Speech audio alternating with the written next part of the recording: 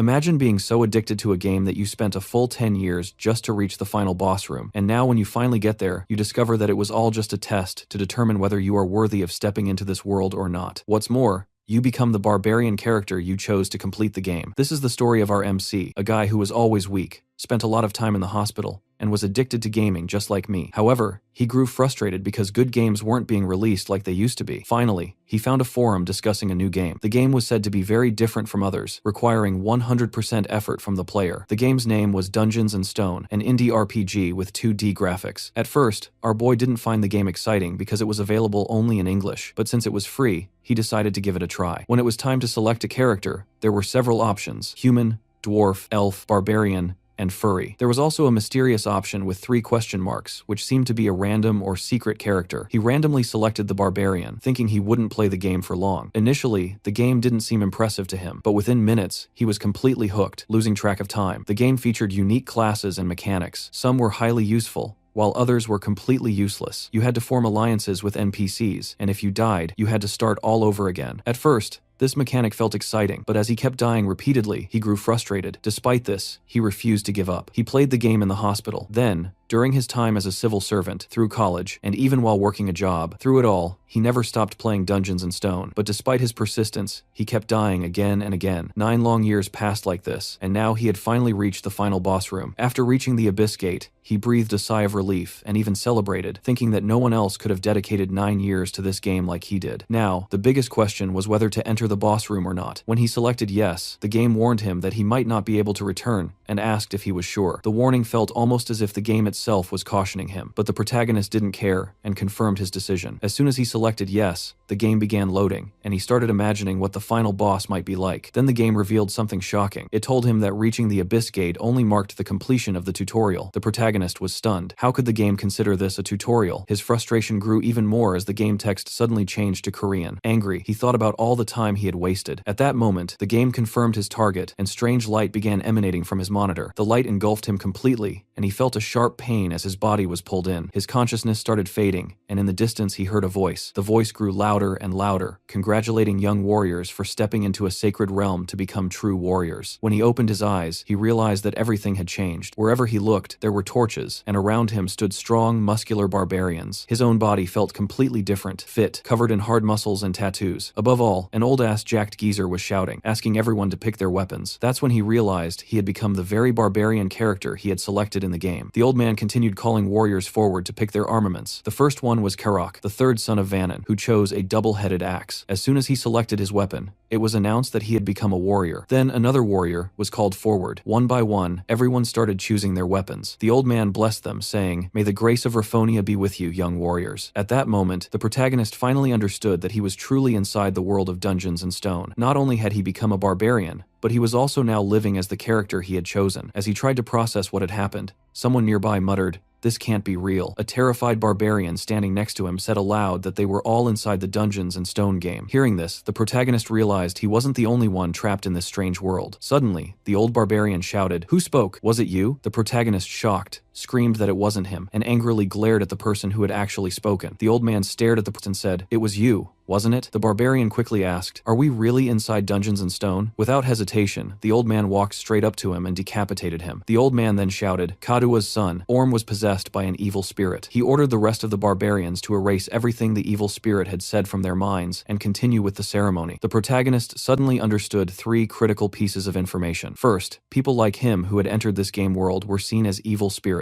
Second, if anyone found out about his true nature, he would be killed. Third, if he had spoken earlier, his own head would now be lying on the ground. The old man then called for the 4th son of Senek to step forward. Seeing this situation, the protagonist grew increasingly anxious as people were being called one by one. Worse, those like him were being summoned as well. He devised a plan. If no one stepped forward within 2 seconds of their name being called, he would go instead. Soon, a name was announced. Bjorn, son of Jandel. The protagonist counted 1, 2. When no one came forward, he decided to step out. It was then revealed that his name was Bjorn, the son of Jandel. As the protagonist stepped forward, he noticed the old man glaring at him. The old man instructed him to choose any weapon he liked. There were several options to pick from. The weapon chosen by the protagonist caught the old man's attention. It was a shield. The protagonist believed the shield was the best option. Meanwhile, outside the game, the computer automatically updated with a notification. Object's overall level increased by +24, and this information was sent to the administrator. We were also shown the protagonist status. When he had initially chosen the barbarian class, he had picked a sword because it looked powerful. However, there was a major problem. He kept dying repeatedly, just like a noob. Even monsters seemed confused by how often he died. He tried two-handed axes, maces, hammers, everything, but the results were always the same. He would enter berserk mode and die again. One day, while wandering through a town, he came across a shield. It was different. He then realized that the barbarian class had high vitality, which made it perfect for tanking. Initially, learning how to use the shield was challenging because it took time to master the skills associated with it. But later, when he began defeating stronger monsters, he became almost invincible. In fact, the barbarian class turned out to be completely overpowered, which is why he chose the shield. With the ceremony complete, the gates to the labyrinth opened. The town housing the labyrinth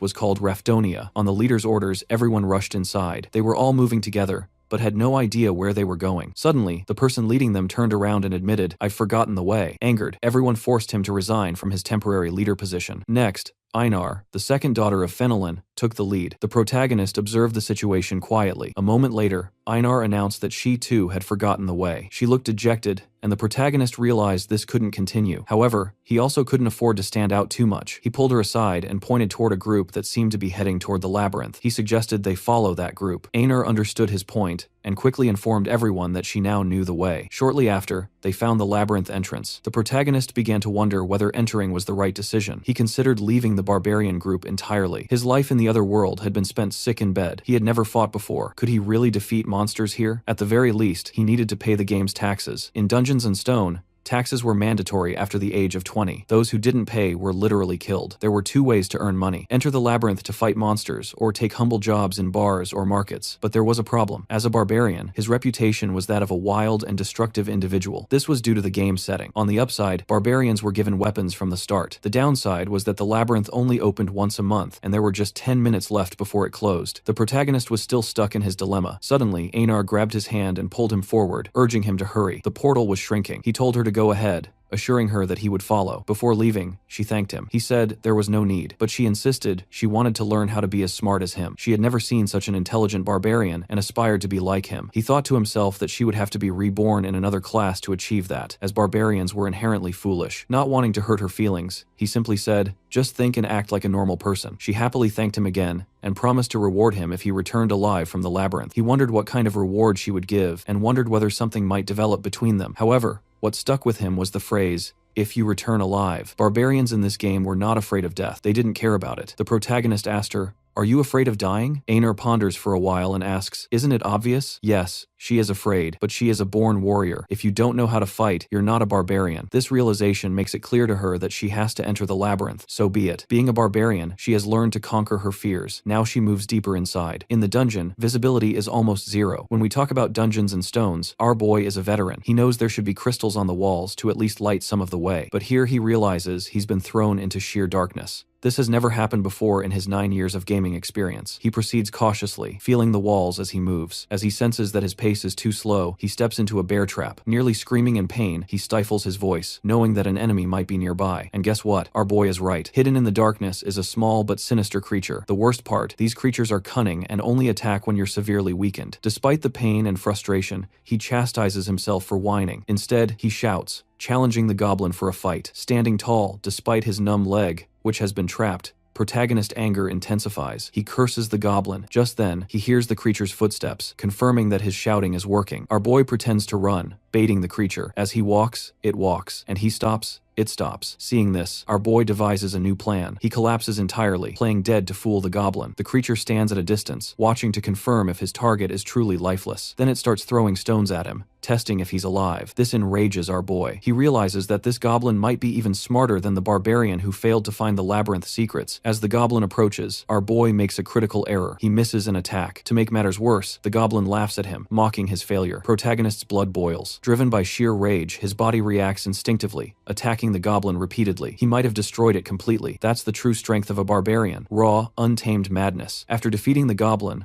our boy gains experience points and the creature's body vanishes, leaving behind a small crystal, the game's currency. This 9th grade magical gem is worth only as much as a piece of bread. It's now crystal clear. This is a world of dungeons and monsters, a land of familiar landscapes, and various game races. Our boy realizes this is the same game he played for 9 years. But if this is his new reality, he will only find out by dying, dragging himself, leaving trails of blood. Our boy crawls for what seems like 10 miles. At one point, he sees a light at the end of the cave. Just as he's about to give up, he notices a group of people passing. By now, our boy is on the verge of death with only 2% life remaining. Bjorn tries to speak, but his low health prevents him. The group questions how a beginner could have made it this far, as it seems impossible. Bjorn, irritated, feels an urge to punch the helpers. The group leader remains calm and asks someone named Racina to heal the barbarian, but Racina refuses without reason. The leader, expecting this, asks another member to offer a potion. The healer reluctantly agrees, explaining that divine powers might be needed later, but potions could suffice for now. The potion is poured on Bjorn's foot, which regenerates rapidly, but comes with excruciating pain. Bjorn screams in agony, but soon his foot is as good as new. He stands up, though this healing wasn't free. The group now wants information. They questioned, how did a beginner like him end up here? Bjorn honestly admits he doesn't know. He just stumbled into the dungeon. Palladino says this phenomenon only occurs once in 100 years. Bjorn laments his terrible luck. After gathering all the information, the group said that he won't need to pay for the potions because in this labyrinth, time is money. Bjorn finds it odd that these people are investing so much time in him. Still, he feels good about surviving. The group moves in the direction Bjorn came from, following a blood trail. After a while, the potion vendor remarks that Barbarian is lucky. The blonde guy agrees, mentioning he endured such trials at the beginning of the game, saying it's not something ordinary. The woman adds that the red-haired guy avoided using potions, and the leader ended up saving protagonist instead. The potion vendor doesn't deny this, but points out that the priest also did the same. The environment becomes tense. While exchanging harsh words, they begin to speculate about how far that barbarian's blood has spread. Archer wonders whether this was truly luck for Barbarian. The group continues walking until they finally stop, facing the portal to the labyrinth's second floor. Seeing this, the group feels elated. However,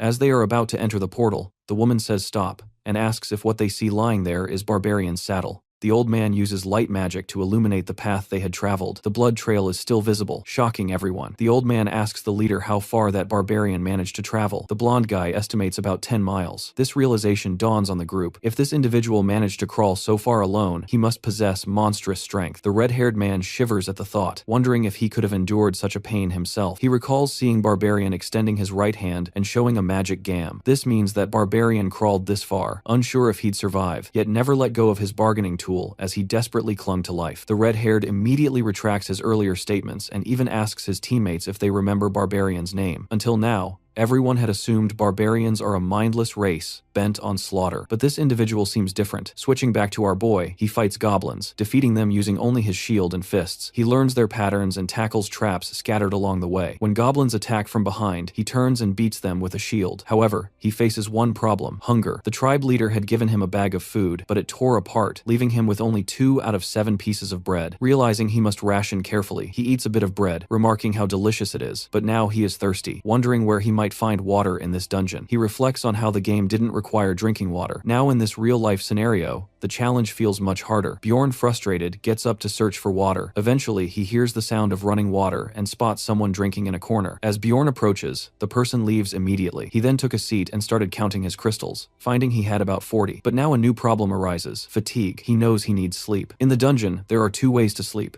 The first is simply to lie down and leave your fate to God. The second method is a bit more effective: choose a sleeping partner. But the protagonist didn't expect that everyone would turn him down, which made him pissed off. Though he gets angry at almost anything, suddenly someone calls out to him. It's a guy who is smiling, and his name is Han. He asks if the protagonist is really looking for a sleeping partner, and explains that it's just for taking care of each other while sleeping. Bjorn quickly agrees and introduces himself, but the guy shakes his hand in a romantic manner and says, "It would have been better if there were 3 of us." Then blushing, he asks, "Are we really just the 2 of us, bro? I don't like this guy's intentions." The protagonist feels like smashing his head in, but he holds himself back because he needs some nighttime company. The 2 play rock, paper, scissors, and Han wins, so he'll sleep first. As usual, our boy gets pissed off. This time, due to his bad luck, Han says, "Here, take this watch. When the pointer reaches here, wake me up. Then Han falls asleep. Bjorn sat there thinking whether he should ask to borrow Han's sleeping bag. He also hopes no goblin will come. Time passes and finally he wakes Han up. Han thanks him for doing a good job and says it's now his turn to sleep for 2 hours. But obviously the Bjorn won't be able to sleep. How can he trust an unknown guy? So our boy pretends to snore as if he's asleep. He wonders if Han is going to betray him to appear clueless. He turns his back to him and just waits to see when Han will attack. But Han does nothing. 2 hours pass, and now it's Bjorn's turn to stand guard. Not a single moment of sleep for him. He starts losing his sanity, wondering why Han hasn't done anything. Then he thinks he should have trusted him a little, and slowly, he begins to fall asleep. Suddenly, he wakes up with a loud scream, and both of them just stare at each other. Bjorn explained, "I didn't even realize when I fell asleep." Han replies, "First, clean your mouth." Lucky for us, no one attacked while we were sleeping. Bjorn apologizes and tells him that if he wants to sleep more, he can and he'll watch.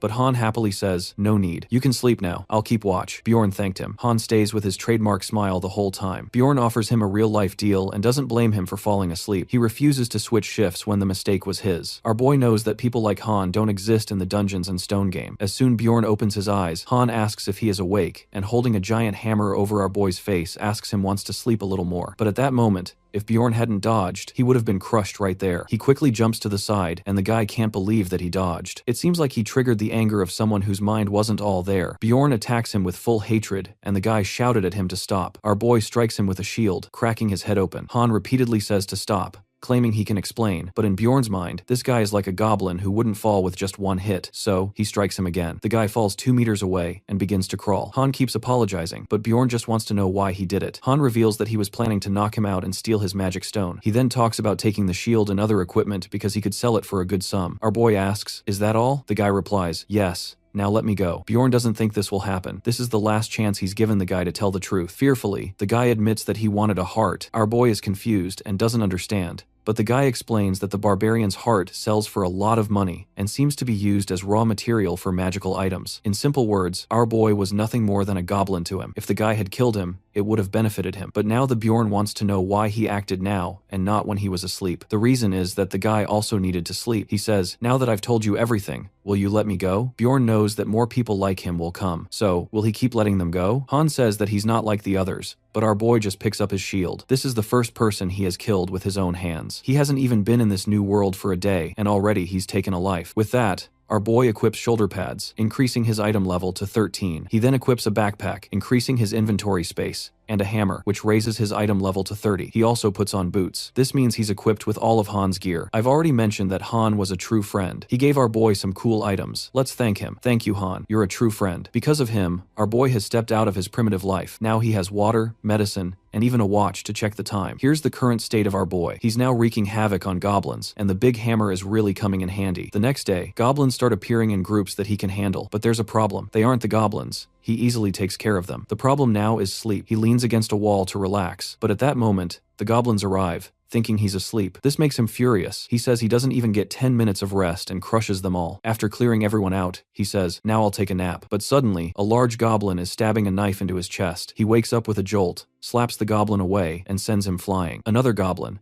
seeing his friend flying about 69 kilometers per hour, notices that the barbarian is angry and quickly runs away. Our boy thought he would wake up gradually, but now he has to heal his wounds. While healing, our boy muttered that potion stabs hurt more than the wounds themselves. It's been 14 hours since Bjorn killed Han, and now he's thinking of finding a new nighttime companion. However, unlike the previous day, everyone now wants him on their team, probably because he looks a little cleaner, who knows. But anyone who passes by invites him. However, today he himself declines and says that he will stay with his own race, meaning with the barbarians. As he walks through the dungeon, he notices an elf girl sitting in a corner. Obviously, she notices him and gets scared. He immediately asks her if she is hurt, which makes her more alert. When he looks at her closely, he realizes he didn't notice it earlier. He asks her if humans injured her. As he gets closer, the elf kneels and starts apologizing. Bjorn is completely confused, and she keeps saying that she just wants to be forgiven just this once because she needs to take care of her little brother. This makes our boy even more confused, because it's not normal for an elf to behave like this. Elves in the game are usually very cold, but still, he smiles and says, "Don't be afraid, my dear elf. I have no intention of killing you." The elf is shocked, and keeps saying that she knows he is a barbarian, but is he really going to do it? Can he really let her go this time? Now, our boy starts getting angry and asks why she is so scared. Then he gives her some items for healing and says that they will talk later. These items are healing leaves that barbarians give to their old companions. She asks her if he needs a reason for help. He says, "Do I need a reason to protect you? Take care of your wounds." Obviously, he has a reason to help her because he also needs a nighttime companion. And honestly, the wound looks pretty huge. It seems like he has never seen such a huge, if you know what I mean. But despite being so badly injured and without sleep, her appearance is still decent. This makes it even harder for her to find a nighttime companion compared to him. They introduce each other, and we learn that the elf's name is Erwin. Now, our boy wants to know why she is so scared of him. She says it's because she is an elf and he is a barbarian. She explains that barbarians are their mortal enemies, but this is different from the game where it wasn't mentioned. Soon, she regrets and says that actually the war ended 10 years ago, and she doesn't have any issues with barbarians. In short, she just doesn't want to fight. Up until now, our boy thought he knew everything about this world, but now he realizes that this world is different from the game, and there is a lot he doesn't know about it. Hearing this, he becomes a little worried. But the elf girl is happy when our hero says that it doesn't matter to him either. But actually, he wants her to be his nighttime companion. He is very tired,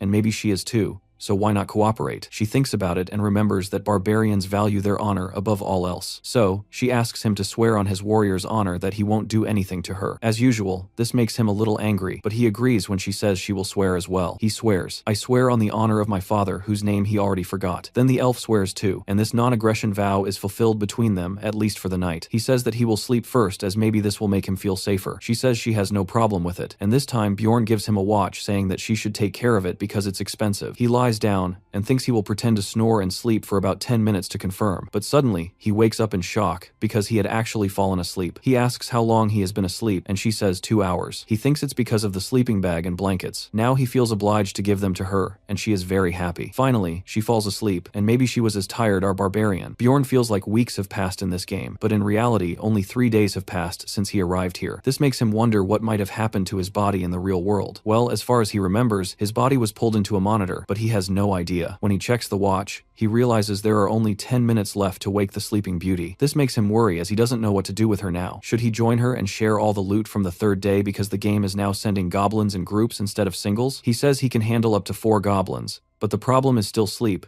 because if he joins her, he will have to divide the loot. But if he doesn't join her, he will have to find another nighttime companion the next day. Suddenly, he sees 2 humans coming toward him. They are already whispering, "Isn't this the elf we've been looking for?" One says, "Yes, this is her." Blondie comes up Bjorn and asks what his relationship with the elf is. He answers that she is his nighttime companion. But when Fat-ass Blondie asks how long they will be together, Bjorn gets furious and says him to fuck off. This scares the 2 chickens and they run away. Our boy understands they are looking for the elf and realizes it's time to wake her up. When he does, she slightly says, "Just 5 more minutes," and pulls the blanket over herself. But this makes Bjorn realize she was pretending to be asleep because the blanket was loose before, and now she is holding it. Suddenly, our boy pulls her up and sits her like a child. He directly asks her why she was pretending to sleep, and she sadly replies that if she woke up, he would probably leave her, since they only made a deal for the night. Bjorn understands now why she was pretending, because as soon as she opened her eyes, their agreement would end, and she would have to survive alone again. But before that, he asks her what connection she has with the 2 men, and she firmly says that there is no connection.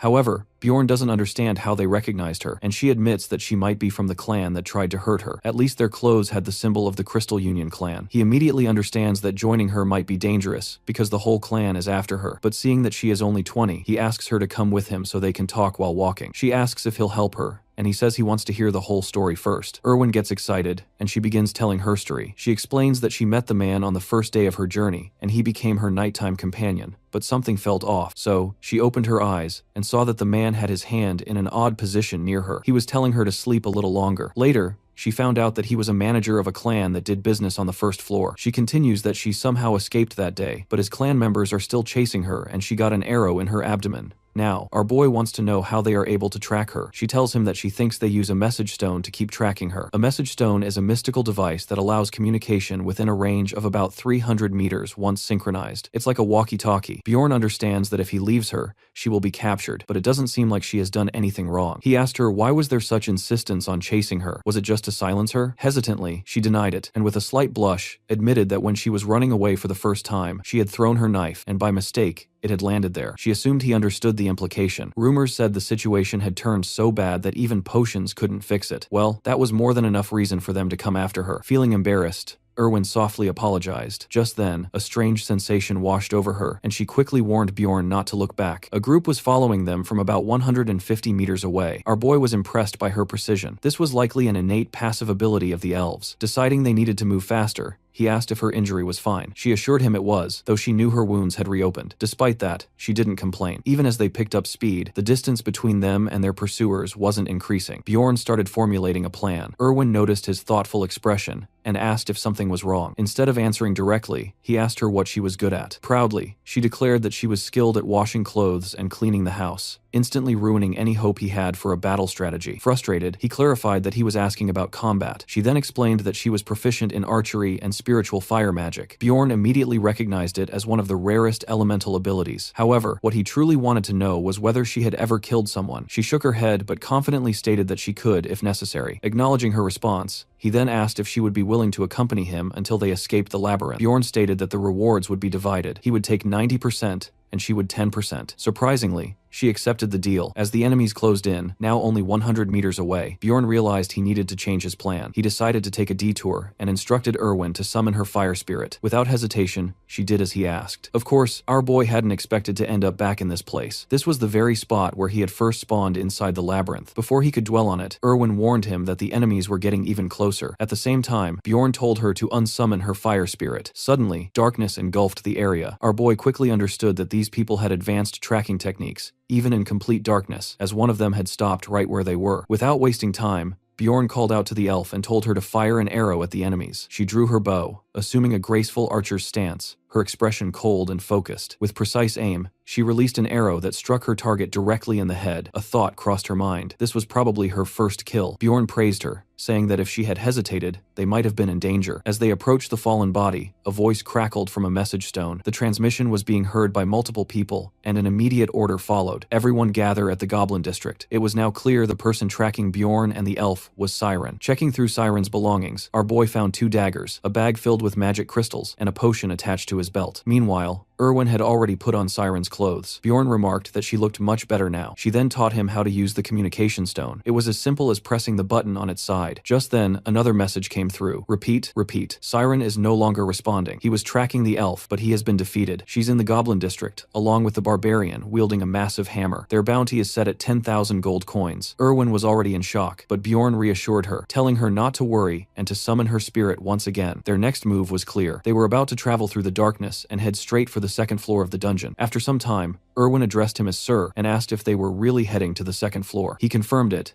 and she hesitantly inquired if he was aware that it was far more difficult than the first floor. He reassured her, saying he knew and that there wouldn't be any problems because they made a great combination. Hearing this, she felt a little embarrassed. After all, a tank and a long-range damage dealer always formed a strong team. However, she still hesitated to proceed. Just then, an announcement rang out. A voice stated that if they managed to capture the elf, they would be allowed to keep her in exchange for 10,000 gold. Upon hearing this, she quickly agreed and declared that she would go to the second floor with Bjorn. Our boy, of course, hadn't wanted her to hear such things and follow him merely out of fear, but at least this meant he didn't have to convince her. As far as he was concerned, he always liked helping those in need, especially if it meant he could take down some villains along the way. As they continued walking, she suddenly asked if he knew the way. He admitted that he wasn't exactly sure, but if they headed north, they would eventually reach it. He knew this because he had played the game extensively. Just then, Erwin abruptly told him to wait. There was a goblin trap ahead. She assured him she would handle it. Naturally, the goblins took this moment to launch a surprise attack from behind. However, she swiftly dodged the first goblin and shot an arrow straight into its head. The second goblin charged at her, but she was already moving at full speed, swiftly maneuvering behind it and taking it down as well. This girl was incredible. With a cheerful grin, she excitedly asked how she had done. Bjorn praised her, admitting that she was even better than he had expected. Delighted, Erwin handed him some magic crystals, reminding him of their agreement. He would get 9, and she would take 1. Happily, she remarked that if they kept progressing like this, she might actually earn enough to buy a gift for her younger brother. Bjorn, slightly puzzled, simply encouraged her to keep working hard. Suddenly, the message stone rang again, announcing that the reward had now been increased to 20,000 gold coins, dead or alive. As always,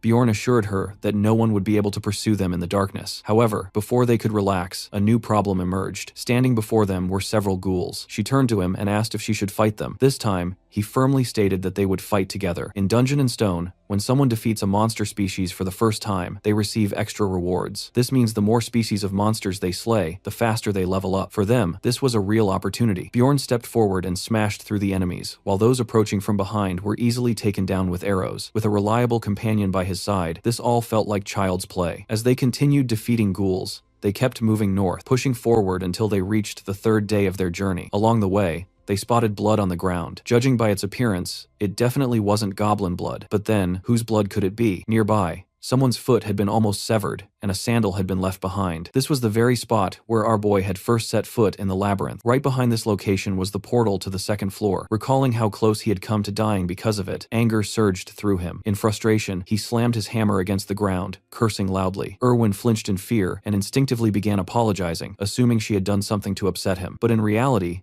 Bjorn was just frustrated with his own bad luck. If only he had arrived from a different direction, he would have already been on the second floor long ago. Meanwhile, Elf had tears in her eyes, convinced that everything was her fault. He reassured her not to worry, insisting that it wasn't her doing. That's when she finally understood the situation, and for the first time, sympathized with everything he had endured. Bjorn was surprised that she figured out on her own, but then she said something that left him baffled. She was sure his friends had gone to heaven. He had no idea what she meant by that. Finally, the moment had arrived to enter the portal to the second floor. A notification appeared, confirming that they had reached the goblin forest on the second floor. The very next moment, they suddenly plummeted down, crashing onto the ground. They had landed in the northern region of the goblin forest. Looking around, it seemed that there were no living beings within a 50 m radius. Erwin asked why she had never heard of a forest on the second floor before. In response, Bjorn explained that the first floor had 4 portals, one in the north leading to the Goblin Forest, another in the east leading to the Beast Slay Zone, a third in the west opening to the Land of the Dead, and the last in the south leading to the Black Rocky Mountains. Among all these locations, the place they had landed in was the least dangerous. Bjorn then asked if she knew how to reach the city later, essentially how to get out of the dungeon. She explained that after a certain period, everyone would be automatically pulled out of the dungeon and transported to the city. Specifically, on the first floor, this happened after 168 hours, while on the second floor,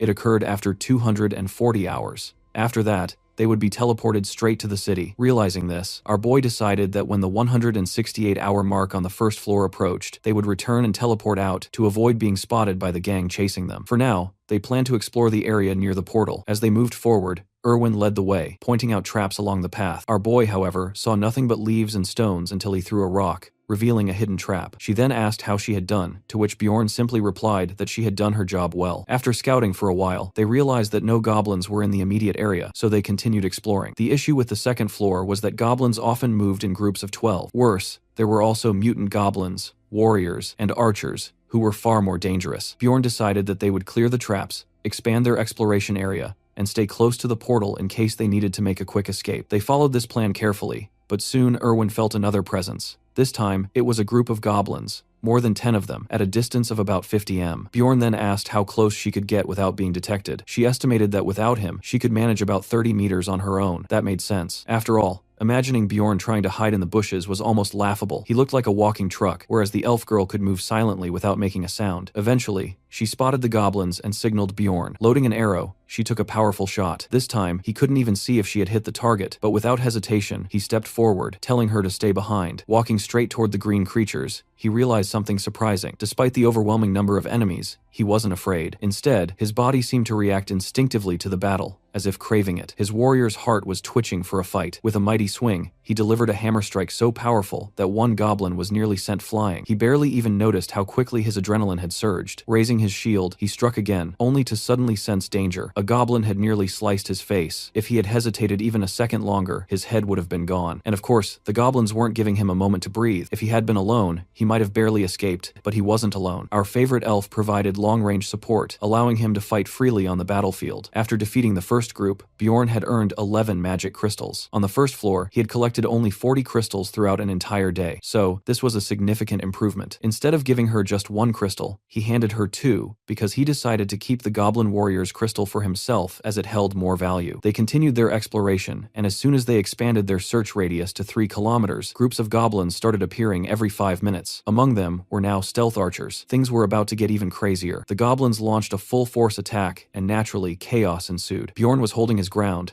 but now he was in the goblin archer's line of sight. An arrow was about to strike him, but at the last moment he dodged. Now he had also pinpointed the archer's location. After nearly 15 hours of roaming and fighting, they finally decided to take a break. Bjorn told Erwin that she could sleep first. Of course, she had already borrowed a sleeping bag and blanket. Placing her weapons aside, she laid down to rest, perhaps feeling safer now that he was around. After hunting for over 15 hours, they had gathered plenty of rewards. As they expanded their exploration area, they encountered other groups, each consisting of more than 3 members, some even belonging to different species from another world. Though they merely passed by each other, our boy wasn't fond of seeing other people. To him, explorers were scarier than dungeon monsters, especially now that he had a reason to be cautious. On the 4th day, inside the dungeon, they continued fighting. They rested on the 5th day, and on the 6th, they encountered more people. Finally, the 7th day arrived. The day they were supposed to escape the labyrinth. The first floor would close in 2 hours and 47 minutes. Bjorn ordered that they head toward the portal to avoid being late. The elf warned him about newly placed traps. Perhaps the goblins were respawning. She also mentioned another goblin group about 70 m away. Without hesitation,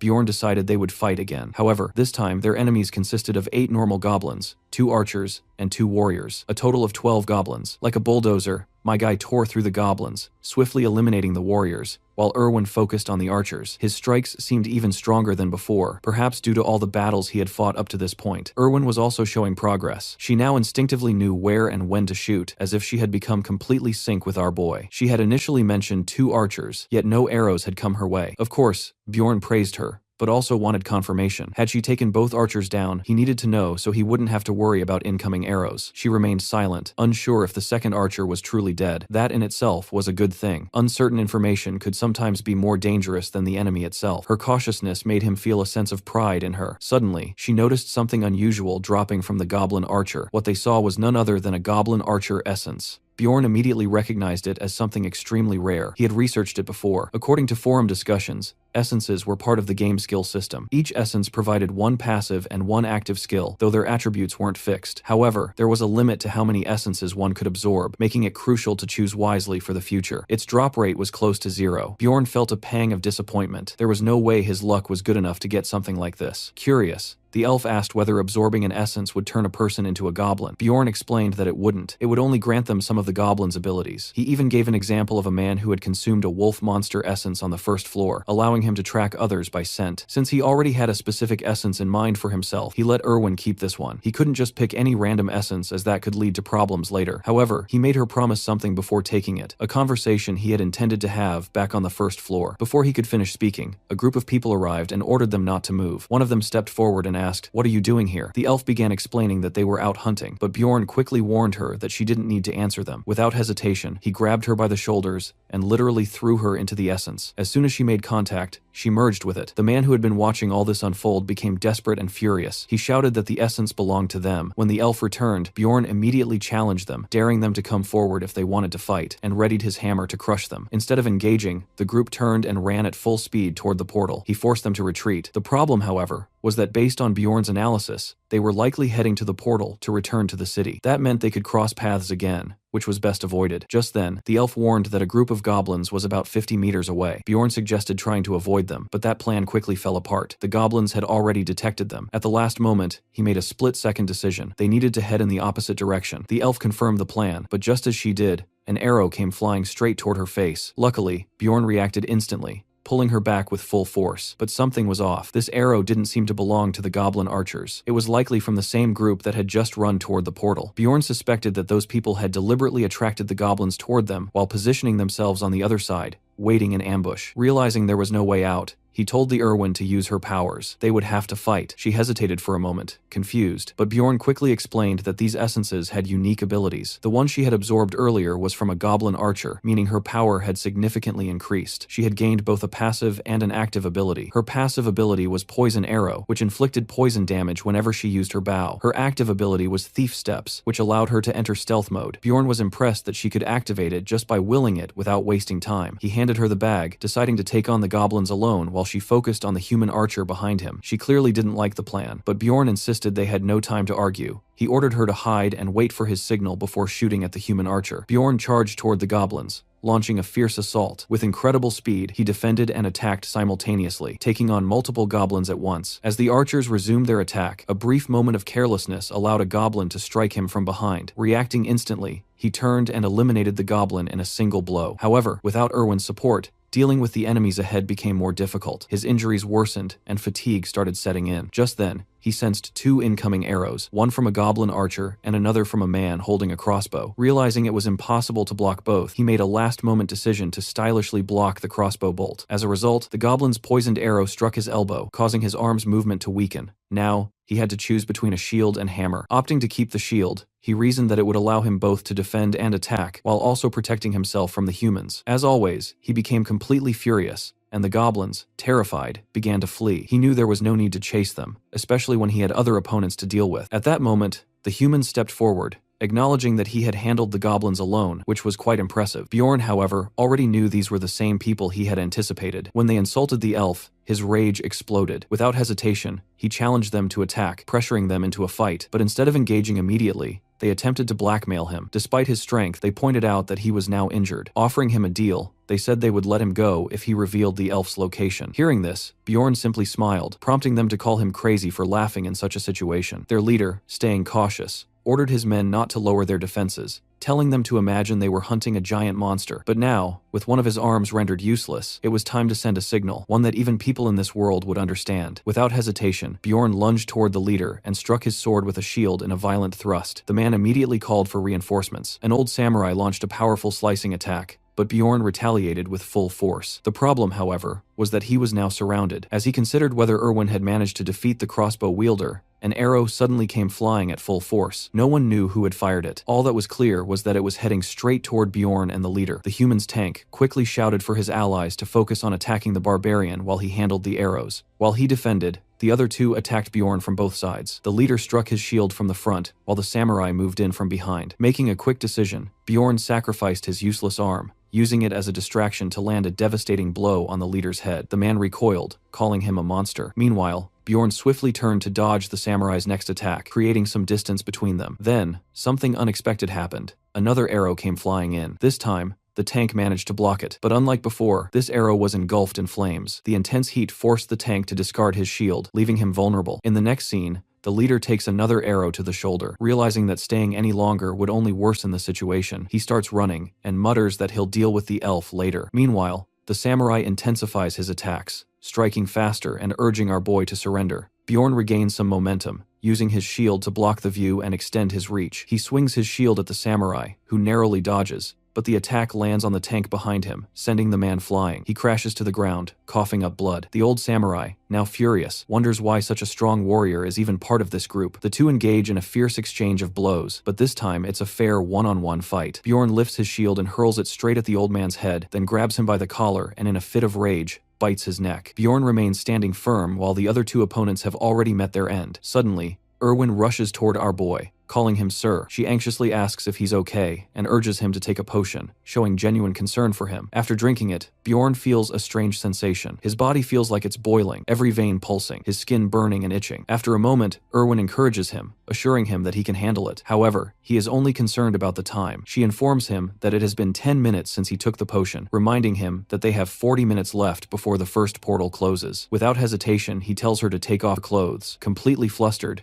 Erwin freezes, but then convinces herself that he must have a good reason for saying this. She hesitantly starts undressing, only for Bjorn to clarify. He wasn't telling her to take off her clothes, but to strip the bodies of the fallen enemies. Embarrassed, she quickly recovers and starts gathering only the useful items, leaving the unnecessary clothing behind. Without wasting time, she picks up a crossbow from one of the fallen men. With only 26 minutes left, they sprint as fast as they can. Finally, when just 8 minutes remain, the portal comes into view. As the countdown reaches 50 seconds, they dive through it as fast as possible. Bjorn crashes headfirst onto the ground on the other side, while Erwin lands gracefully. Frustrated by his rough landing, he groans. But Erwin, full of excitement, exclaims that the whole experience was so much fun. She thanks him for a job well done. He acknowledges her words, and she reminds him that he can now talk about the essence condition he had mentioned earlier. However, there isn't enough time to discuss it here, so they decide to talk about it after leaving. With only 8 seconds left, Bjorn struggles to remember the name of the tavern where they can meet later. His mind races, his head feeling like it's about to explode. Just as 4 seconds remain, the name finally comes to him. Blackwell. As soon as he utters the name, the labyrinth seals shut. The notification appeared confirming that he had been transported to Rafdonia, meaning he had finally returned to the city. Our boy was back, and it seemed like the others had also made it out. He hadn't expected so many people to return. No matter how much time one spent in the labyrinth once outside, it was always the next day at exactly noon, forcing them to readjust their clocks. Suddenly, a barbarian called out to him. Bjorn recognized him as Carrick. They exchanged greetings, and soon after, Senec arrived. Within moments, more barbarians gathered around, leaving Bjorn with the same reaction anyone would have. Where did all these barbarians suddenly come from? When he needed them inside the labyrinth, there was not a single one in sight. Before long, the group moved toward the store to count their collected crystals, betting on who had the most. Naturally, they invited Bjorn to join in on the wager. The woman in charge of counting announced that they had a total of 41,498 crystals, which left everyone impressed. Then it was Bjorn's turn. As the woman began counting rapidly, Bjorn found himself impressed. When she finally revealed the total, it was an astonishing 182,413 crystals. The crowd erupted in cheers, chanting his name as they lifted him onto their shoulders. He had set a new record. Time passed, and Bjorn wandered around with the other barbarians. That's when he spotted a familiar figure in the distance, his favorite elf. She was there, happily chatting with a group of elves, her cheerful demeanor standing out. A twinge of jealousy hit him. Why was she surrounded by all those guys? Meanwhile, he himself was stuck with a group of overly muscular men. When she noticed him, she waved slightly. He quietly indicated her to meet him at night. She confirmed with a nod, but before the moment could pass, another elf girl from her group turned to her and asked if she knew that barbarian. Caught off guard,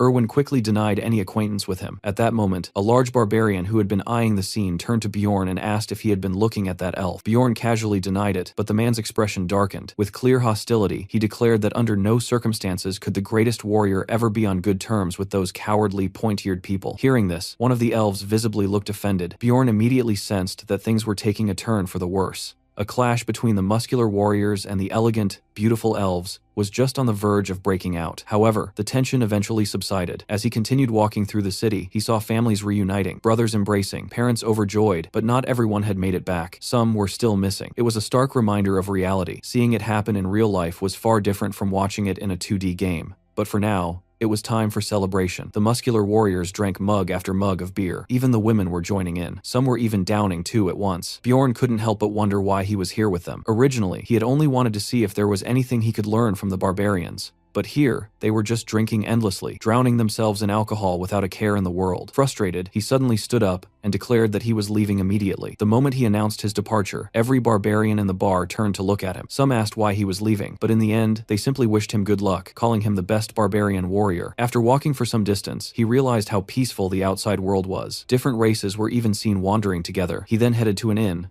took a bath, and thought to himself, if things were this calm here, maybe living in this city wouldn't be so bad. After bathing, the massive barbarian lay on the bed wearing nothing but his underwear. He was so big that his legs dangled off the bed. The moment his head touched the pillow, memories of his old home resurfaced. When he woke up, it was already 9:18 at night. He had left the dungeon at noon, meaning he must have slept for around 4 to 5 hours. He inquired about a tavern only to be told that it had closed down. Apparently, the owner got caught up in a betting scheme 10 years ago, forcing them to change both the owner and the tavern's name. Curious about the new name, he was told it was now called Python, the very place he was standing in. It felt different from when he had last played. As he stepped into the bar, the lively atmosphere greeted him. Everything seemed normal until he spotted Erwin calling out to him. She was sitting with another grumpy elf. The woman immediately remarked, "So, you're the barbarian." However, he politely corrected her. "My name is Bjorn, and who are you?" She introduced herself as Erwin's older sister, Teresia. Then, suddenly standing up, she demanded to know why he called a young girl to a tavern so late at night. More importantly, why had he failed to show up after calling Erwin there himself? Without hesitation, she called him shameless.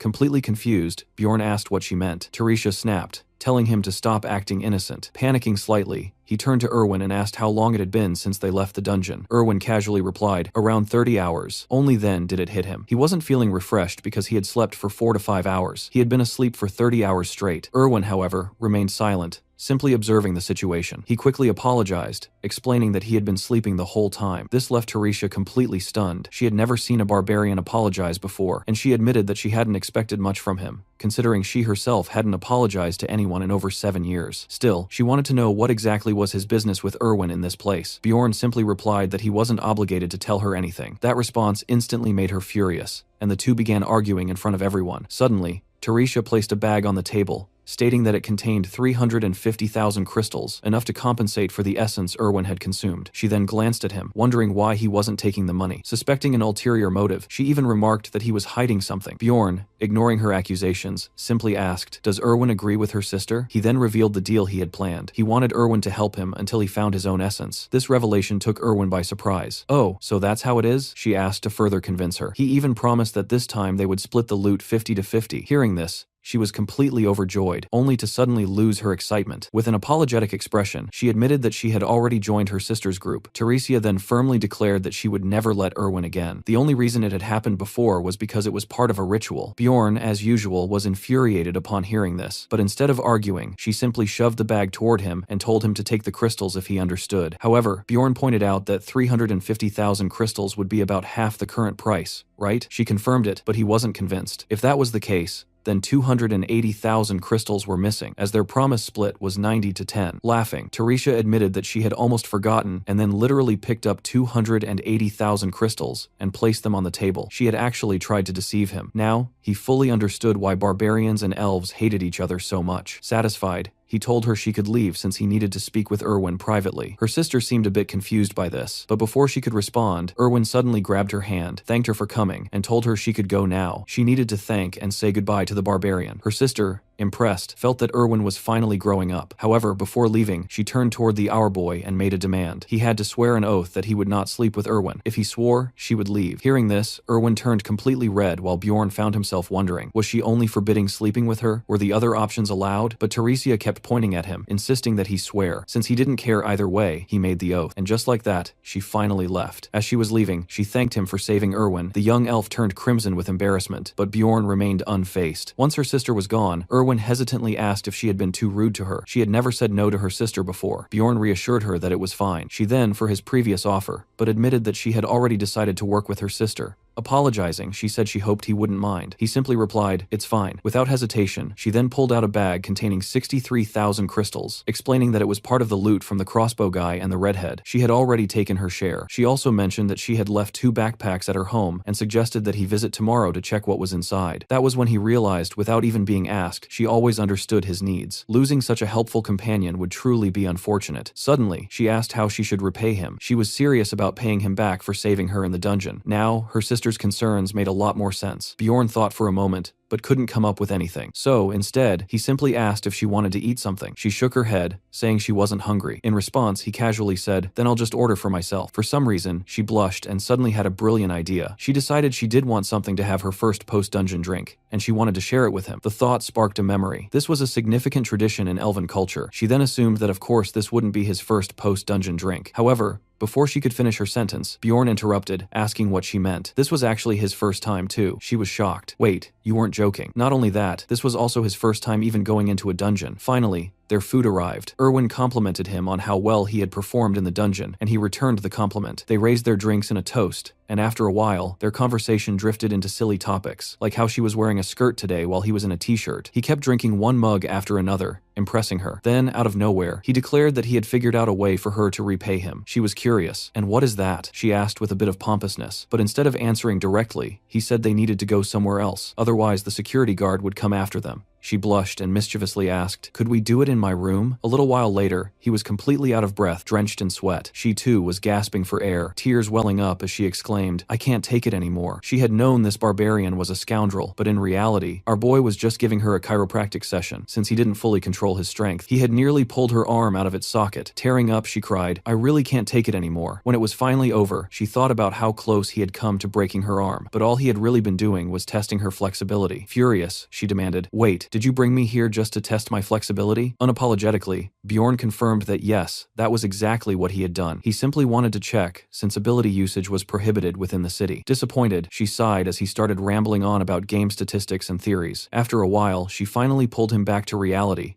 complaining that she was getting sleepy, and just as expected, they ended up sleeping together, but only sleeping. Well, so much for that barbarian's so-called honor. The next day, Bjorn showed Erwin the loot he had brought back from the dungeon. She asked if he planned to sell everything since she needed leather armor and a belt. Bjorn allowed her to keep those items, stating that their cost would be deducted from her share. After that, they went around the city selling various items in different shops. Bjorn managed to earn a total of 1.4 million crystals, while Erwin was shocked to find that even she made 50,000 crystals. Bjorn mentioned that when he had first started the game, he had never earned this much. Then he brought up the idea of parting ways, which upset Erwin. She requested that he at least accompany her to the central square. Upon reaching the square, they found a crowd gathered. Curious, Erwin asked what was happening. Looking at a soldier, Bjorn explained that it was an execution. A man had been gagged and placed on the guillotine. He further clarified that these people hadn't committed any serious crimes. They had simply failed to pay their taxes. Witch's curse loomed over the city, and resources were only available through the labyrinth. Those who refused to participate in the labyrinth were executed to reduce the number of mouths to feed. As the execution took place, people rushed toward the guillotine, dipping their bread in the executed man's blood and eating it. Erwin was disgusted by the sight. Bjorn explained that according to legend, drinking the blood of an executed person brought wealth. Bjorn noted that with each passing year, the fees kept rising, which meant he had to grow stronger over time. He realized that if he couldn't return to his world or become strong enough, he might end up on the guillotine himself. If he wanted to avoid that fate, he had to reach at least the 6th floor of the labyrinth. With that in mind, Bjorn headed to a library. In the game, this place had still been under construction, but now it was complete. As he stepped inside, he noticed people staring at him. His gaze then landed on a table where Einar was sleeping with her face buried in a book, even drooling slightly. Bjorn tried to wake her up. In her drowsiness, she smiled faintly at him, but the moment she fully woke up, she loudly greeted him, causing annoyance among the other visitors. Bjorn asked her to lower her voice and question what she was doing in the library. Einar explained that she was following his advice to think before acting, so she had decided to gather knowledge, hoping to set herself apart from other barbarians. She had also realized that there were enemies beyond just monsters, but studying was still difficult for her. Standing up, Einar mentioned that she was heading to the sanctuary to learn to read and write from the elders. Before leaving, she reminded Bjorn that she had promised to repay the favor of his advice. She assured him that if he ever needed help, he could find her at the Brave Bull Inn and she would assist him. Bjorn thanked her, hoping she wouldn't forget her promise because he had a feeling he would need her help soon. Bjorn sat in the library wondering how to find the book he needed. As he scanned a room, he noticed someone slumped over a large table, fast asleep. Approaching quietly, he let out a small cough, stirring the librarian from her sleep. She blinked at him and asked what he needed. Just as Bjorn was about to say the book's name, she stopped him. With a wave of her hand, she cast a spell. Bjorn tensed for a moment, wondering if she had just cast magic on him, but nothing seemed to have changed. The librarian simply told him to take a walk. He would find what he was looking for. Before he could say anything, she had already dozed off again. As he wandered through the library, he gradually understood how her spell worked. The books related to his thoughts began glowing on the shelves. Curious, he picked one up and started reading. According to the book, no one could live in these lands due to a witch's curse. The last remaining fortress, Rafdonia,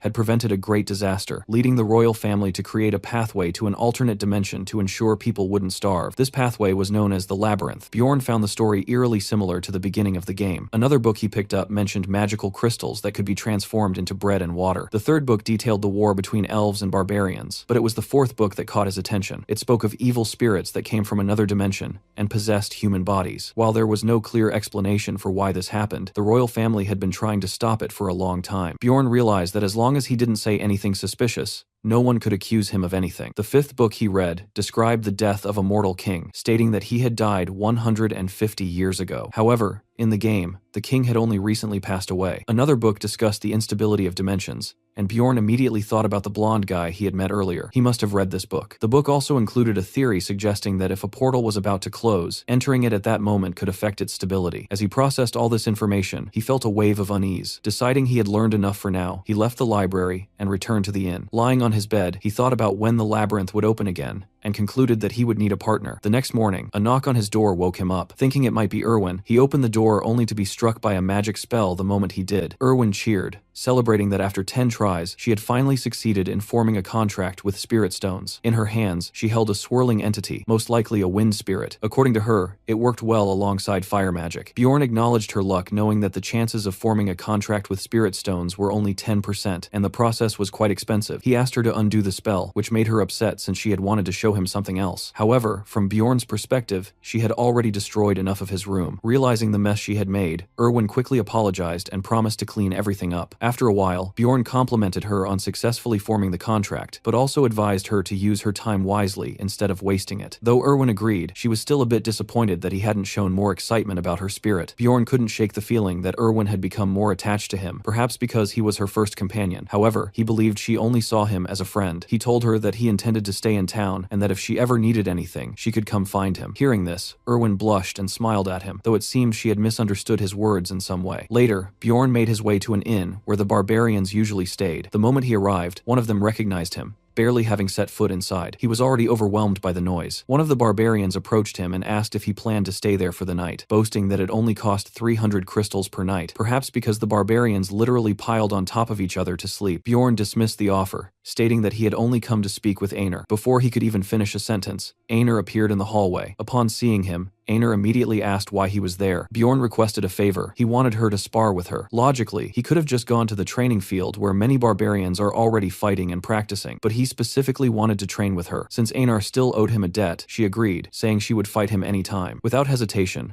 Bjorn declared that he wanted to fight now. Both prepared themselves for battle, and as soon as the match began, Bjorn charged toward her, determined not to lose. However, Einar swiftly lifted her sword and defeated him in a single strike. Looking down at him, she asked if he was okay, but Bjorn, unfazed, requested another match. He knew she was truly strong. The two fought multiple times, and by the end, Bjorn was on his knees, exhausted. Einar too had grown tired, and they both decided to take a break. Bjorn then asked if she planned to return to the labyrinth alone. Einar confirmed that she would, as she didn't have enough money to form a party. Hearing this, Bjorn invited her to join him as his companion. Einar seemed slightly surprised at the offer. When he explained that he would take 80% of the profit, but would also cover all the expenses, she didn't ask for further details. Bjorn worried that she might reject the deal, but instead, she took his hand and agreed. From her perspective, there was no point in overthinking things. She wouldn't understand the details anyway, so she decided to trust him. The next day, Bjorn and his new companion arrived at the barbarian sanctuary, where the elder asked if he had come to learn reading and writing. However, Bjorn clarified that he was searching for a spiritual seal, specifically the immortal seal, as he would need it to pass through the labyrinth. According to the elder, elves could form contracts with spirits and use their powers. Dwarves possessed the blessing of steel, which enhanced the power of their items, and demi-humans could bond with ancestral beasts. Meanwhile, barbarians had access to spiritual seals. Curious, the elder asked how Bjorn knew about the seals, since someone his age wouldn't typically have such knowledge. Bjorn explained that he had learned about them from a book, and also mentioned that the seals had been used during the war against the elves. The elder laughed, patted Bjorn's shoulder, and said he had no reason to refuse his request. Just as Bjorn was about to say something, the elder demanded 800,000 crystals for the seal. Bjorn had anticipated this, and confidently agreed to pay. He had already learned during the game that seals were expensive. He offered 500,000 crystals and 3 special coins worth 100,000 each. Suspicious, the elder questioned how Bjorn had managed to gather such a large amount. Expecting this, Bjorn explained that he had found a wounded elf on the first floor, whom he had enslaved in exchange for an essence. He had even taken money from the elf's sister, which, while not entirely true, wasn't a complete lie either. The elder burst into laughter, and soon the other barbarians joined in celebrating Bjorn's achievement. As a reward, the elder gifted him 2 additional coins worth 100,000 each. Bjorn was so excited about this easy profit that he even declared he would continue mistreating elves in the future. Bjorn understood that the seal was a type of enhancement technique that allowed the body to absorb the essence of magical ingredients and develop special abilities. Barbarians tattooed their children because their souls were pure, and this practice kept their soul's path visible even as they grew. Before granting the seal, the wizard warned Bjorn that it could not be reversed. According to Bjorn, the essence of the seal belonged to a tank. The wizard then approached with a needle ready to begin. Repeatedly, the needle pierced Bjorn's back, and judging by his expressions, the process was incredibly painful. Eventually, he managed to activate the first level of the seal, which significantly boosted his natural regeneration and granted him an additional 13 physical points. Bjorn thanked the wizard and with a sore back stepped out of the hut. The wizard chuckled. This was the first time a barbarian had ever thanked him. Bjorn hurried away, wondering if he had said something odd. As the sun rose, he headed into town to purchase equipment. He had already realized that he was much better at using shields than swords. At a shop, the vendor showed him weapons typically favored by barbarians, but none of them matched what he was looking for, until he found a mace that seemed perfect. With this new weapon, his item level increased by 85. He also bought a customized helmet and half-plate armor, which added 47 and 57 item levels, respectively. Outside the labyrinth, Bjorn had established a daily routine. He had breakfast with Erwin, spent his afternoons in the library, and dined at different places each evening to gather information, even if the food wasn't always great. In the late afternoon, he trained with the other barbarians, relying solely on his instincts. This training significantly improved his skills, allowing him to defeat Einar multiple times, even giving her combat tips. After training, Bjorn returned home, where Erwin requested to join him for dinner. After their meal, she bid him goodbye and wished him luck for the labyrinth, which was set to open the next day. Now, Bjorn's attributes are better. As soon as morning arrived, Bjorn and Einar requested unity magic. The attendant explained that all they needed to do was place their hands on a crystal. However, since nothing in this world came for free, the cost was 15,000 crystals, but in return, it granted them the ability to enter the labyrinth together. She further informed them that the higher the rank, the more expensive the magic would be, and it would only remain valid for 24 hours. A while earlier, inside a tavern, Einar had been left speechless in front of a lavishly set table. Before entering the labyrinth, Bjorn had ordered the best dishes available. The moment she tasted the food, she was overwhelmed, on the verge of tears because it was so delicious. The meal filled her with excitement and determination to work hard. Minutes before the portal was set to open, both of them were already waiting. Bjorn listened to the loud chatter around him and turned to see a few young barbarians fresh out of their coming-of-age ceremony, preparing to enter the portal. Einar watched them with a nostalgic expression, as if it had been ages since she had stepped into a portal herself. Finally, the portal opened, but before stepping in, Bjorn asked Einar to wait a little. He wanted to test a theory. She agreed without question and followed him. However, as soon as there was only a minute left before the portal would close, panic set in. Bjorn kept observing the portal's size until the nearby people started yelling that it was about to shut. Without wasting another second,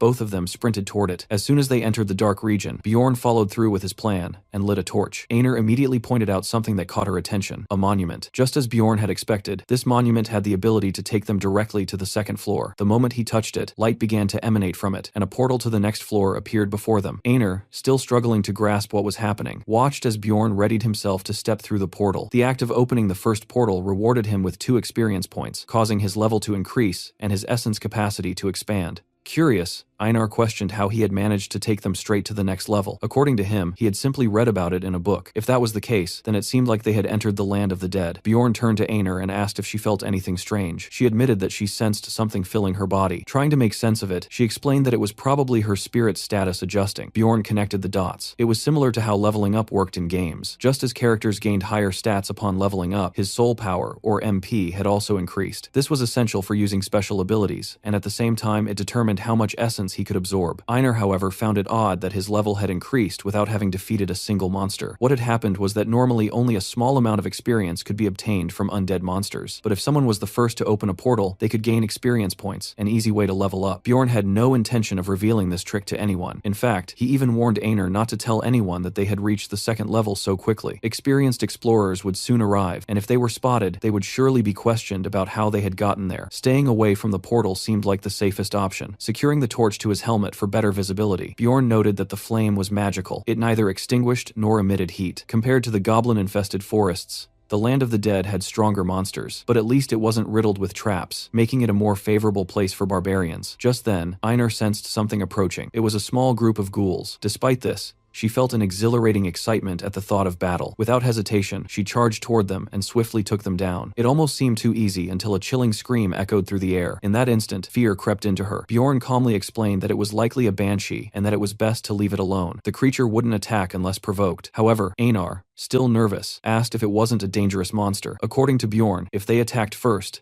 they would be cursed. Moreover, the banshee would follow them until the very end of the labyrinth. That thought alone sent a shiver down Einar's spine. Another eerie scream rang out, and this time Einar instinctively clung to Bjorn's neck. Moments later, skeletons began emerging, confirming her fears. Bjorn tried to explain their weak points, but before he could finish, Einar, without even listening, eliminated all of them in an instant. The two continued heading north, walking for almost 8 hours. Along the way, they encountered ghouls and mutant skeletons wielding weapons, but defeating them wasn't too difficult. These battles helped Bjorn improve his skills as he crushed the monsters with his mace. His new armor significantly boosted his defense, and his helmet was no longer just for carrying candles. It could now withstand arrows as well. Glancing at Einar, he noticed that she was quite skilled in combat. One thing stood out though. She constantly shouted, "Vahela," the name of the ancestral goddess of the barbarians. Even she didn't seem to know why, but somehow Bjorn found himself doing the same, shouting along with her as they fought, enjoying the thrill of battle together. The continuous fights also granted him a significant amount of EXP points. Einar soon noticed that Bjorn's arm was injured, but he didn't seem concerned. To her surprise, his wound began healing on its own. Excited, she asked if it was due to the seal. Bjorn revealed that the first level of the seal enhanced regeneration and increased vigor. As they continued forward, they realized the terrain had changed, and the wails of the banshee had grown even louder. This signaled the arrival of rank 8 monsters. Suddenly, a guttural scream echoed through the area as a death demon appeared. It was said that this creature consumed the very light of the labyrinth. Bjorn reminded that the best strategy was to attack its head, and without hesitation, they launched their assault. However, the creature was no easy opponent. It blocked their attacks effortlessly, its skin as hard as stone. Bjorn took the lead, drawing the monster's attention while Einar attempted a sneak attack from behind. Yet, despite her precise strike, her blade barely penetrated. The demon turned and threw Einar aside. She got back on her feet, leaning on her sword, and shouted that the monster was far too strong. Bjorn recalled that even in the game, this monster had incredibly high defense and exceptional healing abilities. The death demon let out another roar, and this time, even Bjorn felt a chill. He knew exactly what that meant. The creature had activated its ability to summon ghouls. Within moments, 15 to 20 ghouls appeared, rushing toward the barbarians. Bjorn shouted for Einar to handle the ghouls while he focused on the demon. Gripping his shield tightly, he advanced, but the demon's attack forced him to retreat. Regaining his footing, he charged again, using his shield to block, while Einar swiftly eliminated the ghouls. Once she was done, he warned her not to get distracted before striking the monster with his mace once more. Now, both barbarians attacked in unison, finally managing to land a solid hit on the demon's head. For a moment, Bjorn thought their attack had worked, but the demon refused to go down. With a powerful strike, it sent Bjorn flying. He hit the ground hard, injured, and looked up just in time to see the wound on the monster's head almost fully healed. Bjorn analyzed the situation, trying to think of a strategy. Meanwhile, Einar grabbed the demon's leg with all her strength, attempting to unbalance it. She succeeded. The creature toppled backward. Seizing the opportunity, the barbarian struck, finishing it off before it could recover. The demon left behind a large magical crystal, but by barbarian standards, it was only worth about 100 crystals. If combined with the ghoul's remains, it would total around 300. Even though the risk was high, the reward felt small. Despite that, Einar was thrilled about hunting monsters. Bjorn, on the other hand, started thinking that hunting with her wasn't so bad. After all, Erwin had been a bit too passive. They continued battling death demons using the same tactic, knocking them off balance and delivering a decisive blow to the head. Eventually, they managed to defeat around 70 of them. Bjorn, who was searching for demon essence to synchronize with his seal, found nothing on the first day. By the second day,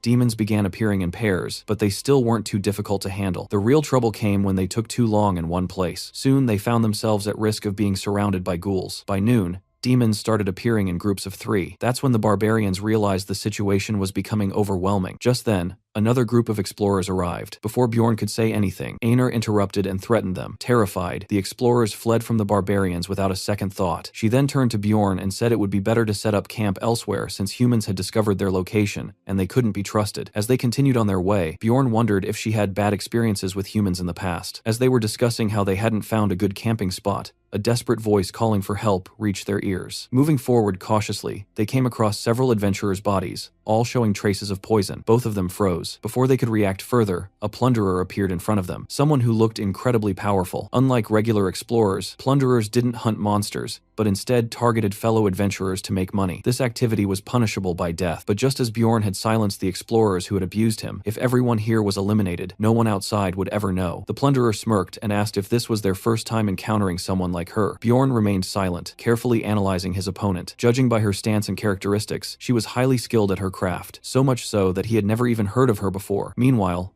Einar was already on edge, her hand inching toward her sword. She whispered to Bjorn, saying she had a feeling this one was extremely strong. Looking at the fallen explorers, it was clear that none of them had external injuries. It seemed they had all been poisoned. Bjorn turned to the plunderer and asked if those people had been her companions. Turning her back to them, she casually admitted that they had been. Without a hint of remorse, she began gathering their belongings into a magic pouch. Uncertain about their next move, Einar hesitated and asked Bjorn if they should fight. However, after assessing her strength, Bjorn made the quick decision that running away was their best option. Before the plunderer could react, both of them bolted at full speed. As they ran, Bjorn began spotting the signs he had left behind earlier, markers to guide him back to the first floor. But before they could make much progress, they suddenly ran into a group of 4 human explorers, forcing them to stop abruptly. Einar, already prepared for battle, tensed up, but Bjorn quickly explained that they were running away and needed help. The group seemed to believe them, and their leader made an offer. If they could defeat the plunderer, they would receive the full reward. Calling them closer, the leader prepared to use his gnome ability, which could cloak them and their companions within a 3 meters radius, provided they remained still. Trusting him, Bjorn and Einar stepped forward. "Lucky us," their leader mused. "2 barbarians just walked straight into our trap." A sudden wave of paralysis spread through Bjorn's body, and he finally understood. The plunderers had set them up. He had no idea how to break free from their magic. His mind raced, analyzing the effect. If they were truly immobilized, what kind of magic could this be? Then it hit him. It had to be the immobilization spell of a stone golem. That meant one thing. The person who cast this must have consumed the essence of such a creature, and the only way to break free was to take damage. As the plunderers casually discussed how much they could make from the barbarians, one of them grabbed Einar's face. Examining her closely with a wicked grin, he remarked how fortunate they were. After all, a barbarian's heart was incredibly valuable. Another plunderer turned to Bjorn, chuckling as he pulled out a knife. Too bad for you, he sneered. My eyes won't let you escape. With that, he drove a knife toward Bjorn's neck. However, Bjorn was ready. Just as the blade pierced his skin, he twisted his body, ensuring the wound was as shallow as possible. The pain was enough to break the paralysis. In an instant, he moved. Before anyone could react, he struck the plunderer directly in the face. The group gasped in shock. Bjorn, breathing heavily, yanked the knife from his neck and flung it aside. It landed dangerously close to Einar's chest. Though still in a combat stance, he was severely injured and his body could barely hold up. His legs buckled, and he collapsed onto his knees. But Einar wasted no time. Gripping her sword tightly, she lunged forward, slicing through the plunderers with swift, merciless strikes. One by one, they fell until only the leader remained. Seeing his entire group wiped out, he turned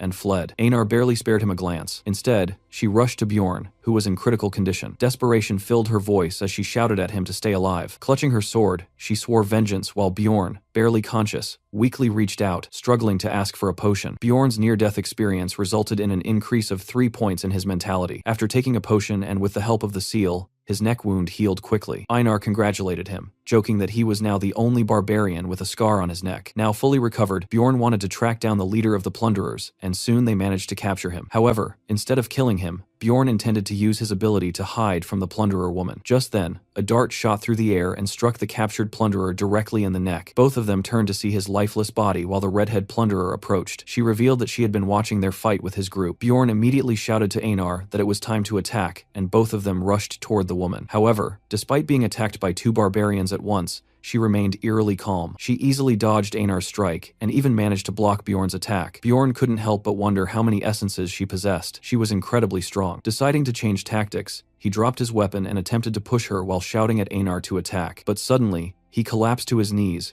realizing too late that the plunderer had stabbed him with a dagger. A chilling thought crossed his mind. If she was an aura user, they had no chance. Meanwhile, Einar attempted a surprise attack from behind, but the plunderer retaliated with such speed that Einar couldn't even defend herself. She was using a paralyzing poison, leaving the barbarians immobilized. Bjorn recognized how powerful she was, far beyond what they could handle. As she pointed her dagger at his face, she unexpectedly offered him a deal. If he swore that he had never seen her, she would spare his life. She explained that she had never intended to kill the barbarians in the first place because she owed a debt to their race. Bjorn realized she was telling the truth. However, Einar warned him not to trust her, believing she was merely toying with them. Curious, Bjorn asked what would happen if he refused the offer. Without hesitation, the plunderer stated that she would kill him. Left with no choice, Bjorn swore on his honor. The plunderer, intrigued by his response, remarked that he was different from other barbarians and placed some kind of enhancement on him. It was now Einar's turn to respond. To Bjorn's surprise, she refused. The plunderer raised her dagger, ready to finish Einar off. Desperately,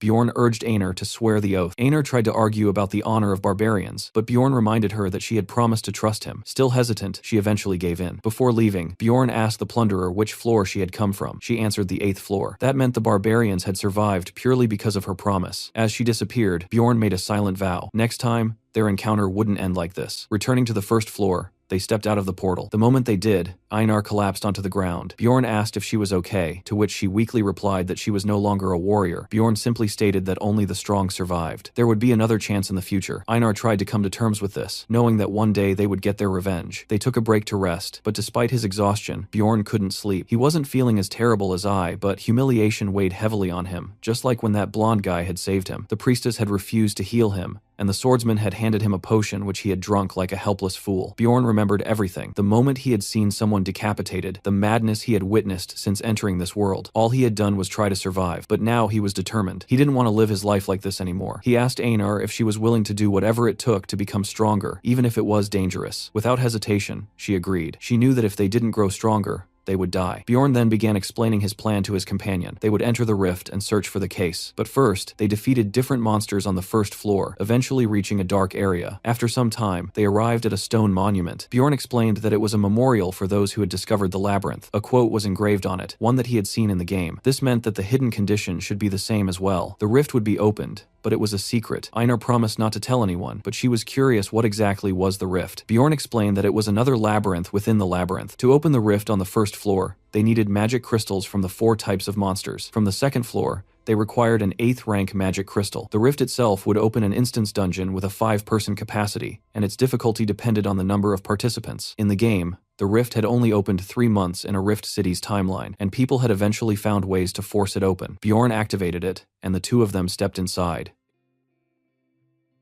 Narration went on to describe ruptures as something like a labyrinth hidden inside another labyrinth. In the game, they were referred to as instance dungeons, special zones that appeared randomly on each floor. However, these ruptures didn't just open freely, they operated on cooldown cycles. On the first floor, a natural reopening would take at least 3 months in city time. Since waiting around that long was clearly inefficient, explorers had come up with ways to force them open, such as the ritual Bjorn had just carried out. It was then explained that 4 different ruptures existed on the first floor, and the focus shifted to the one they had just entered. The moment they arrived, they found themselves standing beneath a sky soaked in apocalyptic red, while flocks of crows circled ominously above a massive dark fortress known as the Blood-Tinted Castle. Bjorn wasn't surprised by the sight, having anticipated this outcome after using a Death Fiend crystal. Einar, on the other hand, couldn't help but feel overwhelmed by the sheer scale of the structure. Still, he steadied himself, reminding himself that all first-floor ruptures were ultimately manageable, no matter how terrifying they looked at first glance. Bjorn's attention then moved to a more practical concern, figuring out which companions the dungeon system would assign to join their raid. Right at that moment, Einar sensed something and warned that someone else was arriving. Almost immediately, a new figure stepped out through the blood-like rift and onto the castle grounds. Both Bjorn and Einar tensed up, their minds racing as they tried to figure out who this unexpected newcomer might be. At the same time,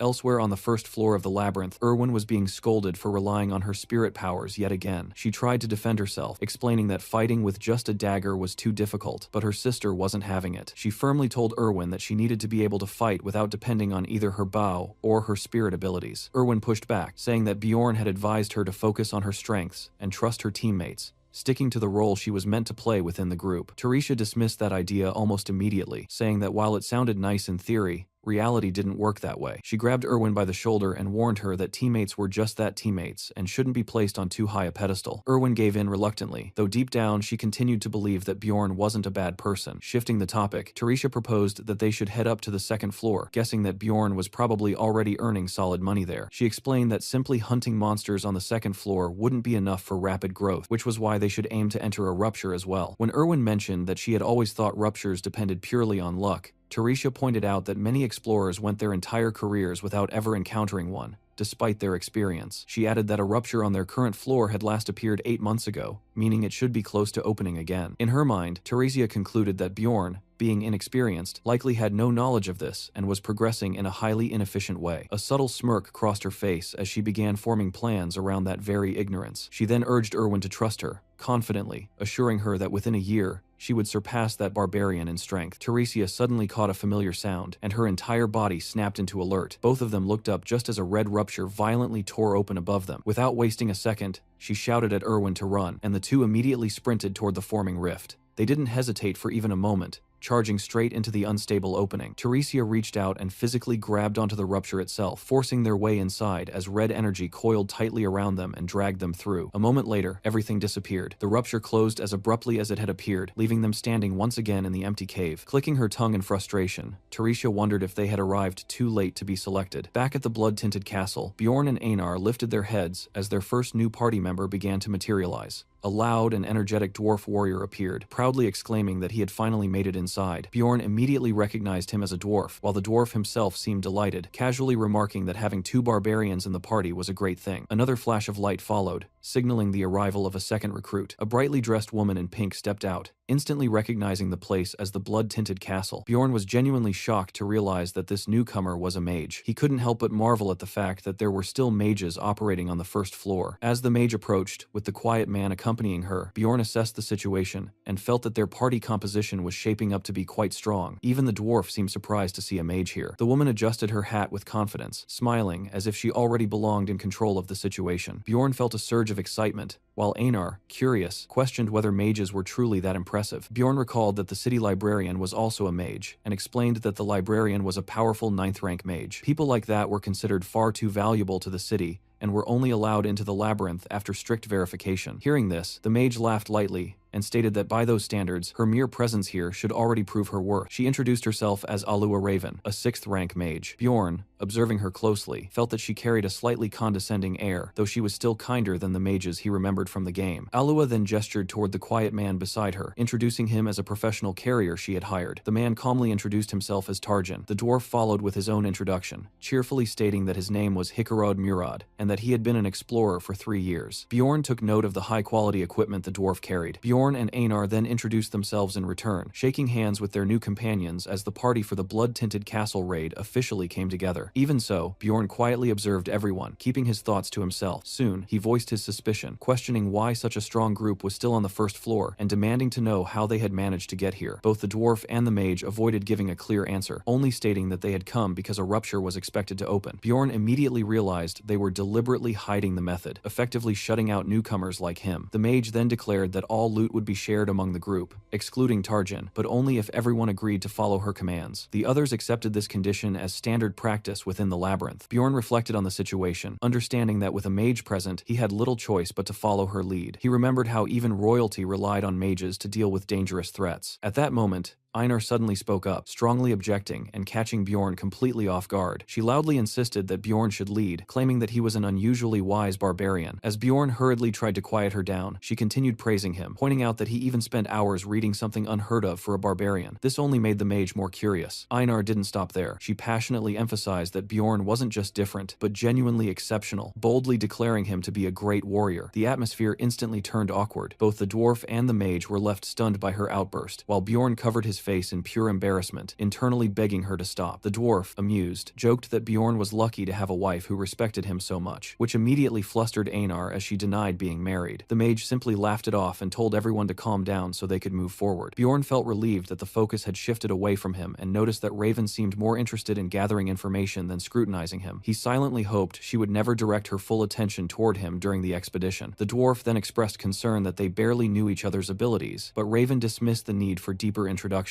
She explained that the monsters in this area were ranked 7 or lower, and that she and Tarjan alone were more than capable of handling them. This statement made Bjorn and his companions tense up slightly. Raven then added that she would personally claim all loot from the Guardian for research purposes. The dwarf repeated her statement in disbelief, clearly upset that she intended to take everything from the Guardian. Conflicts like this over loot distribution were common in dungeons. The dwarf grew angry, questioning whether she thought he was a fool. The tension escalated rapidly, and as sparks began to fly, it became clear that the argument was on the verge of turning violent. Bjorn recalled that the Guardian dropped the highly valuable rupture flower. While mages prioritized research materials, explorers like them were mainly driven by money. Sensing the rising tension, Raven quickly offered to let the others take all the magic crystals instead. Bjorn immediately recognized this as a problem she herself had created. The dwarf rejected her offer, arguing that it left them with scraps, while Raven insisted her proposal was fair given the uncertainty of the drops. Bjorn noticed that Raven seemed genuinely surprised by the resistance, making him wonder if she was simply naive. Eventually, the two reached a compromise. Raven would take the Guardian's essence, while the dwarf would claim the numbered item. Bjorn quietly observed that both he and Einar had been completely ignored during this negotiation. At that point, Bjorn stepped forward, refusing to be left out. He made it clear that he wouldn't continue without securing a share for himself. He conceded the essence and the numbered item, but demanded the rupture stone for himself and Einar. Both Raven and the dwarf immediately called him greedy. They argued that having 2 barbarians in the party was already unnecessary, and that asking for the rupture stone was excessive. Bjorn quickly realized that his initial demand had failed. Adjusting his approach, he backed down from the rupture stone and instead negotiated for 2 non-guardian essences. Raven and the dwarf fell silent for a moment, reconsidering his revised proposal. After a brief pause, Raven smiled and agreed to the new terms. Bjorn accepted that this was likely the best outcome they could get. He also noticed how quickly the atmosphere shifted back to friendliness, as if the intense conflict had never happened. The mage cheerfully suggested that they get moving, while Bjorn muttered to himself about how frighteningly ruthless explorers could be. Watching Raven demonstrate her authority once again, he strengthened his resolve to grow stronger. As the tension finally eased, Bjorn let out a quiet breath of relief. Despite dealing with experienced explorers who tried to suppress others from rising, he swore to himself that he would climb the ranks no matter what. A system message rang out, announcing that they had entered the blood-tinted castle. The narration followed by explaining that the castle was divided into 4 distinct chapters. The first chapter was the entrance drawbridge. The second was the outer castle wall district, shaped by urban-style combat. The third was the underground prison hidden within the inner walls. And the fourth and final chapter was the demon worship room, located inside the castle lord's chambers. curse. As the party moved forward, they approached a massive doorway guarded by towering statues on both sides. Raven immediately identified them as gargoyles. The narration described these creatures as 8th-rank monsters that usually remained completely still, like statues, only coming to life the moment they detected intruders. True to that,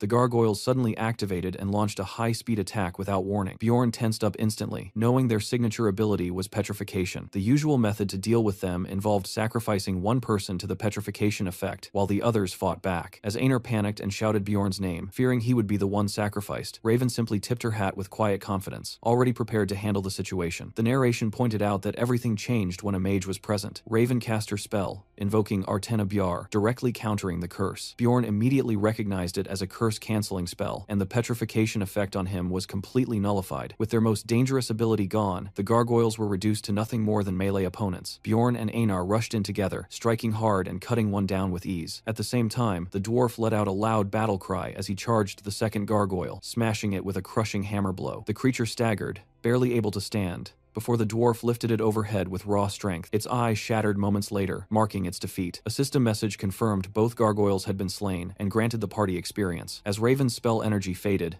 the group took a moment to recover. The dwarf laughed loudly, praising everyone's performance, while Bjorn acknowledged that even the dwarf had fought impressively, especially noting his powerful upward hammer strikes. Soon after, a red magic crystal appeared among the remains, but Tarjin nervously pointed out that it was floating away on its own. Raven explained that it was being collected through a spell designed to gather magic crystals automatically, offering to hold onto them and distribute them later, which the dwarf gladly agreed to. The next obstacle was blown apart by a sudden explosion, clearing the path forward. The team advanced through the opening and entered the dim interior of the castle. The dwarf commented on the darkness, saying they needed light, prompting Raven to cast a light spell that illuminated the area. As the glow spread, it revealed a group of grotesque, shambling figures ahead. The narration identified them as dead men, low-value monsters that granted no experience or crystals and left behind lingering corpses unless they rarely dropped an essence. Deciding it would be a waste of mana to use magic on them, the group chose to fight physically instead. The dead men began slithering forward in a disturbing mass, releasing horrifying screams as they charged. Einar immediately rushed in, declaring they would finish them quickly, cutting through them in wide, blood-soaked arcs. The dwarf followed up by smashing another with his hammer, while Bjorn raised his weapon and joined in, noting that the fight was already nearing its end. Together, they tore through the dead men in a brutal and relentless assault. Bjorn couldn't help but watch in amazement at the sheer intensity of the carnage unfolding before him. Once the fight ended, a new item appeared identified as the Deadman Commander's blowhorn. Einar excitedly picked it up, examining its massive size and asking how it was supposed to be used, while the dwarf hinted that she would figure it out soon enough. Eventually, the group reached a reinforced steel door. The dwarf admitted his hammer wouldn't be useful against something like that, so Raven stepped forward, offering to take care of it. She began chanting a powerful incantation, Agen Daruth, before unleashing it directly at the door. The spell exploded with immense force, sending a shockwave through the area and forcing the others to recoil as Bjorn raised his guard to shield himself. When the dust settled, Bjorn peeked out, completely stunned and speechless at the sheer destructive power of the spell. The steel door had been completely obliterated. Raven, unfazed, calmly gestured for them to proceed through the smoking entrance. With a soft smile, she told the group to keep moving, while Bjorn, still processing what he had just witnessed, couldn't help but think about just how overwhelmingly powerful mages truly were. The narration marked the beginning of the first chapter, the drawbridge at the castle entrance. As the party reached the edge, Raven observed that, just as expected, the drawbridge was currently raised. She immediately instructed Einar to use the horn. Without hesitation,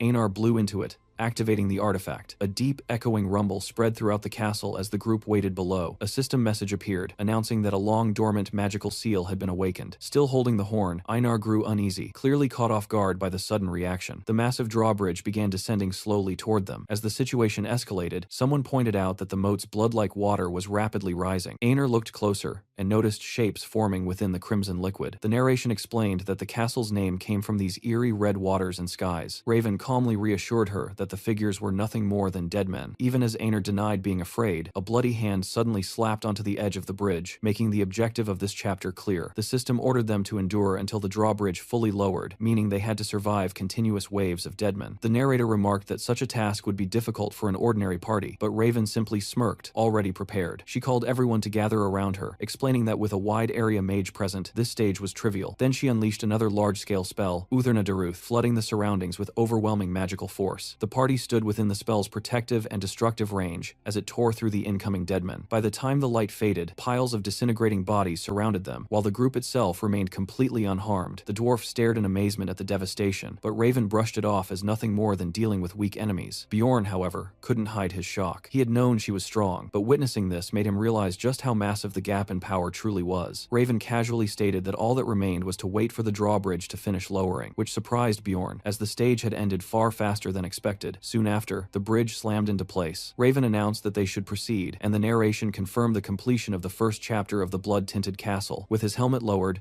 Bjorn quietly reflected on how effortlessly everything had gone, feeling that the entire stage had ended almost disappointingly easily. A map-like narration followed, as the party crossed into the outer castle. Normally, this area would be filled with enemies, but Raven once again used her wide-range magic to clear the battlefield. Her spell wiped out skeletons and other undead in a sweeping blast. Bjorn observed that while she couldn't eliminate everything at once this time, her magic was still overwhelmingly powerful, as a single cast had nearly wiped out all opposition. Only the massive Death Fiend demons remained, towering over the group. Raven instructed the fighters to handle the rest, and Einar eagerly charged forward alongside Bjorn. They clashed directly with a Death Fiend, coordinating their movements seamlessly. Together, they executed a double barbarian tackle, slamming the creature into the ground with brutal force. The dwarf watched in disbelief, questioning whether this was truly how they usually fought. Raven followed up by casting another spell, surrounding the fiends in crackling purple energy that worsened their wounds and suppressed their regeneration ability, known as body preservation. With their healing disabled, the barbarians tore into the Death Fiends relentlessly until nothing remained but shredded flesh. As the enemies fell, glowing essences drifted into Tarjan's bag. Einar quietly admitted to Bjorn that she now understood why mages were so highly valued. The dwarf cheerfully agreed, saying that having a mage in the party opened up countless possibilities. Raven responded proudly, stating that such results came from both intense training and natural talent. Bjorn, watching her, concluded that she clearly enjoyed showing off and was deeply obsessed with her magical research, even if she tried to appear modest. Since they now had some spare time, Raven asked the group to help gather research materials,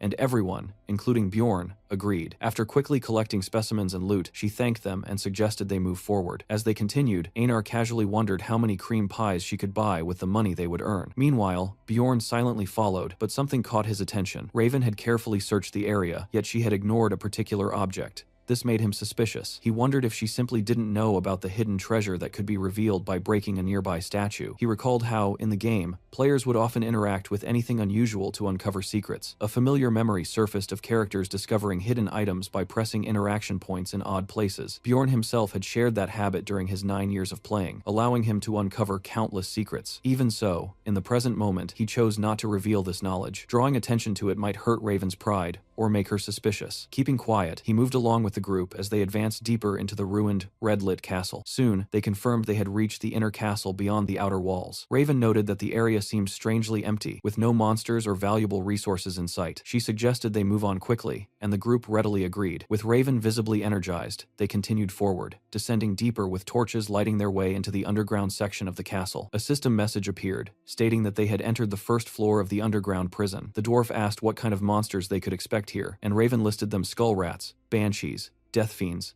chimera wolves, ghoul lords, and corpse golems. The dwarf mentioned that he had fought all of them except corpse golems, which were unique to this castle. Raven warned them that corpse golems were dangerous, capable of causing flesh explosions with acidic fluids that could be deadly at close range. The dwarf laughed it off, boasting that there was nothing to fear as long as they had a mage. Raven responded with a flattering remark toward the brave warrior, while Bjorn quietly noted how easily everyone had moved past their earlier argument over loot, as if it had never even happened. As they moved forward, Einar suddenly noticed a group of skeletal rats and asked if those were monsters. The mage quickly identified them as the skull rats she had mentioned earlier. Just as Bjorn was about to explain further, the mage cut in, stating that skull rats were weak, rankless creatures that could be crushed underfoot without effort. That interruption immediately irritated Einar, who snapped back that she hadn't asked her. The mage's expression tightened, clearly annoyed at being spoken to like that. Before the tension could settle, Einar suddenly froze as a horrifying sound echoed through the area. Panic took over instantly as she clung tightly to Bjorn, shouting that a banshee was coming. Moments later, the grotesque figures appeared, shrieking as they rushed straight toward the group. The mage had already warned earlier that encountering a banshee would be bad, explaining that while they weren't necessarily the most dangerous enemies, facing them was an extremely terrifying experience. That explanation only made Einar more frightened. Bjorn, watching this unfold, couldn't help but feel that the mage was acting somewhat childish. Einar, still shaken, urged the mage to explain more, but the mage admitted she wasn't entirely sure. Bjorn then stepped in, mentioning that he had heard mages possessed methods to deal with banshees. The mage looked surprised at his knowledge, and remarked that he was unexpectedly well informed. Dropping the casual tone, she declared that she would handle the situation herself. Without hesitation, she cast a powerful spell, unleashing a torrent of red magic toward the banshees. One of them was immediately engulfed, letting out a piercing scream. The rest swarmed toward her, their shrieks growing louder, but she responded by casting an even stronger fire spell. Flames erupted, swallowing the banshees completely as they burned and crumbled into nothing within the inferno. When the flames finally died down, she stepped out calmly and told the party to continue forward. The others could only stand there for a moment, stunned by the overwhelming display of power. Soon after, a system message appeared, announcing that they had entered the second floor of the underground prison. New enemies were introduced: a fearsome chimera wolf and a ghoul lord. The narration described the underground prison as resembling a mad scientist's laboratory, filled with grotesque creatures and disturbing objects. Bjorn observed the surroundings and felt that this was where things would finally become interesting. The dwarf praised Raven's strength and asked if she truly felt no fear in such a horrific place. Raven casually replied that she actually enjoyed areas like this, as environments like these didn't bother her at all. While speaking, she examined a section of the wall and revealed that,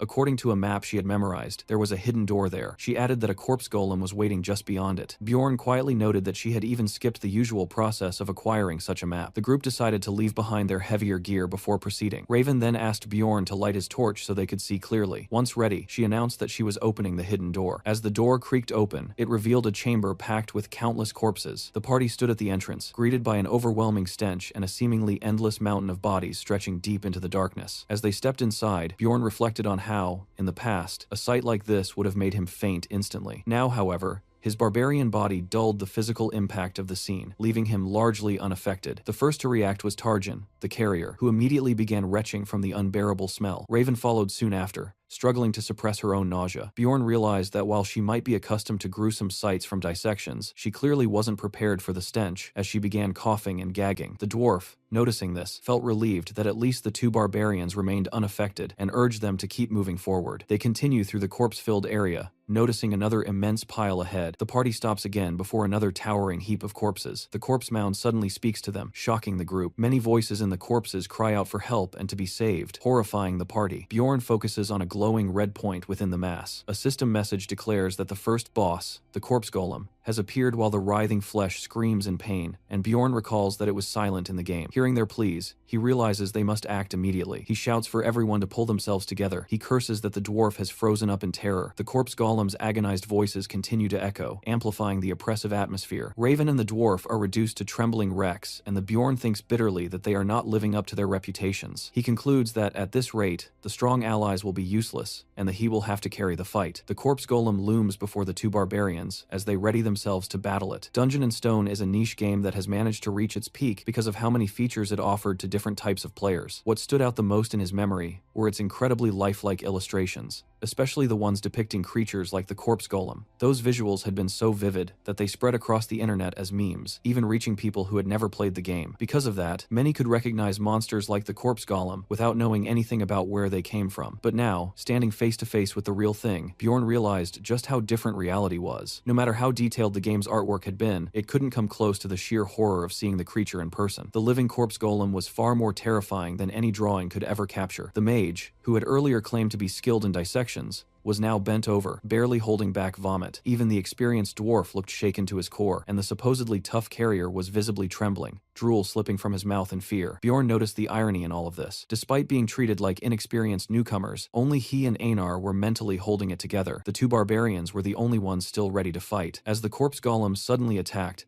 Einar snapped out of her shock and shouted at everyone, demanding to know what they were doing. She immediately urged them to move. Bjorn didn't hesitate, charging forward and striking one of the incoming corpse bombs mid-air. Another exploded near the dwarf, spraying acidic gore in all directions. The corrosive green fluid splashed across the dwarf's face, and he screamed in agony, shouting that his eyes were burning. Bjorn quickly realized the dwarf had been taken out almost instantly, which made him glance toward the mage. She was still too busy vomiting to even react. Understanding the situation, Bjorn gave a sharp order. Einar was to drag the blinded dwarf to safety and guard the mage while he handled the boss. He knew that if he didn't act smartly, all of them would die. Without waiting, Bjorn rushed forward alone, deliberately drawing the corpse golem's attention. He relied on his knowledge of its attack patterns. At a distance, the creature threw explosive corpses, while at close range, It hurled chunks of flesh directly at its target. If anyone got too close, it would try to pull them in and devour them. Bjorn understood that under no circumstances could the mage get near it. If the golem shifted its focus toward her while she was still panicking, it would be disastrous. So he kept his distance, using his shield and precise movements to bait every attack toward himself, buying time until she could recover. Eventually, the mage steadied herself. She forced herself upright, gripping her staff as her breathing slowed, and her focus returned. Then, without hesitation, she unleashed her most powerful fire magic. Flames erupted across the battlefield, engulfing everything in a blazing inferno. Bjorn and Einar watched in awe as the overwhelming power of the spell burned away the corpse golem's outer body in a single strike, something that would normally take countless torches and a long time to achieve. As the flames died down, the monster's inner skeletal core was revealed. Einar immediately recognized it as the second phase, where the creature transformed into a skeleton golem. Bjorn quickly reminded her that the fight wasn't over and called her to move. Both of them leaped forward at the same time, targeting the exposed core. While the corpse golem in its full form was ranked 7, once its outer layer was gone, it became manageable for 2 barbarians. Taking advantage of that, they pressed forward aggressively. Together, they smashed the skeleton core apart, and a system message confirmed the defeat of the corpse golem, awarding them experience. Catching her breath, Einar suddenly noticed something forming where the boss had fallen. A swirling light appeared, and she called out, asking if it was what she thought it was. Bjorn confirmed it. It was the essence of the corpse golem. They both understood the significance. Ruptures acted like treasure chests, and elite monsters like this, which didn't appear in normal areas, were extremely valuable sources of experience. While guardian loot was already highly sought after, rupture rewards were even more appealing due to their increased chances of dropping essences. Bjorn found it almost strange that this was their first essence so far. Standing before it, Bjorn considered their position. He and Einar had done most of the fighting, and according to their agreement, they had the strongest claim. Deep down, he had hoped for 2 essences, ideally from a death fiend for regeneration and a chimera wolf for strength. Still, obtaining a rare rank 7 elite essence like this, which could only be found in the blood-tinted castle, was an incredible opportunity. He evaluated its effects carefully. The corpse golem essence boosted pain tolerance, poison tolerance, perception, weight, bone density, strength, and appetite. While it reduced perception slightly, the increase in bone density and weight significantly improved both defense and attack power. The added strength and resistance to pain and poison were also valuable. However, the drawbacks were just as serious. One of its abilities, Flesh Explosion, dealt damage at the cost of the user's own health. Another passive effect made the user's bodily fluids acidic, which would gradually damage their equipment whenever they were injured. Bjorn quickly concluded that while the essence was powerful, maintaining it would require heavy spending on potions and gear repairs. Because of that, he decided to leave it for the moment and focus on treating the injured dwarf, knowing the essence wouldn't disappear immediately. The dwarf, clearly ashamed, admitted his failure and thanked the 2 barbarians, acknowledging that things would have gone horribly wrong without them. Einar bluntly added that he would have died if not for her. The dwarf laughed awkwardly, admitting that despite all his experience, he had never encountered something like this before. Bjorn reflected on how close they had come to dying, not because they lacked strength, but because they lost their composure. It was a harsh reminder that this wasn't a game anymore, but reality. Raven then quietly apologized, her tone subdued, and Bjorn found himself wondering if she had finally returned to her normal self. Bjorn finally spoke up, declaring that it was time to discuss the distribution since they had defeated the corpse golem. Raven agreed, remarking that she was glad she had forced herself to cast that crucial spell. Hearing that, Bjorn couldn't help but grumble internally, thinking about how selfish explorers could be, noticing how she focused on her own contribution instead of thanking them. Realizing that if he stayed silent, they would walk away with nothing, he stepped forward and firmly stated that he and Einar had saved everyone and had done more than their share. Raven acknowledged his point and asked what he was proposing. Bjorn steadied himself and made his demand, stating that he and Einar would take the rupture stone. The group fell silent as they processed his words. After a moment, the dwarf cleared his throat and spoke in support, admitting that he would have died without Einar's help. Raven hesitated, clearly conflicted, saying she wasn't fully in favor of the arrangement. Bjorn countered by promising that if they encountered another rupture stone later, he would give them a fair chance at it, presenting it as a reasonable compromise. Then, preparing to push further, Bjorn revealed that the corpse golem had dropped an essence and asked for their thoughts. Raven's reaction was immediate. She was astonished, explaining that such an essence was even rarer than a guardian's, and so uncommon that even the Explorers Guild didn't fully understand it. As she excitedly imagined researching it, Bjorn realized his prediction about her reaction had been correct, and prepared to negotiate seriously. He offered her a deal. He would give her the corpse golem's essence. In return,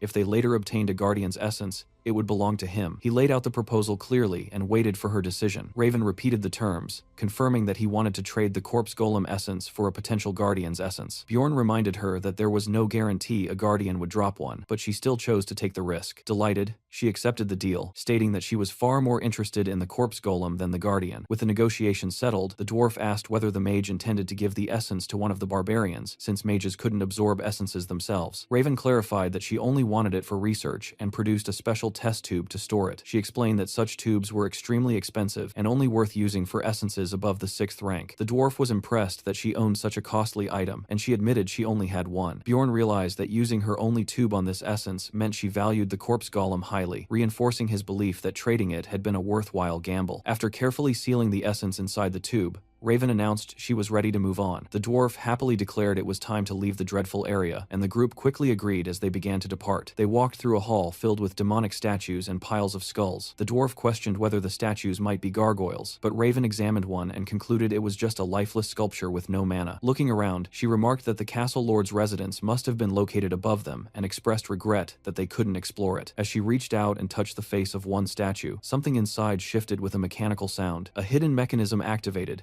and suddenly, a sinister book dropped from above into the statue's hands, startling everyone. Raven quickly grabbed the grotesque tome, proudly asking if anyone had known about it, while declaring that books were valuable sources of knowledge. The narration identified the book as the Necronomicon, a highly valuable dark magic tome that Bjorn had originally planned to retrieve later. Seeing this, he realized that Raven was more knowledgeable than he had expected. Internally, he couldn't help but feel frustrated as he watched her claim such valuable loot for herself. She confidently stated that since she had found the book, she would keep it, and the others accepted this, believing it couldn't be taken out of the dungeon anyway. However, noticing her slightly awkward laugh, Bjorn realized that she also knew the truth that the book could, in fact, be taken outside. He understood that the Necronomicon counted as an item, meaning it didn't require spellbinding to leave the dungeon. His attention then shifted to another statue nearby, and he found himself wondering why someone as knowledgeable as Raven seemed unaware of the hidden secret tied to the fountain outside. As he continued staring at her suspiciously, she grew slightly uneasy and quickly suggested that they move on. The group proceeded through the Devil Worship Hall, continuing their hunt. Along the way, they fought gargoyle statues once again, followed by battles against ferocious chimera wolves. Eventually, they reached their next major encounter, the second mini-boss, a skeletal knight mounted on a horse, known as the Bone Knight. Raven commented that they had been quite lucky so far, having already obtained the corpse golem essence and now encountering a desire type of Bone Knight. Bjorn silently agreed, recognizing that their luck had indeed been unusually good. The Bone Knight stood before them as a 7th rank monster, one that could possess 3 different attributes: hatred, sadness, or desire. The sadness type used madness-inducing fog, making it especially troublesome, while the hatred type wielded a level-draining ability called soul slaying, making it the most dangerous of the 3. The one they were facing, however, was confirmed to be the desire type. This variant possessed a regeneration ability known as life power absorption. Raven immediately stated that she could counter that regeneration using her injury worsening spell, and told everyone not to worry as she began casting. Her magic burst forth, binding both the Bone Knight and its mount. Since desire types were considered the easiest to deal with, the fight quickly tilted in their favor. As the creature struggled under the effects of her spell, Bjorn couldn't help but think that with such an advantage, something even better might happen. Moments later, the Bone Knight fell, and just as he had hoped, it dropped its essence. Bjorn was genuinely surprised. They had already obtained the corpse golem essence earlier, and now they had another one. He began to wonder if his luck had finally turned around. The dwarf congratulated him, assuming that the frontline fighters would naturally take the essence. Instead, Bjorn surprised everyone by offering it to Einar. Even she was caught off guard. Deep down, he did want the essence, but recalling his knowledge from the game, and how he used to analyze things like a player reading a wiki, he concluded that it would be more efficient for Einar to take it. Life power absorption worked best with sword users, making it a perfect match for her. He remembered how reliable she had been ever since they entered the labyrinth together, and decided that she was someone he could trust. Einar gratefully promised to repay him, and Bjorn felt that her loyal nature would make her a strong, long-term ally. Rather than rushing for immediate gains, he chose to invest in her strength, believing that a stronger Einar would help him obtain an even better essence later. As Einar absorbed the essence, Bjorn suddenly realized that there was one important side effect he had forgotten to mention. The transformation completed, and Einar staggered slightly before asking if it was over. At first, she didn't feel much different, but as she looked around, something seemed off. Her eyes widened in shock as she noticed Bjorn appearing larger than before. Panic set in as she realized everyone around her looked bigger. She demanded to know what had happened. The dwarf bluntly explained that it wasn't them who had changed, she had shrunk. He even estimated her new height. Raven calmly added that the Bone Knight essence traded bone length for density, making her bones stronger and more durable while reducing her height. A status window outlined the changes: improved agility, endurance, and bone density, along with reduced height and enhanced defensive ability. abilities. Raven tried to reassure her that only her height had changed, but Einar was already breaking down. She cried out in despair, convinced that no one would see her as a warrior anymore, especially since she had already been looked down on for being a woman. Raven attempted to comfort her in her own way, saying that Einar now looked very pretty and that her softer features might even appeal to nobles. Instead of helping, that only made things worse, as Einar took it as confirmation that she no longer looked like a warrior. Bjorn quickly stepped in, firmly stating that everyone knew she was a capable warrior. At the same time, he privately admitted to himself that without her tattoos, she might indeed look like an ordinary woman, but he chose to focus on encouraging her instead. Meanwhile, the others seemed more interested in discussing the essence itself, with Raven even expressing curiosity about examining Einar later. Einar, however, felt completely hopeless, convinced that everything was ruined. Bjorn gently told her not to dwell on it so much. Just then, a massive three-eyed demon, the Death Fiend, appeared. Bjorn immediately told Einar to use this opportunity to test her new power. Even though she was still shaken by her transformation, she resolved to fulfill her role as a warrior. The Death Fiend charged forward, towering over her, but Einar didn't hesitate. She leaped forward and struck with a single powerful swing, slicing the monster apart instantly. Both the mage and the dwarf were left stunned, unable to believe that the creature had been defeated in just one attack. Bjorn, on the other hand, was thrilled. He pointed out to Einar that she had become significantly stronger. Hearing that, Einar lit up and asked if that meant she was still a warrior. Bjorn corrected her, telling her that she wasn't just a warrior, she was now an even stronger one. The bond between the two of them stood out clearly, leaving the rest of the party impressed. As they moved ahead, the group arrived before a massive, ornate door, the entrance to the Guardian's chamber. The dwarf remarked that their journey together had been enjoyable, and admitted he finally understood why people chose to become explorers. Bjorn, reflecting on everything so far, realized just how fortunate they had been. He even found himself hoping that the Guardian might drop its essence as well. Thinking back, he counted their gains. Einar had already obtained an essence, and they had secured extra loot from the corpse golem, but that very streak of luck made him uneasy. Memories of his past life surfaced, especially moments in the hospital where hope had often been crushed. It made him question whether things had ever gone this smoothly for him before. Now, standing here in his new barbarian life, he instinctively asked himself what the worst possible outcome could be. The dwarf, still in high spirits, stepped forward and decided to open the door. As the handle turned, Bjorn's eyes narrowed. Something about it felt off. The color of the handle was different from what it should have been, and a sudden sense of danger hit him. Without hesitation, he lunged forward, shouting for the door to be shut immediately. The dwarf, confused, began to question him, but it was already too late. A system message appeared, announcing that the master of the blood-tinted castle was awakening. Bjorn cursed under his breath, realizing they had missed their chance to avoid it. An overwhelming presence flooded the corridor. The mage froze in horror, staring ahead as she struggled to process what she was seeing. Slowly, a grotesque figure emerged, a vampire seated like a king upon his throne, casually licking his lips as if savoring the moment. He spoke, remarking that it had been a long time since he had seen living beings. The mage quickly identified the creature, clarifying that it wasn't just any monster. It was a vampire, an advanced variant that normally appeared only on much higher floors. Worse, it was an intelligent, named entity. The monsters were divided into 4 categories. The first were mutants, where basic monsters gained specialized roles, like goblins becoming archers or swordsmen. The second were advanced variants, which exceeded the normal rank of their floor. The third were rare monsters, found only in special ruptures, such as the corpse golem, or even elusive mimics. The final and most dangerous category were advanced mutants named monsters that retained memories and identities, like the one before them. This creature is Vampire Duke Cambermere. The moment the realization hit, the group turned and fled. The dwarf and the mage shouted in panic, overwhelmed by the unexpected encounter, while Bjorn snapped at them to stop complaining and run. In his mind, he immediately recognized the threat. Cambermere was a 5th-rank boss, skilled in both combat and dark magic, and capable of acting independently. The mage cried out that the Guardian had never been an advanced mutant before, but Bjorn, recalling other rupture anomalies, knew that such irregularities could happen. Even after thousands of hours of gameplay, he had never personally encountered this boss, which showed just how rare it was. He had only ever seen it once before through an online gameplay stream in his previous life. As they ran, the mage demanded to know how Bjorn had sensed the danger before the door even opened. Annoyed by her timing, he told her to focus on escaping. Out loud, he simply claimed he had a bad feeling, but internally, he knew the truth. He had noticed the subtle difference in the door handle's color. He remembered how he had once tried to replicate another player's method for summoning this boss,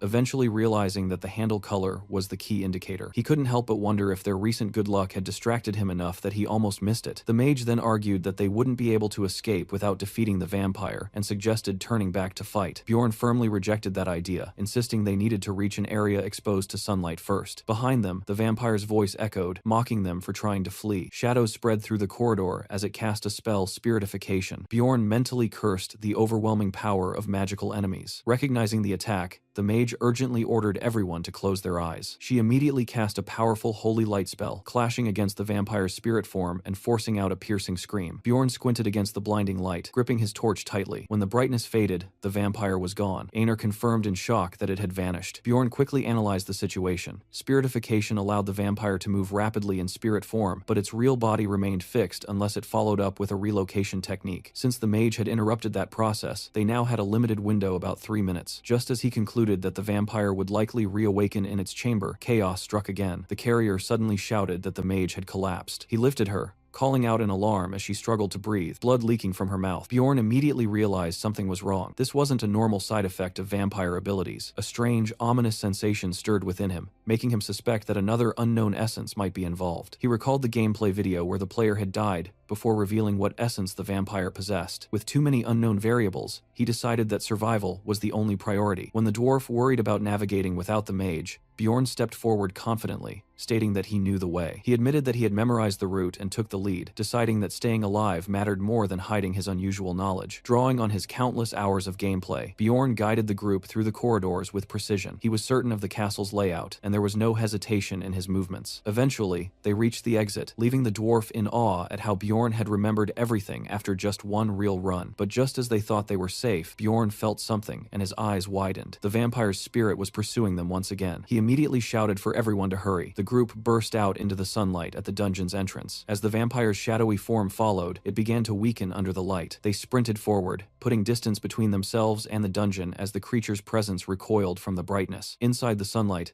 Einar and the carrier watched in shock as the remaining shadows tried to push forward, only to be forced back. The vampire's spirit gradually dissipated, retreating into the darkness as it failed to withstand the light. Exhausted, the group finally stopped outside. Bjorn pointed out that spiritification was especially vulnerable to sunlight, silently grateful that it was still daytime. The dwarf, catching his breath, stared at him in amazement, remarking that Bjorn had truly memorized the entire route after seeing it just once. He even asked if it was true that Bjorn had completed his coming-of-age ceremony only a month ago. Einar confidently responded, praising Bjorn as a great warrior and stating that it was only natural for him to accomplish something like that. She added that she could already see him becoming someone truly exceptional in the future. As the sun began to set, Einar grew uneasy and wondered what they should do next. Bjorn immediately urged the group to move quickly, stressing that they didn't have time to waste, especially while carrying the unconscious mage. The carrier insisted that they should head toward the outer castle walls for cover, believing that Miss Raven needed proper rest. Bjorn, however, snapped back sharply, warning that if they didn't get up and move immediately, they would all die. He ordered the man to protect the mage no matter the cost, even if it meant sacrificing his own life. Though shaken, the carrier gathered his resolve and agreed. As Bjorn glanced at the setting sun, he realized this was his only opportunity, no matter how much he thought about it. He told the group he would scout the area until the mage woke up, but in reality, he had a different plan in mind to retrieve something they had passed earlier. He approached a statue and smashed its head apart, revealing a hidden object inside. The moment he saw it, he confirmed that his suspicion had been right. The system explained that the item, known as Goddess Tears, was a single-use relic capable of healing allies while also damaging evil monsters. Later, Bjorn returned and greeted the mage, who had regained consciousness. He confirmed that they had managed to escape the vampire for now, but warned that it would return once the sun fully set, something she acknowledged. He then asked about her earlier condition. She explained that it was most likely caused by a skill called pain sharing. Bjorn internally noted that it was fortunate the vampire had only possessed an 8th rank essence. He then asked how long she would need to recover. She estimated around 20 minutes,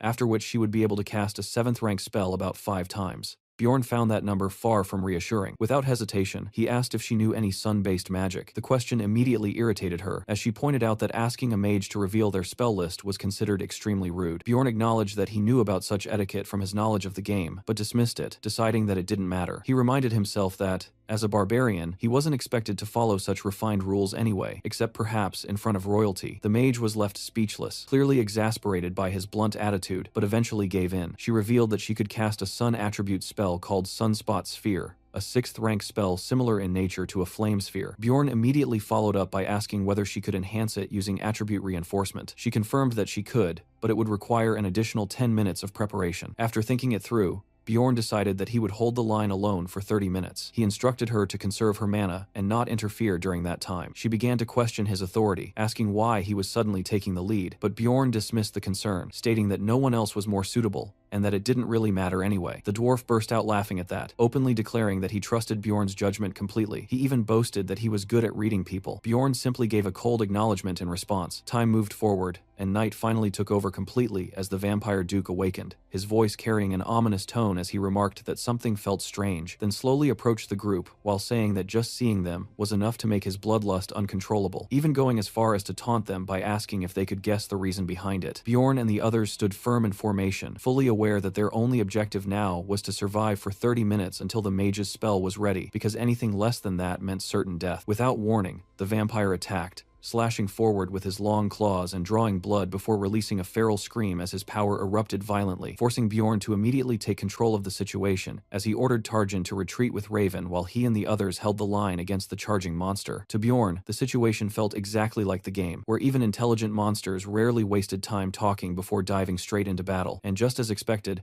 the vampire lunged at them with terrifying speed, prompting a shout of warning as it closed the distance and unleashed another lethal strike. The dwarf stepped forward and intercepted the blow with his hammer, the impact sending blood flying everywhere as he strained under the pressure but still managed to grin, even joking about how heavy the vampire felt, which made Bjorn instantly recognize that the dwarf was using his first essence, the 7th rank monster Aontro's ability called Weight Balance, a skill that enhanced stability, granted strong resistance to knockback while grounded, and absorbed shock, making it an ideal ability for a frontline tank. Bjorn didn't waste time and coordinated with Einar, telling her he would attack from the left while she struck from another angle, and as she moved first, her sudden attack forced the vampire into a defensive position, her sword flashing repeatedly as she pressured him back, creating the opening Bjorn needed to lunge forward and land a heavy midair strike that should have made an impact, yet the vampire recovered instantly and darted away with a shriek, completely unfazed. At that moment, a sharp pain surged through Bjorn's hand, making him realize that the vampire's pain-sharing ability was transferring the damage back onto him, meaning every strike came with a cost, and before he could adjust further, the vampire's body dissolved into a swarm of ominous crows that rushed toward them all at once, forcing Bjorn to shout for everyone to stop them, as the dwarf stepped forward again to hold the line. The dwarf's second essence activated at that moment, Living Armor's emergency restoration reinforcing him further, yet even with that, the battlefield turned chaotic as exploding blood lances rained down from all directions, tearing through the group and scattering gore everywhere. While Bjorn tried to block as much as possible, but still saw the infectious blood spreading across the ground,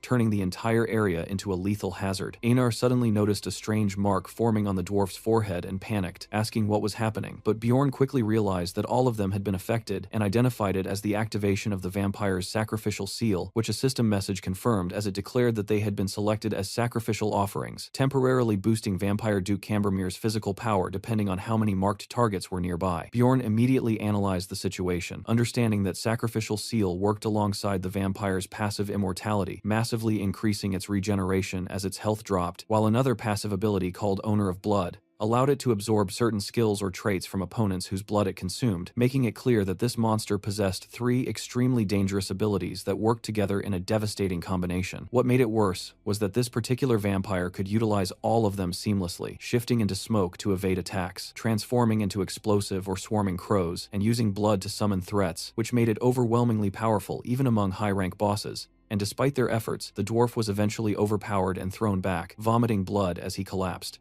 Einar shouted in panic that Hikarad had gone down, but Bjorn immediately snapped at her not to lose focus, cursing the situation as he realized this level of difficulty was exactly why most players never made it past the 6th floor, then demanded to know how much longer Raven needed, only to hear that she still required 5 more minutes, which felt impossibly long given their condition. With their main tank down and both he and Einar already exhausted, Bjorn quickly concluded that continuing like this would only lead to their deaths, so he immediately changed tactics and ordered Einar to retreat while carrying the dwarf, promising that he would hold the vampire alone and urging them to move quickly. And although reluctant, Einar obeyed while Tarjan moved to support, leaving Bjorn standing alone at the front. He steadied himself and realized that what he was about to do wasn't normal combat, raising his shield as he prepared to endure rather than fight, just as the vampire slammed into him with claws and fangs bared, tearing into his body while briefly showing surprise at something unusual about him. And in response, Bjorn began drinking healing potions continuously, mentally provoking the vampire to keep attacking him him without stopping. The assault became relentless, as Raven and Tarjin watched in shock, seeing a blazing aura begin to form around Bjorn while he endured hit after hit, his body being torn apart as he staggered and bled, making Raven demand to know what he was doing, as it looked like he was trying to survive purely by consuming potions while taking damage non-stop. Bjorn himself understood how insane this strategy was, because healing potions caused extreme pain, and the worse the injuries became, the more unbearable the agony would be. Yet empty vials kept falling to the ground as he continued drinking them one after another, smoke rising from his battered body as he forced himself to stay standing. Raven realized that at this rate he might die from sheer shock, but even then, Bjorn managed to block another violent attack, leaving even the vampire stunned that he could still move in such a state, and up close, his condition was horrifying as his body was being mutilated because he couldn't stop every strike, yet he still focused entirely on protecting his vital areas, intercepting every attack that could have killed him. Blades tore into his torso again and again, blood bursting out as he blocked another fatal strike, and despite everything, he remained standing purely through willpower, which made Tarjin recall something he had once read about barbarians, that their true strength didn't lie in raw stats, but in an unyielding mentality, and seeing Bjorn now, he finally understood that truth. Tarjin urged Raven to run, but she refused immediately, saying there was nowhere to escape and that the only way out of a rupture was to defeat its guardian. And as she watched Bjorn continue fighting for them, she began questioning herself, realizing that even he, someone newly initiated, was making the best possible decisions under pressure while she hesitated. Understanding that Bjorn's death would mean all of them would die, she resolved to act and ordered Tarjin to assist the dwarf so Einar could return to the front line, reminding herself that a mage's role was not just to attack from the rear, but to analyze situations and guide the team. And once she accepted that, she took out the essence vial containing the corpse golem essence. She decided that using it on Bjorn was the best possible choice and activated her targeting magic to enhance her accuracy before calling out to him and throwing the vial toward him with magic. And as Bjorn turned in surprise, the vial struck him and shattered instantly, releasing a surge of energy that entered his body. A system message appeared immediately, stating that the corpse golem's essence was being absorbed into his soul, followed by multiple notifications showing massive increases in his pain tolerance, strength, bone density, poison resistance, appetite, and more, as overwhelming power surged through him while steam and aura erupted from his body. Behind him, the massive spectral form of a corpse golem manifested, towering over the battlefield as his transformation completed and his status updated in real time, showing Bjorn Jandel's level and combat index rising dramatically, while confirming that the 7th rank corpse golem essence had now become part of his power. Bjorn felt his mind slipping into a fog as his vision blurred, the world around him distorting while he barely made out the vampire looming in front of him, its presence pressing down like a nightmare made real. And before he could fully stabilize himself, the vampire lunged again with claws aimed to finish him, forcing Bjorn to grit his teeth and remind himself that he had to stay standing no matter what. He reacted instantly, launching a blazing counterattack upward as the vampire moved through the air, fully aware that he could no longer block every strike, and making a brutal decision to sacrifice his arms and legs if necessary, while protecting only his vital points. Their clash erupted in a violent burst of energy, blue light flashing as they exchanged heavy blows. And at that moment another system message echoed, repeating that the corpse golem essence was still being absorbed into his soul while shattered vials lay scattered across the ground nearby, remnants of what had been used on him. As the fight continued, Bjorn suddenly realized something had changed. The vampire's claws were no longer piercing through him the way they had before, his hardened bones now resisting the damage. The vampire itself seemed momentarily stunned, held in place as Bjorn pieced together what had happened, and concluded that Raven must have forced the corpse golem essence into him. He felt irritation rise at the thought, knowing this unexpected development would completely disrupt the progression path he had planned for himself, yet at the same time, he couldn't ignore the immediate advantage it gave him, because in the short term their chances of survival had increased drastically. The biggest difference wasn't just durability, but the fact that he could now move more aggressively, instead of standing there and enduring hits. And even though that might seem like a small change, it was enough to shift the flow of the battle. Bjorn refused to remain on the defensive any longer and pushed forward, shouting through blood and pain as he drove himself into another exchange. The mage's advanced healing began taking effect, rapidly restoring his damaged body, and as Raven steadied herself in the back, she wondered if she had finally managed to act properly in this fight, while Bjorn realized that with this level of regeneration, he could continuously recover even in the middle of combat. That realization sharpened his focus as he rushed the vampire again, forming a reckless but desperate plan in his mind, deciding that survival was now possible if he fully committed. Throwing himself back into close combat, he embraced the madness of his strategy and mentally labeled it as an immortal barbarian mode, tearing into the vampire without hesitation, while completely abandoning any concern for his own injuries. because even as his flesh was ripped apart, he understood that the damage no longer mattered the same way it used to. Instead of avoiding hits, he leaned into them, deliberately letting more blood spill as he realized that his now acidic blood would burn the vampire from within. He grabbed another potion, preparing to stack even more regeneration on top of his current state, and allowed the vampire to continue tearing into him while coating it in corrosive blood, convinced that anything the creature did to him would be healed within seconds, thanks to the combined effects of the essence and potions. Slowly, the vampire's expression began to change, as it started feeling the accumulated damage and strain from the exchange. Bjorn took another heavy slash that sent blood spraying, and his companions shouted his name in alarm, but he refused to back down as Einar charged forward to support him, declaring that she would not leave him fighting alone. She swung her sword with full force,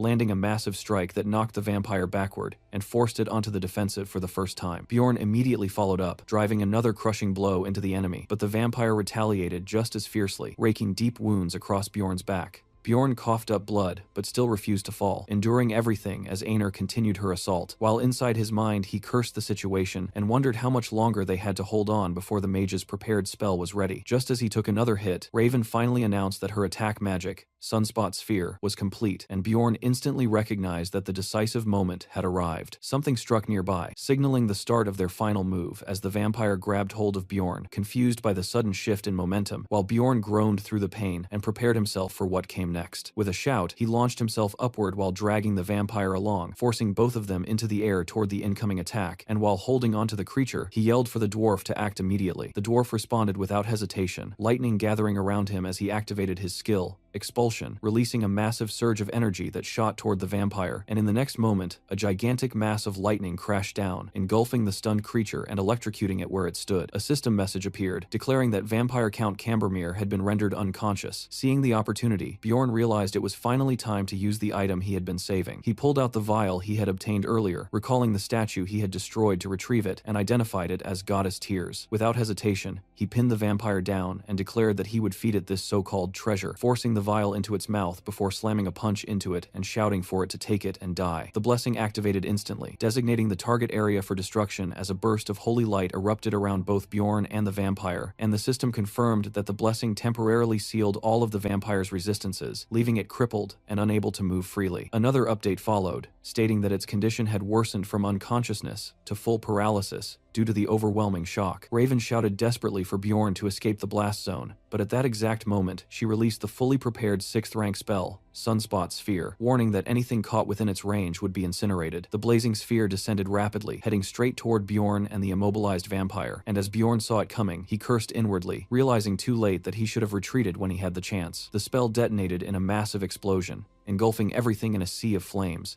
and a system message followed, stating that Bjorn had been caught in the blast and rendered unconscious, while the vampire triggered its pain-sharing ability at the same moment, causing the mage, the dwarf, Einar, and Tarjan to all collapse unconscious as well. Bjorn's consciousness flickered weakly as he woke up in overwhelming agony, his body barely responding while he lay in a pool of blood, struggling to even process whether they had actually won, and as silence filled the area, he began to question if the vampire was truly dead, or if something had gone horribly wrong. Forcing himself up, despite the pain, he looked around and saw all of his allies collapsed, which made him realize he had to assess the situation alone. But the moment his eyes landed on the vampire, his expression froze in shock. The creature was still standing. Its body was horribly burned and mutilated, yet it was alive, and that realization sent a wave of panic through him as system panels appeared explaining its abilities, showing that Immortal skill drastically boosted its regeneration when near death, while Source of Darkness allowed it to survive as long as its heart remained intact. Bjorn watched in frustration as the vampire's shredded flesh began knitting back together at an unnatural speed, immediately understanding that if he didn't act now, it would fully recover and all of their efforts would be meaningless. With everyone else unconscious, he accepted that he was the only one left to finish this fight. Barefoot, bleeding, and barely able to stand, he dragged himself forward step by step, leaving bloody footprints behind as he forced his body to move, knowing he had to kill the vampire before it regained full strength. Reaching it, he collapsed onto its body, breathing heavily as he pinned it down, noticing that everything except the heart had been completely destroyed, which made it clear to him that the heart was the true weak point. Gathering what little strength he had left, Bjorn raised his arms and realized that the vampire had instinctively protected its heart during the Sunspot Sphere by shielding it with its arm, and with that realization, his anger surged as he began slamming his fists into its chest repeatedly, shouting for it to finally die while recalling the last skill he could still use. Pressing his hands over the vampire's heart, he activated Flesh Explosion, and the moment moment it triggered, everything around the heart erupted into a gruesome crater of blood and destruction. The backlash hit him instantly, pain surging through his own body as he cursed through clenched teeth, but he understood that stopping now meant death, so he forced himself to keep going,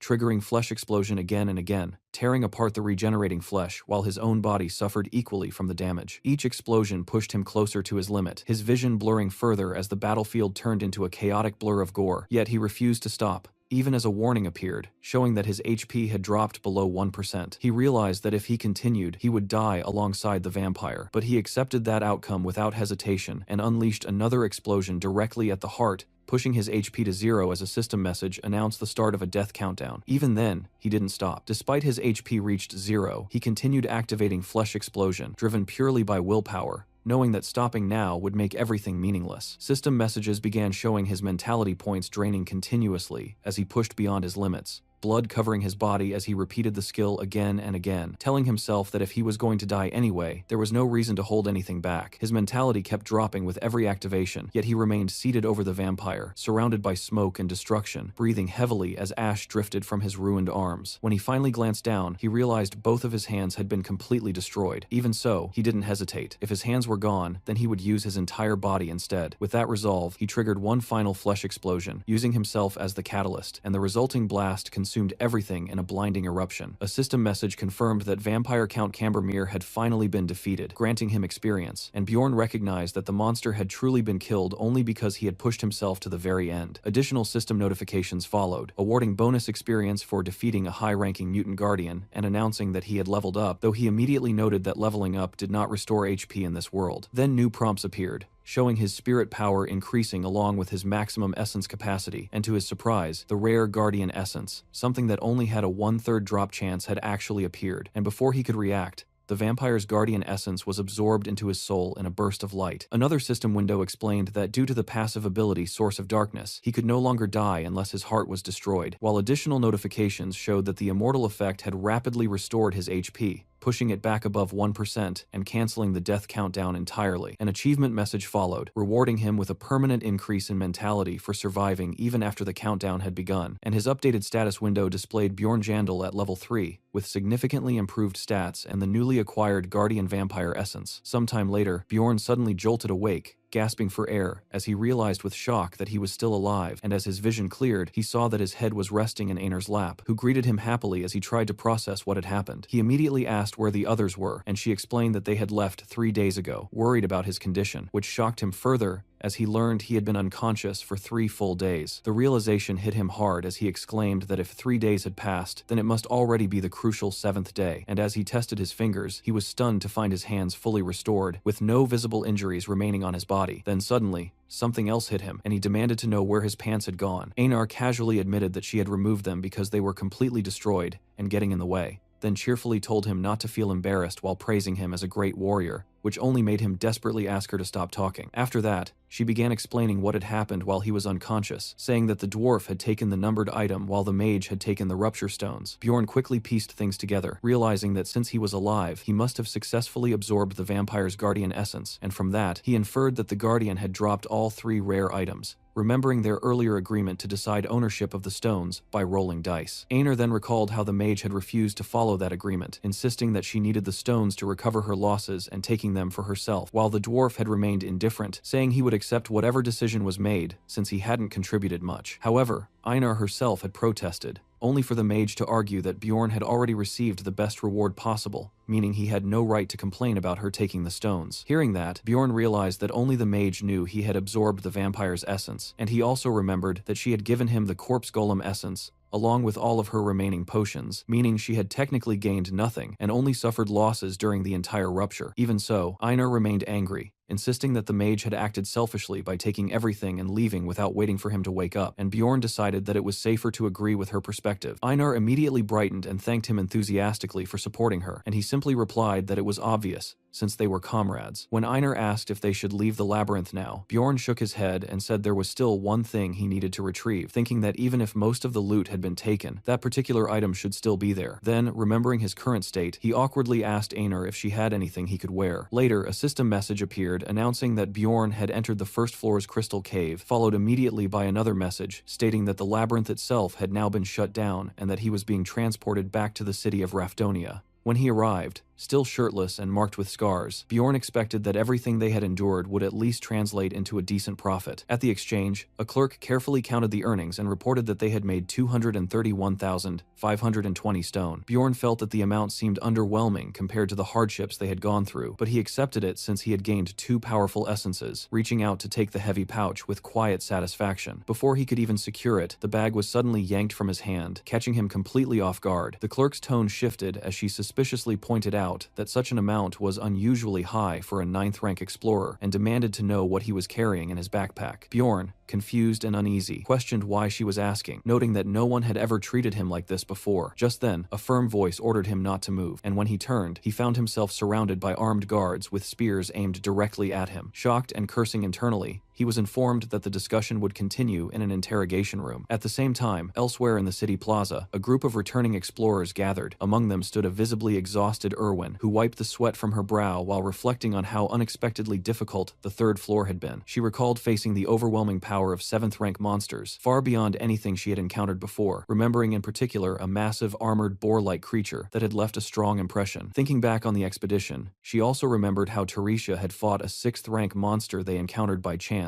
making the entire experience feel like a true adventure rather than a desperate struggle for survival, and the thought of it made her excited to share everything with Bjorn. Later, when she returned to the Stone Exchange Center with her party, she realized that Bjorn wasn't there. Assuming she had simply misjudged the timing, she cheerfully imagined showing him the new essence she had obtained during the raid, wondering if he would test it the same way he had before. The memory of that moment, when his testing had painfully twisted her shoulder, still made her blush, yet despite that, she found herself wanting to see him even more. She approached the guild counter alone to exchange her loot, and the staff expressed surprise when they saw that she had earned 184,100 stone, despite being only a 9th rank explorer. She explained that she had been part of a group led by her sister, and when asked for confirmation, she provided Teresia's name. The clerk checked the records, verified that her sister was indeed a certified explorer, and approved the transaction, allowing Erwin to leave with her reward. Returning to their lodging in the quiet town, Erwin felt at ease and began humming softly as she took a bath after the exhausting trip. While getting dressed, she wondered whether Bjorn had already returned, and as she put on a simple white dress, she decided that she would treat him to a nice dinner using her earnings. Smiling to herself, she felt a growing sense of anticipation, eager to hear about his experiences and see him again. However, when she arrived at Bjorn's lodging and asked about him, she was told that the occupant of room 302 had still not returned. The answer caught her off guard, and a sense of unease crept in. For a moment, her thoughts drifted toward something darker, but she quickly pushed it away, convincing herself that he would return soon. Days passed, then an entire week, and there was still no sign of him. One day, she noticed an employee clearing out his room,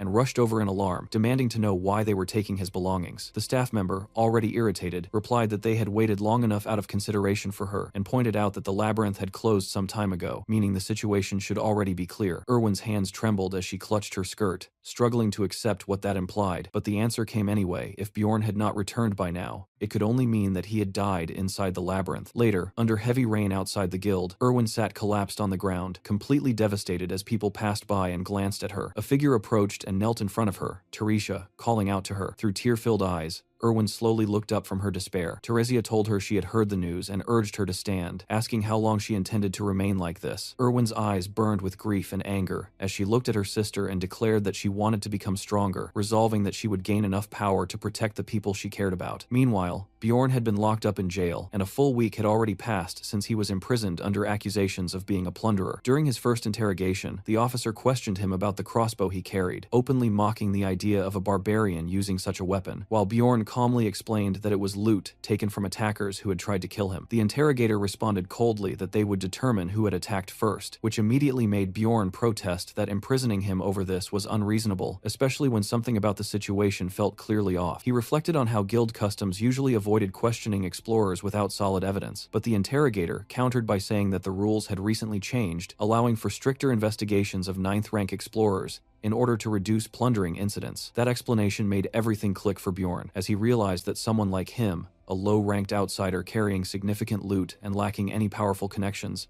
was the easiest kind of target for such enforcement. The interrogator pressed him again about the crossbow, and Bjorn repeated his story about being ambushed and taking it from the attackers, deliberately leaving out any mention of the red-haired woman involved. Remembering the promise he had made, he chose to protect her identity, knowing that revealing her existence might lead others to suspect something unnatural about him. However, the questioning took a sharper turn when the interrogator asked how Bjorn had survived a stab to the neck without even leaving a scar. That question caught him off guard, making him realize that his scars had indeed disappeared, which led him to suspect that the vampire essence he had absorbed had healed even those old wounds. Despite initially wanting to stay cautious, he ended up revealing information about the rupture itself. The interrogator immediately dismissed his claims, laughing at the idea of a vampire appearing in a third-floor rupture and mocking him as a barbarian who couldn't even lie properly. Frustration boiled over as Bjorn demanded that they bring in a mage capable of verifying his memories through magic. The interrogator rejected the request outright, explaining that such procedures were reserved only for higher-ranked explorers, even if Bjorn was willing to pay for it. He added bluntly that if Bjorn were to die, they would simply take his money anyway, so there was no reason to waste resources on him. After a moment of consideration, he begrudgingly admitted that he might consider it if the mage in question was affiliated with the guild. That first day of interrogation ended in the worst possible way for Bjorn. 2 days later, they attempted to break him using mentality-based magic, but his high mentality stat allowed him to resist it completely. A guild mage failed to penetrate his mental defenses and suggested that they might need someone from the magic tower instead, while Bjorn silently cursed the entire situation. Even so, the interrogator refused to involve more important mages over what he considered a trivial matter, completely ignoring Bjorn's mentions of Raven and the dwarf. Instead, he repeatedly pressured Bjorn to give up and confess, making it increasingly clear that they were trying to force a false admission of guilt out of him. By the 7th interrogation, the situation escalated further when the interrogator burst in, claiming they now had conclusive evidence. Bjorn immediately recognized what they were referring to: the message stone he had taken during his fight with the Crystal Union. The interrogator accused him of plundering, explaining that the stone belonged to a deceased explorer and that they had already received statements from the Crystal Union supporting the accusation. The verdict came swiftly. Bjorn would be executed in 3 hours. At that moment, Bjorn understood that the situation could no longer be resolved through words alone, yet he also knew that escaping would permanently brand him as a fleeing criminal. Even so, he realized there was no other way to survive unless he acted immediately and found a way to prove his innocence later. Gripping the bars of his cell, he made his decision. Activating his ability, Flesh Explosion, he channeled destructive energy into his own body, and in the next instant, a massive blast tore through the jail, destroying part of the structure in a violent eruption of blood and fire. When the smoke cleared, Bjorn stepped out from the wreckage, barefoot, burned, and steaming, yet still alive. He moved forward toward a terrified guard, his presence radiating pure killing intent as he advanced through the shattered remains of the cell. The guard panicked, unable to comprehend how Bjorn had survived such an explosion, and before he could even finish shouting about an escaping prisoner, Bjorn crushed him underfoot. Looking down at the lifeless body, Bjorn hardened his resolve, deciding that what he had done was necessary. With his damaged hand dripping blood and energy swirling around him, he committed fully to escaping this place. Standing over the fallen jailer, his body still steaming from the strain, he took the key ring from the guard's belt and began moving through the corridor. As he passed by the other cells, prisoners called out to him, begging him to free them as well. Bjorn briefly considered that some of them might actually be criminals, but as someone who had been falsely accused and thrown into this situation, he decided that their guilt or innocence was no longer his concern. Without hesitation, he began unlocking the cells. The prisoners erupted in cheers, celebrating both their freedom and the barbarian who had released them, as they rushed out into the chaos. On the first floor of the guild lobby, everything seemed normal as unrelated explorers went about their business, completely unaware of the chaos that was about to erupt, until the guards stationed at the main entrance suddenly heard a disturbance and reacted in confusion, only for the doors to violently burst open as bodies slammed into them from the outside. A wave of armed escapees poured into the lobby, creating instant panic as a guild official shouted in alarm that prisoners had broken loose, while staff members quickly called out that any explorers who helped subdue them would be rewarded, prompting several guild fighters to step forward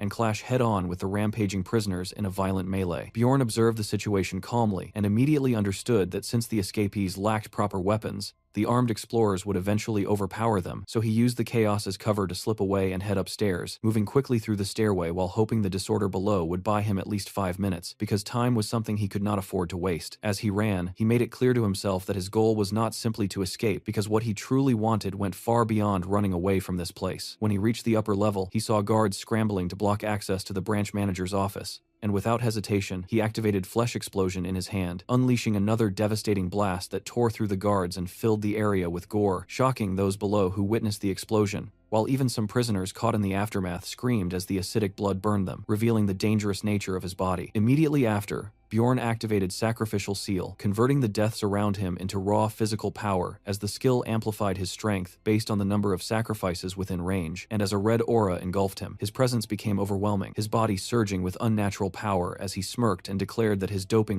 is complete before launching himself forward with explosive speed. He crashed into the remaining guards like a force of nature, his sheer ferocity terrifying them as he slammed one armored opponent into the ground with such force that the man coughed up blood instantly, completely crushed by the impact, while another guard charged him in anger, only to be met with a brutal counterattack that dropped him just as quickly, and one after another, the defenders fell as Bjorn tore through them effortlessly in the chaos of the lobby. Those watching were left stunned as they saw his wounds healing almost instantly, unable to comprehend how such regeneration was possible. But before they could react, Bjorn continued his assault, smashing another guard who questioned his abilities. While inside, he felt the combined effects of his skills surging and boiling within him, granting him overwhelming strength as he knocked down multiple opponents at once when they rushed him together. Even he found himself marveling at how powerful this state felt, recognizing the immense doping effect of his abilities, while the remaining guards began to hesitate, unable to understand how a mere 9th-rank barbarian could reach such a level of strength. And Bjorn realized that since this branch typically dealt only with low-rank explorers, no one had ever expected someone like him to become this dangerous. He continued forward without slowing down, his attacks ripping through the remaining defenders in a relentless storm until the path ahead was completely cleared, allowing him to approach the large doors leading to the branch manager's office, which he kicked open without hesitation, only to immediately realize he had walked into an ambush as a man inside attacked him the moment he entered. The guard lunged forward and slashed at Bjorn's leg, drawing blood and confidently believing he had landed a decisive blow. But that confidence vanished instantly when Bjorn's blood splashed onto his face and the man screamed in agony as the acidic blood burned into his skin, realizing too late the true danger of his opponent. Hearing the scream, a young woman rushed into the room and called out in alarm, only to freeze in shock when she saw the situation, recognizing the intruder and understanding what was happening, while the injured man desperately warned her not to come closer, revealing that she was the district manager's daughter. Bjorn immediately recognized the opportunity, realizing that her presence could completely shift the situation in his favor, while the injured man threatened him, warning that harming her would lead to severe consequences. But Bjorn ignored the warning, knocking the man unconscious and deciding to adapt his plan around this unexpected advantage. Although he had not originally intended to go this far, he quickly concluded that taking the district manager's daughter hostage would dramatically change the balance of power, and as she reacted angrily to his calm demeanor, calling him terrible, Bjorn snapped back at her, accusing her of acting as if everything revolved around her and bluntly telling her to stay quiet,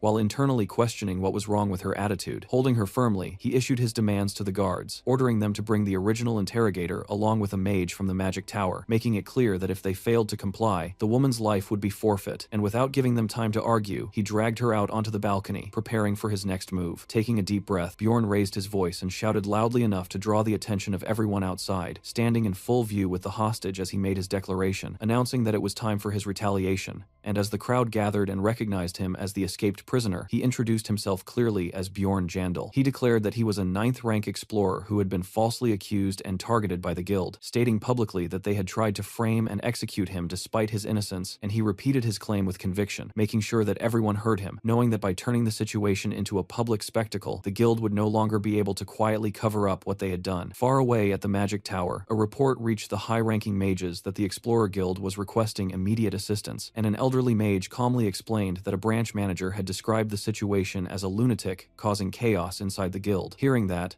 a younger blonde mage, who was none other than Raven, frowned at the description and questioned what kind of person they were calling a psycho, prompting the elder to elaborate that the man had freed prisoners, taken the district manager's daughter hostage, and was demanding the presence of a mage, which made Raven scoff and call him both stupid and insane. Even so, since she already had someone she wanted to check on, she accepted the request and decided to go, curious about this troublemaker. Back at the guild, the tension remained thick as Bjorn held the frightened girl firmly while the situation stalled. In front of him, Raven stood flying, immediately recognizing him and reacting with anger as she demanded to know what he thought he was doing, scolding him for recklessly risking his life again. Yet despite her frustration, she understood the urgency, and Bjorn quickly asked her to use memory verification magic to prove his innocence. Seeing the time pressure, Raven became serious and agreed, but only on the condition that he would owe her a favor in the future, which he accepted without hesitation, as long as it was within his ability. Satisfied, she stepped forward and placed her glowing hand on his forehead, casting a memory spell. But to her surprise, It failed to penetrate his mind due to his strong mental resistance, making her ask if he possessed any anti-psychological equipment, while Bjorn insisted he had nothing and urged her to try another method, leaving the hostage confused as she watched the exchange. At the same time, behind him, the staff checked on the injured branch manager, who was already shaken by the chaos spreading across the first floor, and demanded to know what had happened, while the inspector began explaining the situation, but suddenly froze when he noticed Raven. Recognizing her instantly, he immediately pointed at Bjorn and declared him responsible for everything, but the branch manager calmly stated that he was already aware and reminded the inspector that he had personally handled the case,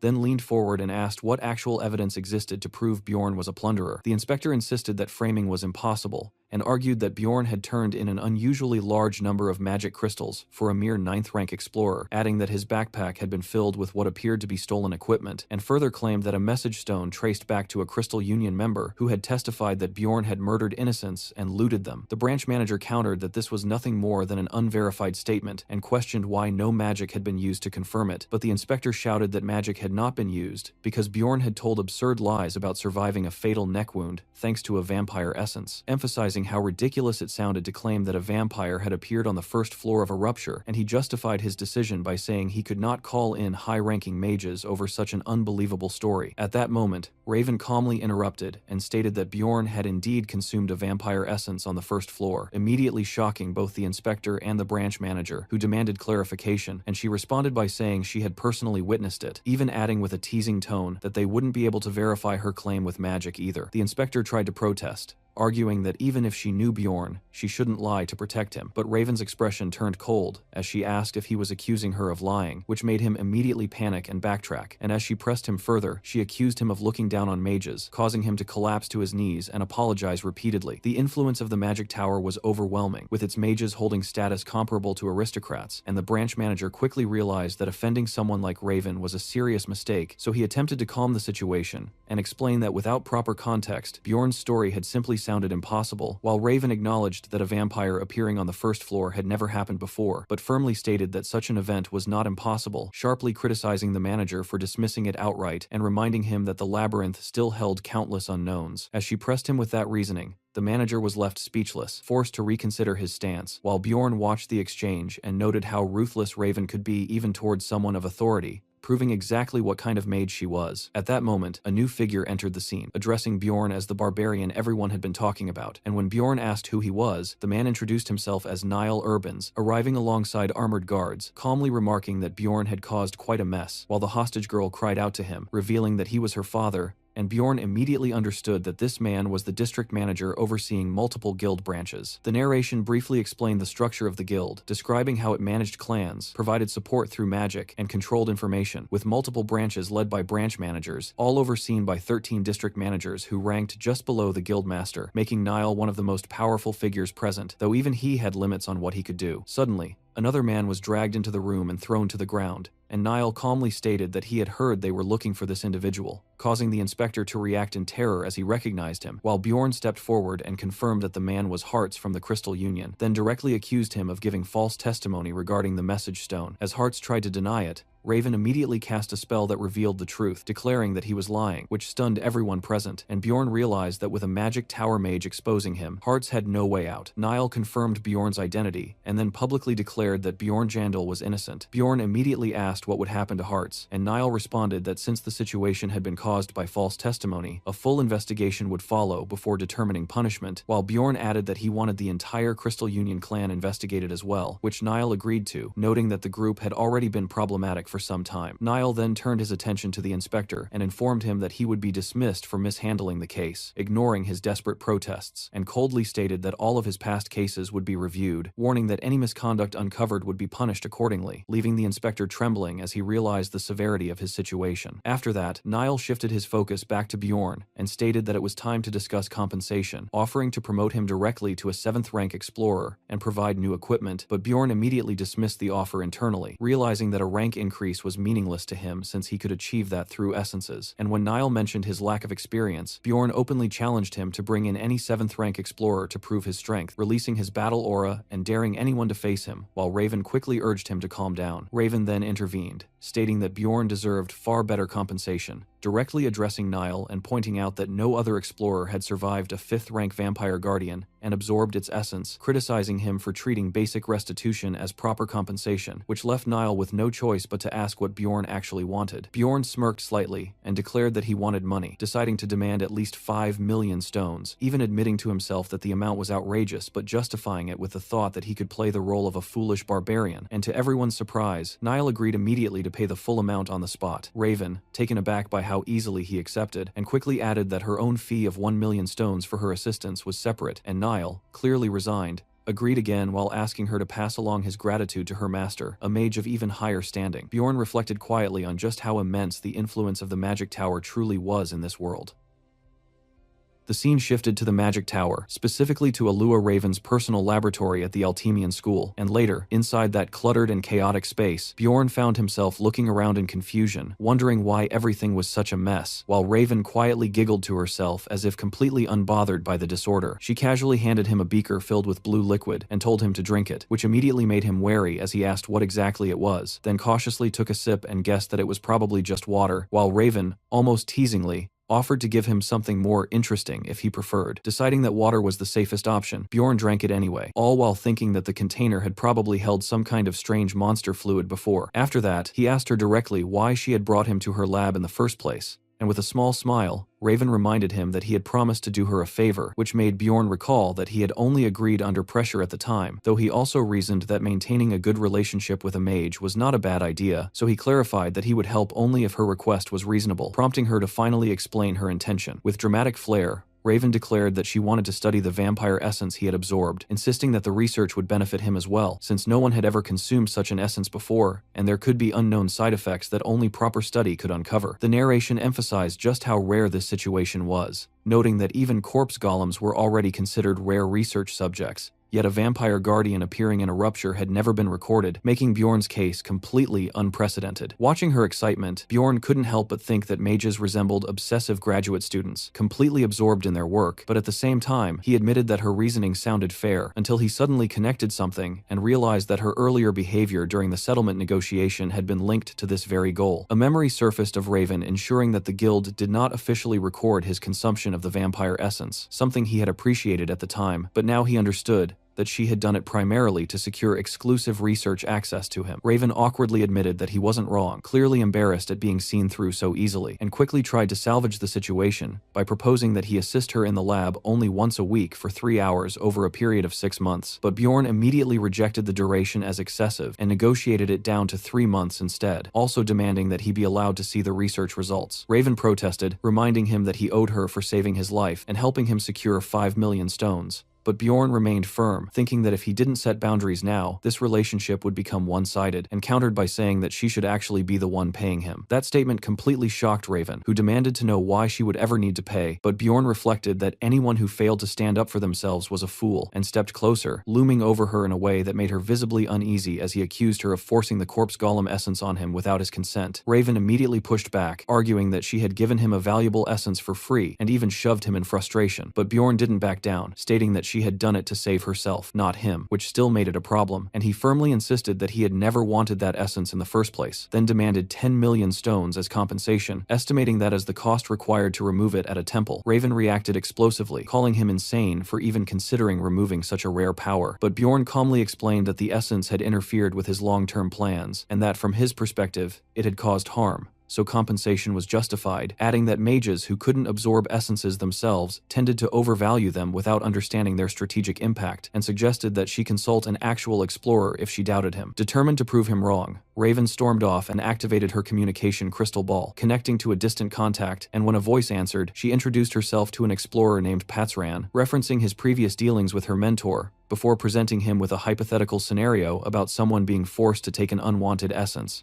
Bjorn watched closely as Raven listened to the response, and after thinking it through, Patsran gave an honest answer, stating that he would be very angry in that situation, which immediately satisfied Bjorn as it aligned perfectly with his own stance. Still unwilling to concede, Raven pushed further, asking whether that anger would remain even if the essence in question was an extremely rare 7th rank one. But Patsran responded that rarity didn't matter, because taking an essence that wasn't part of one's plan would only hinder progress, reinforcing Bjorn's belief that explorers understood the importance of balancing their abilities far better than mages did. As Raven absorbed this, she began to realize that forcing an essence onto someone could completely disrupt their growth path, and with growing unease, she asked what kind of compensation would be appropriate if such a mistake occurred, to which Patsaran replied that he would demand money, suggesting 15 million stones as a reasonable amount. The sheer number left Raven horrified, making her comment that temples seem to value money more than gods themselves, and in desperation, she asked what someone should do if they couldn't pay, only for Patsaran to answer bluntly that in such a case, he might simply break the offender's neck if they were standing in front of him. Hearing that, Raven panicked internally, while Bjorn calmly observed that people in this world often lacked imagination when it came to consequences, and concluded that Patsaran was clearly a highly experienced explorer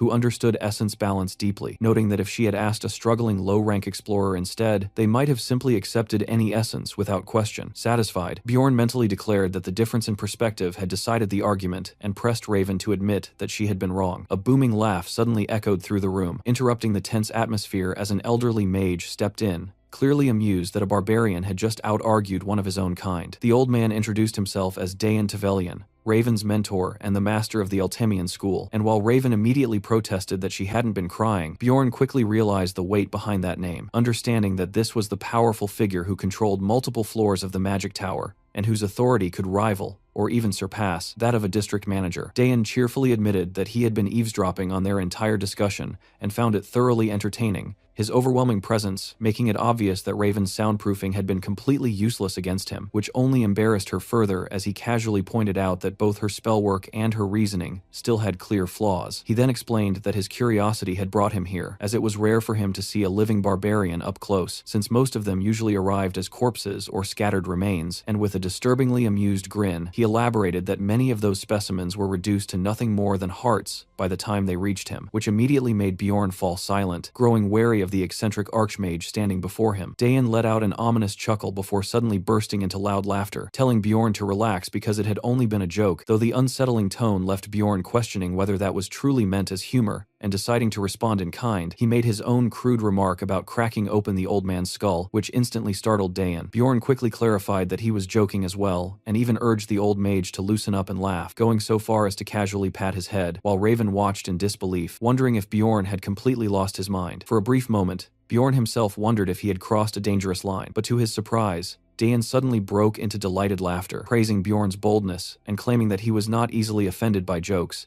even though it was obvious from his expression that some part of him was still irritated. Bjorn brushed it off by leaning into his barbarian persona, while Dayan shifted the conversation and offered an alternative to the 10 million stones Bjorn had demanded earlier. Instead of money, Dayan presented a rare artifact known as the Frost Spirit Ring, casually mentioning that it was a numbered item despite its high serial number, which immediately caught Bjorn's attention, as numbered items were extremely rare pieces of equipment that could only be obtained from Rupture Guardians, each possessing unique and powerful abilities. Bjorn was genuinely surprised that such an item was being handed over so casually, and asked what made the ring valuable, to which Dayan explained that it could seal one ability from an essence Bjorn had already consumed, specifically suggesting that it could suppress the inconvenient acidic blood trait from the corpse golem essence. However, as Bjorn listened, he realized something important despite being such a renowned mage. Dayan himself did not fully understand the ring's true hidden potential. Recognizing this, Bjorn accepted the ring as payment without hesitation. As he prepared to leave, Raven reminded him of his promise to assist with her research on the corpse golem essence twice a week, and he agreed, while she worried whether he would actually remember their arrangement. After he left, Raven apologized to her mentor for making him give away such a valuable item, but Dayan dismissed it with a smug expression, claiming that the ring was practically unsellable and only worth around 1.5 million stones on the market, secretly thinking that the barbarian would be furious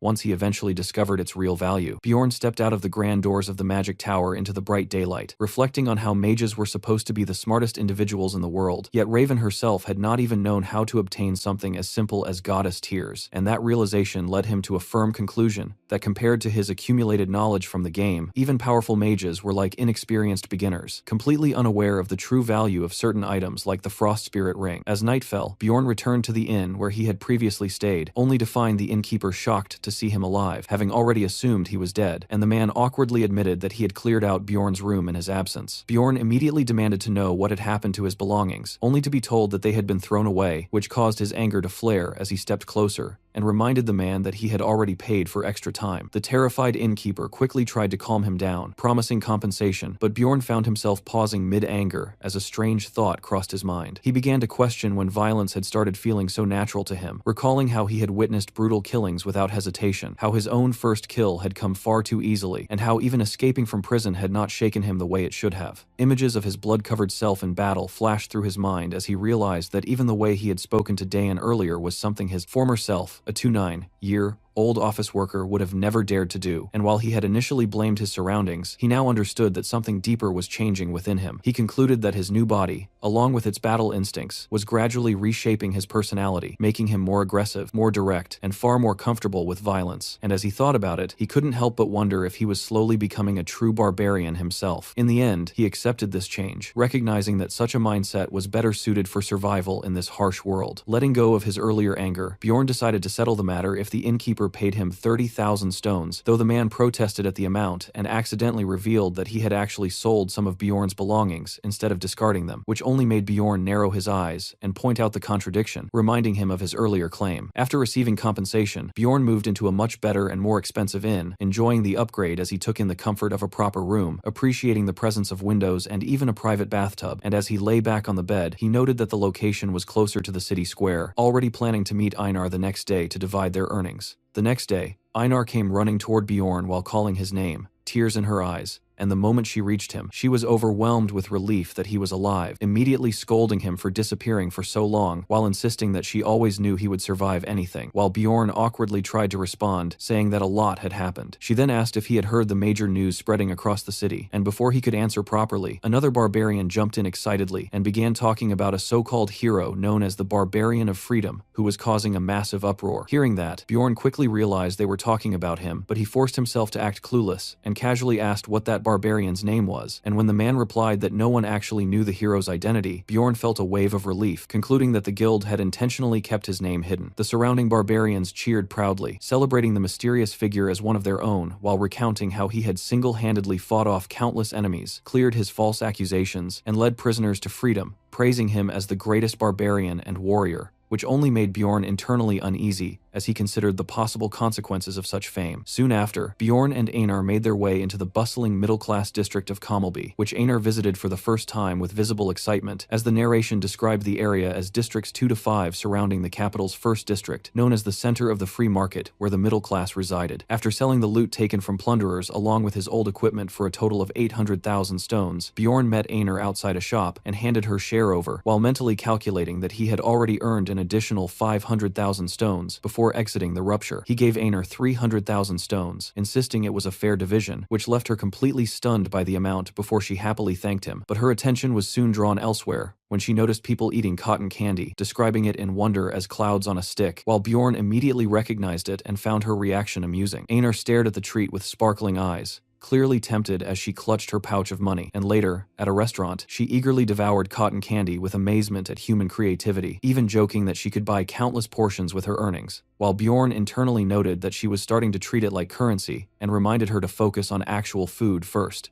In a quieter moment, Einar softly thanked Bjorn for continuing to treat her the same way as before her transformation, catching him off guard, and she explained that ever since her appearance had changed, other barbarians no longer saw her as a warrior and had begun avoiding her, while humans now constantly approached her with unwanted attention, something she had never experienced before, leaving her flustered as she called his name again. Suddenly, she slammed the table and anxiously asked if she had become ugly, completely confusing Bjorn, and before he could even respond, she made a firm decision and declared that she would no longer enter the labyrinth with him. Although her altered appearance seemed like the reason, the truth was different, as an elder from a shrine renowned for swordsmanship had taken interest in her, and she had decided to undergo training under that master. Bjorn had asked if she could still spare even a single day for dungeon runs, but she explained that the training would confine her to the shrine for 6 months, which made him realize she was referring to a harsh training method he remembered from the game, and while he understood that this was an incredible opportunity for her, she made it clear that she would not ask him to wait or take her back later, promising instead to return one day as a warrior strong enough not to burden him. Now left alone,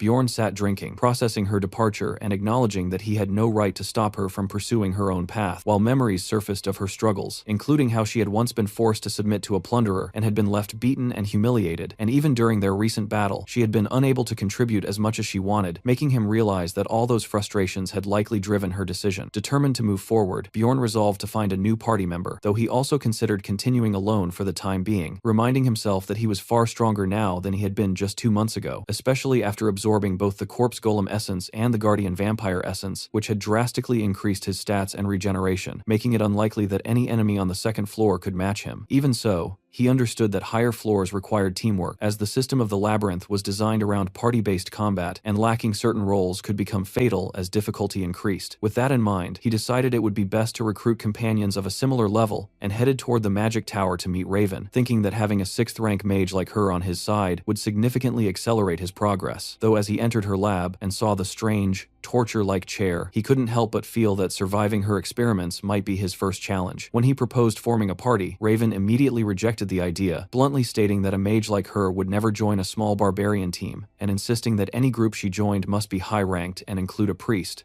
Conditions that Bjorn silently accepted as unrealistic for now, while she added that it would take him at least 3 years to meet those standards, confirming his expectation that she would refuse. Shifting the conversation, Raven presented him with a report analyzing the vampire essence, and while Bjorn found the analysis somewhat crude, he didn't care much, since he already knew his exact stats, though he still acknowledged how impressive the listed bonuses were, recognizing that guardian essences not only granted high stat boosts, but also came with powerful abilities. The first passive skill, Source of Darkness, allowed him to resist death as long as his heart remained intact, while another active skill, Sacrificial Seal, increased his physical power based on how many living beings were affected by his blood. A third skill, Owner of Blood, enabled him to temporarily copy an enemy's ability by absorbing their blood, and the final skill, Immortal, dramatically boosted his regeneration as his health decreased. Reflecting on this combination, Bjorn realized that he had effectively stacked multiple regeneration-based abilities, making his growth rate far faster than anything he had experienced in his 10 years of playing the game, and with that in mind, he decided it was time to head out again. However, just as he turned to leave, Raven stopped him abruptly and asked what he had shoved into the vampire's mouth during the battle, explaining that she had sensed a divine power at that moment. Bjorn immediately understood she was referring to the goddess Tears, but instead of answering honestly, he casually dismissed it, pretending she must have imagined it in the chaos, while even picking his nose to act indifferent. When Raven insisted that she had clearly seen it, Bjorn quickly excused himself, claiming he was hungry and needed to leave, then rushed out before she could press further, leaving her shouting after him in frustration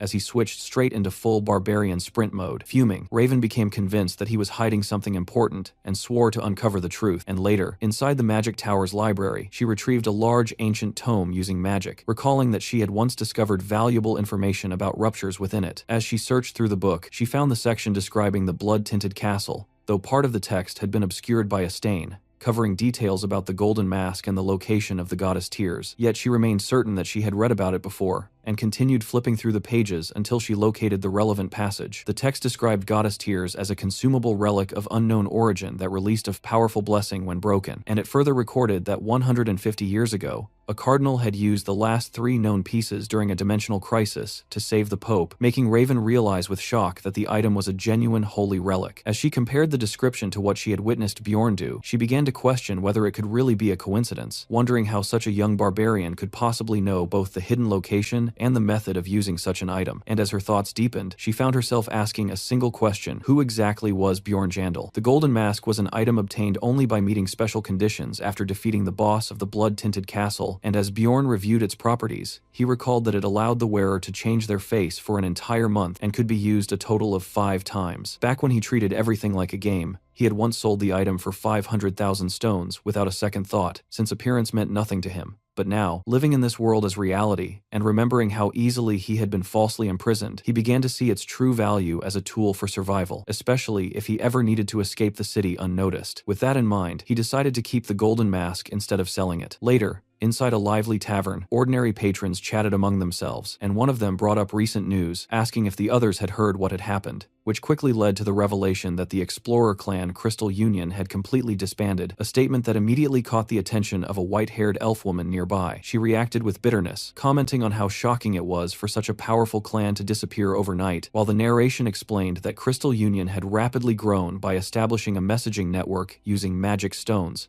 providing useful services for explorers on the first floor. However, others in the tavern dismissed the clan harshly, saying they had always disliked how Crystal Union pretended to act like proper explorers, while the elf woman reflected on how the group had originally supported commoners struggling with taxes, but had gradually become corrupt, eventually exploiting outsiders and committing repeated crimes against beginners. She remembered what they had done to her own sister as one of their many atrocities, and admitted that without Bjorn's intervention, something terrible would have happened during that incident. She had once considered taking action against the clan herself, but now she was hearing that someone else had already destroyed them, which made her listen more carefully as the story unfolded, and when she heard that their downfall was caused by a barbarian, her interest sharpened immediately. The gossipers went on to describe how this barbarian had escaped imprisonment, cleared his name, and even taken the district manager's daughter hostage during the incident, which ultimately led to the reconsideration of the anti-plunderer law. And the most shocking detail of all was that this so-called barbarian of freedom was only a 9th-rank explorer who had just completed his coming-of-age ceremony. Hearing all of this, Teresia began to suspect that the rumored barbarian might somehow be connected to her, but she initially dismissed the idea as too unlikely, only for doubt to creep back in as she questioned whether that barbarian was truly dead.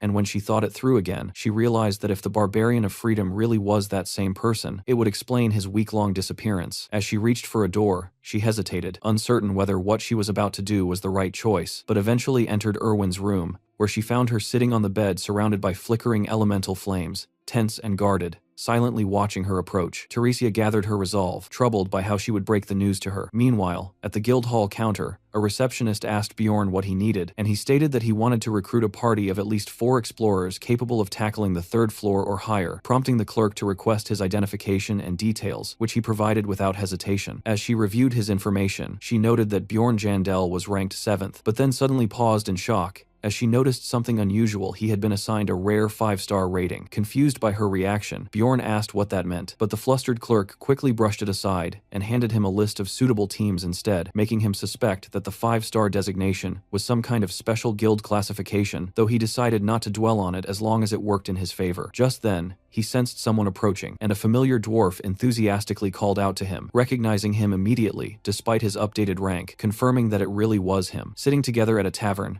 Bjorn greeted Hikarad, who explained that they were waiting for one more person to join them, mentioning that the final recruit was apparently a mage, which in his mind already secured the strength of their party. Bjorn was surprised by the idea that such a rare role would join them, and as Hikarad waved toward the newcomer, Bjorn found himself wondering who it could be, still finding the situation hard to believe. Soon, a cheerful man in robes approached them with a spellbook in hand, greeting both Bjorn and Hikarad enthusiastically, and introducing himself as Lior Dwalki, stating that he had come specifically to join their party. Hikarad welcomed him warmly and asked if he was the mage assigned by the guild, while Bjorn, still skeptical, concluded that Dwalki must indeed be the one they were expecting. Hikarad introduced himself as a 6th-rank explorer, and Dwalki proudly revealed that he was an 8th-rank royal mage, which shocked Hikarad, as it meant he served the royal family of Rafdonia rather than being affiliated with the Magic Tower or the guild. Bjorn quickly understood that Dwalki operated independently and wondered why Hikarad seemed unaware of such distinctions, while Dwalki, impressed by Bjorn's composure, asked for his name, leading Bjorn to introduce himself and immediately take control of the conversation, bluntly questioning why an 8th-rank mage would choose to explore the labyrinth when most in his position preferred the safety and stability of city life. Internally, Bjorn suspected that Dwalki lacked the ability to progress on higher floors and was seeking opportunity through exploration instead, while Dwalki confidently explained that his goal was to become a renowned explorer and bring honor to Baron Martoin's family, which made Hikarad realize that he had some distant noble connection, though Bjorn quickly concluded that the relationship was too weak to hold real significance. Dwalki assured them that he had no intention of treating anyone as inferior, but Bjorn remained doubtful, privately considering him inexperienced, overly ambitious, and possibly unreliable, yet he ultimately decided to accept him anyway, reasoning that simply having a mage in the party would attract stronger recruits. As expected, more capable applicants began to show interest, and over the next several days, Bjorn and Hikarad reviewed candidates together, with Bjorn doing most of the evaluation work while Hikarad occasionally approved selections, until they finally confirmed their team lineup. With the party now complete, they also upgraded their equipment, and Bjorn proudly showcased his new armor and shield, later visiting the library where the blue-haired receptionist silently stared at his flashy gear and asked what he was wearing, prompting him to eagerly explain that it was Latinium armor along with a matching shield, even demonstrating his new expandable backpack and boasting about the increase in his carrying capacity. The receptionist, unimpressed, simply stated that there had been complaints and ordered him to remove his armor inside the library, leaving Bjorn to conclude that she clearly had no appreciation for his enthusiasm or jokes. Later, Bjorn walked through the city streets in simple, casual clothes, blending in far more easily than before, when something unusual caught his attention, prompting him to turn into a narrow alley, where he spotted a pitiful sight: a barbarian slumped against the wall, looking weak and completely unarmed. That alone was enough to alarm Bjorn,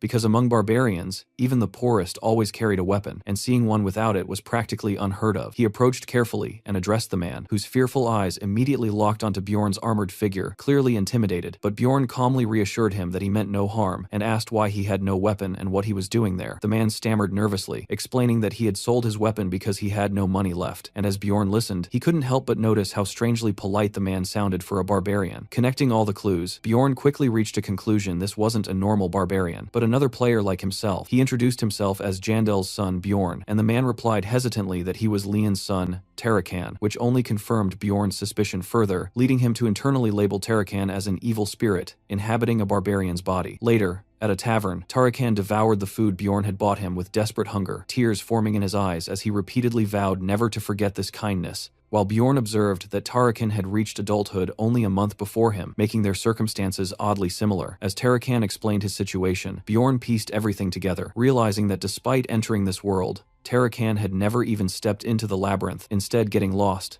and avoiding it entirely. Bjorn immediately assumed the truth that Tarakan had fled out of fear of monsters, reasoning that slipping away from the crowd of excited barbarians on the first day would have been easy, and from there, Tarakan had likely tried to survive in the city, but failed to find work due to discrimination against barbarians. This led Bjorn to question whether players were truly the ones capable of opening the Abyss boss room, because someone strong enough to achieve that should have understood these hardships and still chosen to face the labyrinth. Pressing him further, Bjorn asked what Tarakan had done afterward, only to learn that he had continued avoiding the labyrinth entirely, which shocked him, leading him to scold Tarakan for skipping it again. While Tarakan argued that he couldn't fight monsters without a weapon, Bjorn snapped back, pointing out that he should have entered when he still had resources, wondering whether he had even played the game at all, and eventually learning that Tarakan had been kicked out after running out of money. Everything after that matched Bjorn's expectations: months of suffering through cold, hunger, and illness, all while being rejected even by other barbarians. And as he listened, Bjorn couldn't help but wonder how someone so helpless had even survived for 3 months, realizing that if he himself had run away in fear on the first day, he might have ended up exactly like Tarakan. After finishing his story, Tarakan anxiously asked if Bjorn felt enough pity to help him, insisting that he still had knowledge of the labyrinth and could be useful as a guide, but Bjorn flatly rejected the idea of entering the labyrinth with him, and when Tarakan began to panic, Bjorn clarified that he would help in a different way. He handed Tarakan 150,000 stones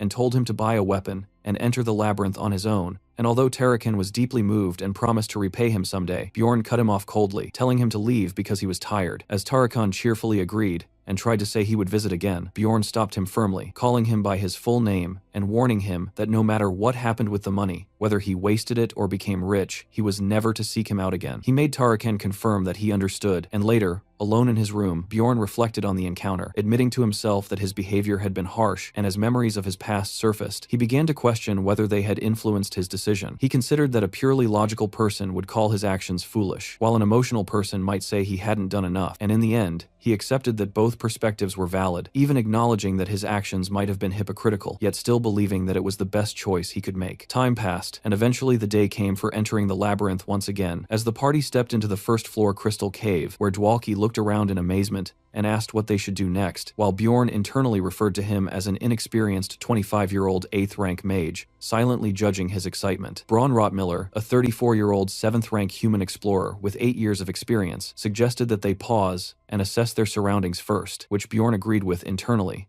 considering Rottmiller the most balanced and sensible member of the group. Hikarode, the 6th-rank dwarf explorer, stood as the team's leader, while Bjorn himself took on the role of the 7th-rank barbarian tank. The final member, Misha Karlstein, a 25-year-old 7th-rank beast human explorer with 5 years of experience, spoke in a peculiar way, ending nearly every sentence with Nia, claiming it was simply part of her nature, making her unlike anyone Bjorn had ever met. Hikarod jokingly referred to her as a princess, which she immediately rejected while threatening him in annoyance, and as Bjorn watched the interaction, he vaguely recalled that she might actually be the 13th princess of some tribe, though he couldn't remember the details clearly. Rottmiller soon signaled that it was time to move, instructing everyone to stay close together as they advanced through the cave, his focus fixed on the guiding instrument in his hand as he carefully led the way. Thanks to Rottmiller's navigation, navigation skills, they managed to reach the portal to the second floor in just 10 hours, which was an impressive pace. But upon arrival, Rottmiller noticed that another party had already reached it before them, leaving him slightly frustrated despite knowing they had moved efficiently. Bjorn, on the other hand, considered their time more than acceptable and silently appreciated Rottmiller's guide-type ability that allowed him to sense the direction of portals, finding himself pleasantly surprised by the ranger's competence before giving the order for the team to proceed through the portal. Even so, he couldn't help but feel a slight regret at missing the experience reward for being the one to open it, recalling how he could have exploited a known trick he once used with Einar to gain extra experience, but deciding against using it now since he didn't fully trust his current teammates yet,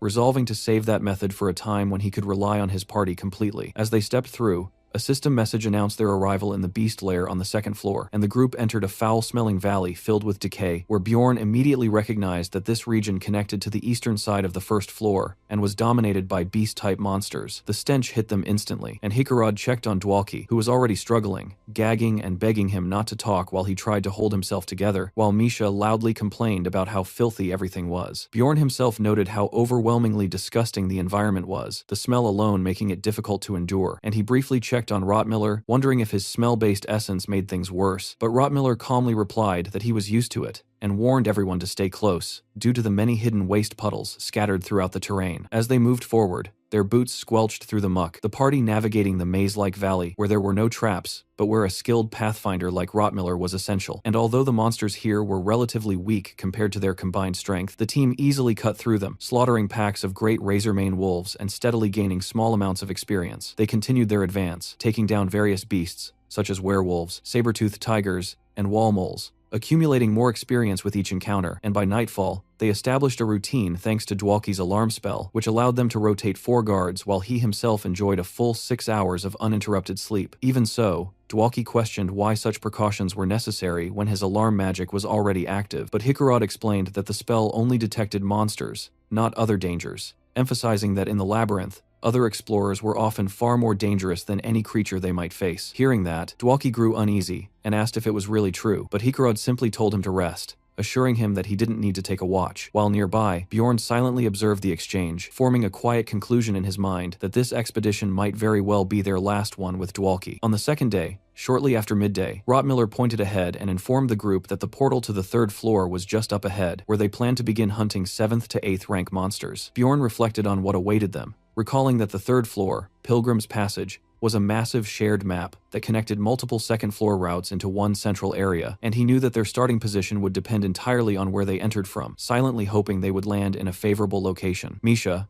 curious, asked Bjorn if he had ever been to the 3rd floor before, and he confirmed that he had, which prompted her to mention that it had taken her an entire year to reach that level, leading Bjorn to ask how long it had taken her to reach the 4th floor. She estimated around 2 years, and Hikarad casually remarked that his own progression had been similar, which annoyed Misha, who pointed out that Bjorn had already reached a high level much faster despite having less experience, while Hikarad jokingly attributed it to her background. Before the exchange could escalate, Rottmiller sharply told them to stop arguing, and both Misha and Hikarad quickly apologized, though Bjorn could sense that Rottmiller was more irritated than usual, understanding that as the only pathfinder in the group, he was carrying a heavy responsibility and had little patience for distractions. A system message soon announced that they had entered the 3rd floor, Pilgrim's Passage, and as they emerged from the portal into a region known as Steelstone Valley, Rottmiller suddenly sensed danger and raised an alarm. Bjorn reacted instantly, shouting for Rottmiller to retreat, while rushing forward himself with his shield raised, just as a massive horned beast charged straight toward them. Bjorn braced himself and intercepted the monster's attack, his shield absorbing the crushing force as he struggled to hold his ground, shocked to realize that multiple monsters had gathered right in front of the portal, an extremely dangerous situation. The impact nearly overwhelmed him, and he understood just how close he had come to being crushed, especially when he noticed a nearby dwarf who had failed to withstand a similar blow, his shield shattered under the force, though Hikarad immediately activated his emergency recovery skill to stabilize himself. Recognizing the enemy, Hikarad identified the creatures as 7th rank monsters called Iantro,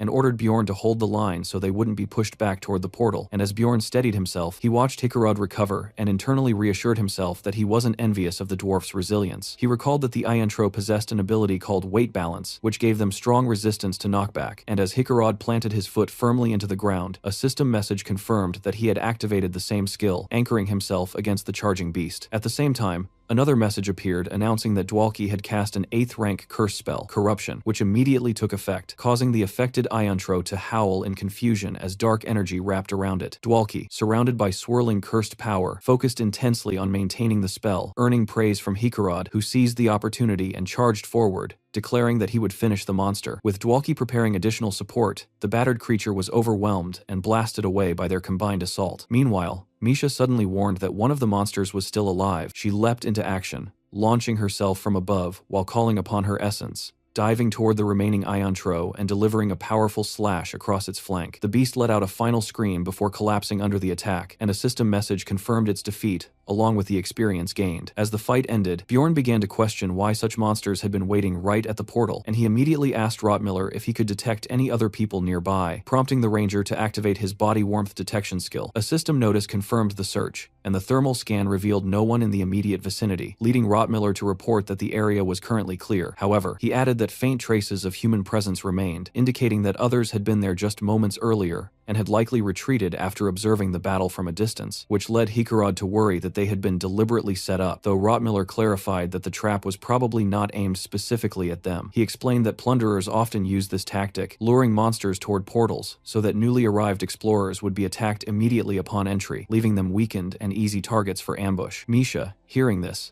suggested that they should hunt down those plunderers for profit, since eliminating them would also bring rewards, but Rottmiller cautioned that without clear evidence, pursuing them could backfire and result in their own party being accused instead. Misha countered bluntly that dead plunderers couldn't testify, while Hikarad nervously suggested that it would be safer to simply leave a warning at the portal and move on, choosing not to take unnecessary risks. And meanwhile, Dwalki listened to the conversation with unease, clearly shaken by the reality of how dangerous other explorers could be. As they continued walking, Misha casually praised Rottmiller's knowledge, admitting she had never even heard of such a tactic before, and mentioning that encounters with plunderers were actually quite rare, which immediately caught Bjorn off guard because it completely contradicted his own experience. Curious, he asked her how often she had encountered plunderers, and she calmly replied that it had only happened around 8 times over the past 5 years, which made Bjorn blurt out in disbelief that the number was ridiculously low, revealing that he himself had already run into plunderers 5 times in just the last 3 months, including the incident from earlier that day. The group reacted with amusement, joking that Bjorn's luck must be absolutely terrible, even comparing his situation to the chaotic and dangerous era from centuries ago, when plunderers were far more common. And although such incidents had declined significantly in recent times, they teased that Bjorn's misfortune alone might have attracted the plunderers they had just encountered, leaving him internally sinking into frustration over how absurd his situation felt. Seeing this, Rottmiller scolded the others for making fun of him, pointing out that Misha herself was unusually lucky, and then sharing his own experience of encountering plunderers only once every 3 months or so, which Bjorn noted was still far less frequent than his own encounters, making the gap feel even more ridiculous. When the others noticed his gloomy reaction, Bjorn simply brushed it off and told them to keep moving, unwilling to dwell on it further. As they advanced, they encountered and defeated various monsters along the way, including wormstones,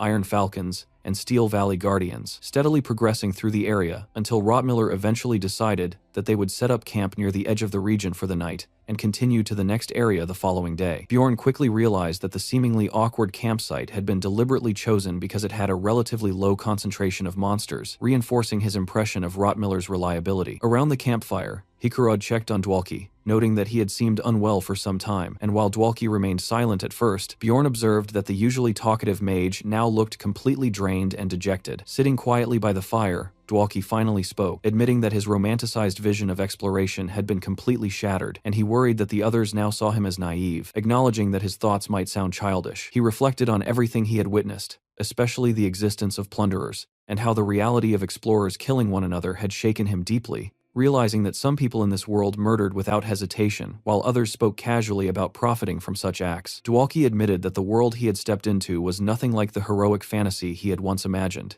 and he confessed that if he continued down this path, there might come a day when he himself would have to kill another person. He revealed that throughout the journey, he had been mentally preparing himself for that possibility, and when Bjorn asked if he truly felt ready, Dwalki's eyes hardened with determination as he listened, eventually answering that he was prepared yet still admitting that he wasn't sure whether he could actually go through with it when the moment came. Bjorn noted that his resolve was clearly mixed with fear and uncertainty, while Hikarad felt a quiet sympathy for him. Even so, Bjorn thought that Dwalki was still better than the kind of people who boasted loudly only to collapse when faced with real danger, and Rottmiller added that it was actually a good sign that Dwalki wasn't arrogant, explaining that such honesty made him more reliable than someone who was blindly overconfident. After a moment, Rottmiller asked the group to give him some time, saying there was something he wanted to show them, and as they followed him to a higher vantage point, they were left speechless by the sight that unfolded before them. A breathtaking night landscape stretched out in the distance, filled with floating lights and a glowing tower far away, creating a surreal and mesmerizing view that captivated everyone present. Rottmiller explained that this phenomenon could only be seen at this specific time, and Misha openly admired its beauty, while he added that no one truly understood why it occurred only on the third floor, a mystery that made it even more fascinating. Hikarad agreed that the view was incredible, and Dwalki, blushing slightly, admitted that understanding the reason didn't matter when the sight itself was so breathtaking. Rottmiller then asked Dwalki if witnessing something like this gave him the courage to continue exploring, and as Dwalki gazed out at the glowing scenery, he quietly contemplated his answer, lost in thought, until the lights eventually faded away, and the labyrinth returned to its usual darkness. That night, as the others rested around the campfire, Bjorn remained on watch duty, observing the group in silence, and while doing so, he noticed something subtle. Dwalki stayed awake longer than the others, clearly troubled by his thoughts, before eventually his breathing steadied, signaling that he had finally fallen asleep. The next day, as they continued traveling deeper into the third floor, Bjorn quietly calculated his progress and realized he had earned just over 50 experience points so far, noting that he needed a total of 150 experience to reach level 4, and since he was currently level 3, he could absorb up to 3 essences. Having already absorbed 2, he recognized that he still had 1 slot available, which led him to decide that there was no need to rush leveling up, instead resolving to reserve that final slot for a truly valuable essence rather than wasting it on something mediocre. Their movement came to a halt when Rottmiller suddenly raised his hand and announced that they had reached their destination, pointing ahead to a fortified palisade and explaining that everything beyond it was classified as the orc habitat. This region contained the highest density of monsters on the 3rd floor, and that only creatures of 8th rank or higher appeared within it, making it one of the most dangerous yet rewarding hunting grounds available before attempting the 4th floor. Accepting the risk, the party moved forward, understanding that although the area ranked 2nd in difficulty, it offered the best opportunity for efficient hunting, and Hikarad suggested that they work together here first and adjust their long-term plans based on how well they perform. Not long after entering, Rottmiller spotted a group of incoming orcs and immediately alerted the team, and as the lead orc growled in response, the entire group of enemies charged toward them with weapons raised. Hikarad quickly rallied everyone, ordering them to follow their practiced formation, and the orc warriors advanced aggressively, wielding axes, bows, and even preparing spells. Dwalki responded by casting an 8th rank offensive spell, Ice Spear, causing massive spears of ice to form and launch forward, impaling the charging orcs from a distance while Rottmiller supported him with ranged attacks, and at the same time, Bjorn and Hikarad held the front line as tanks, bracing themselves against the incoming assault. The two of them clashed head-on with the orc warriors, blocking heavy strikes with their shields while absorbing the pressure of the assault, and according to their strategy, Misha moved swiftly through the battlefield, targeting enemies that slipped too close and cutting them down with her twin blades in rapid succession. However, the situation suddenly escalated when an orc witch doctor appeared and unleashed a swirling red aura, casting a berserk enhancement on its allies, instantly tripling the physical resilience of the affected warriors for 10 seconds and making them far more dangerous. The empowered orc's eyes glowed red as it locked onto the party and charged forward with overwhelming force, and despite Bjorn and Hikarad striking it repeatedly, the monster pushed through their defenses. Recognizing the danger, Bjorn immediately shouted that one had broken through, and Rottmiller reacted at once, ordering Dwalki to stay behind him as he stepped forward to intercept the charging orc, raising his shield to block the massive blow while protecting the mage from harm. The berserk warrior snarled in frustration as its momentum was halted, and Misha seized the moment, precisely timing the end of the 10-second buff before rushing in to finish the weakened enemy. System messages confirmed the defeat of the orc archer and the berserk warrior, granting the party experience, and as the final enemy dissipated into smoke under Misha's strike, the remaining orc witch doctor attempted to retaliate, only for Bjorn to close the distance instantly and decapitate it in a violent spray of blood. Another message confirmed its defeat along with the experience gained, bringing the battle to an end. Afterward, the group relaxed slightly, commenting on how intense the fight had been, and how their hearts were still racing. While Bjorn analyzed the encounter and estimated that it had taken around 8 minutes to complete, he concluded that although their formation provided strong defense and stability, their overall damage output was somewhat lacking. Yet despite that, he felt satisfied with the team's composition and found himself growing comfortable fighting alongside them. As they continued deeper into the labyrinth, they steadily battled through multiple groups of orcs, with Hickarod leading the charge at the front, while Rottmiller provided precise crossbow support from behind, and as the groups of enemies grew larger, their coordination continued to hold. At one point, they even faced a 7th-rank Great Orc warrior, a significantly stronger variant, but even that opponent was defeated without much difficulty due to their teamwork. Even so, as everything seemed to be progressing smoothly, Bjorn couldn't shake a familiar thought, realizing from experience that misfortune had a habit of appearing precisely when things started going too well. Suddenly, an unfamiliar older mage appeared and began chanting a strange incantation, and before anyone could react,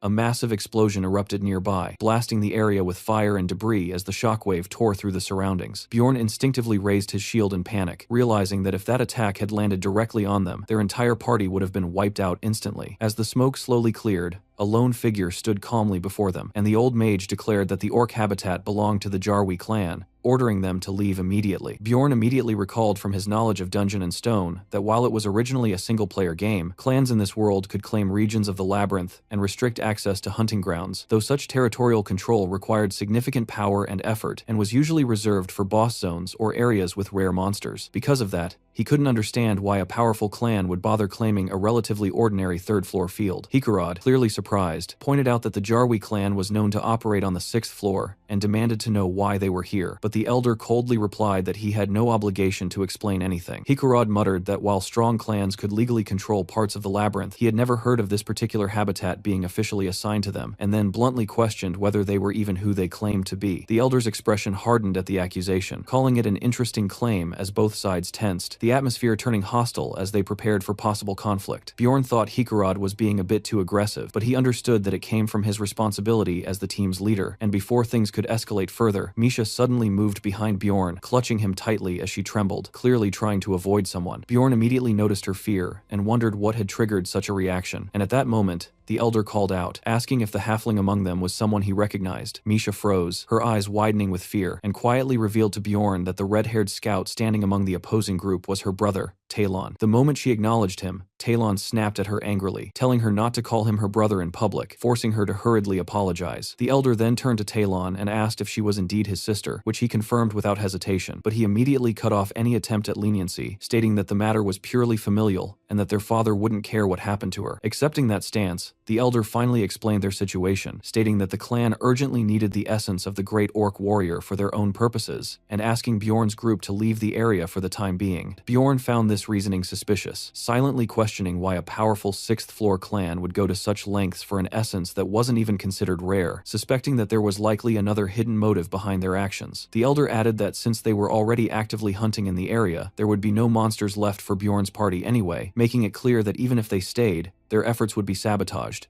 and Bjorn quickly understood that this was less of a request and more of a warning. He knew that within the labyrinth, strength dictated everything, and pushing back against a clan of that level would be suicidal, even as both he and Hickarod internally cursed their helplessness. Bjorn sympathized with Hickarod's frustration, but also recognized the importance of knowing when to retreat, realizing that survival mattered more than pride, and just as Hickarod seemed ready to back down, the situation took an unexpected turn when Dwalki suddenly stepped forward. Bjorn was caught off guard as Dwalki moved ahead, clearly intending to intervene and resolve the situation himself, and the mage cheerfully introduced himself as an 8th-rank mage devoted to magic, addressing the elder respectfully as a senior. However, instead of acknowledging him, the old mage immediately dismissed him harshly, calling him garbage and shocking everyone present. The elder's tone turned openly hostile as he rejected being called a senior, ridiculing Dwalki for only knowing basic spells and relying on cheap tricks, going as far as to say that his shamelessness was disgusting and that he had no right to call himself a mage. The brutal insults left Dwalki stunned and speechless, his confidence collapsing instantly as Bjorn felt a twinge of sympathy for him. Hickarod angrily protested, saying the elder had gone too far, while Bjorn grew visibly nervous, clearly wanting to leave rather than escalate the situation, but the elder remained unmoved, insisting that he had only spoken the truth. Enraged by this, Hickarod activated his lightning ability, his body crackling with energy as he prepared to attack, and before anyone could stop him, he charged forward recklessly toward the members of the 6th-floor clan, screaming as he led with his shield. Bjorn's heart dropped at the sight, fully aware that engaging such powerful opponents here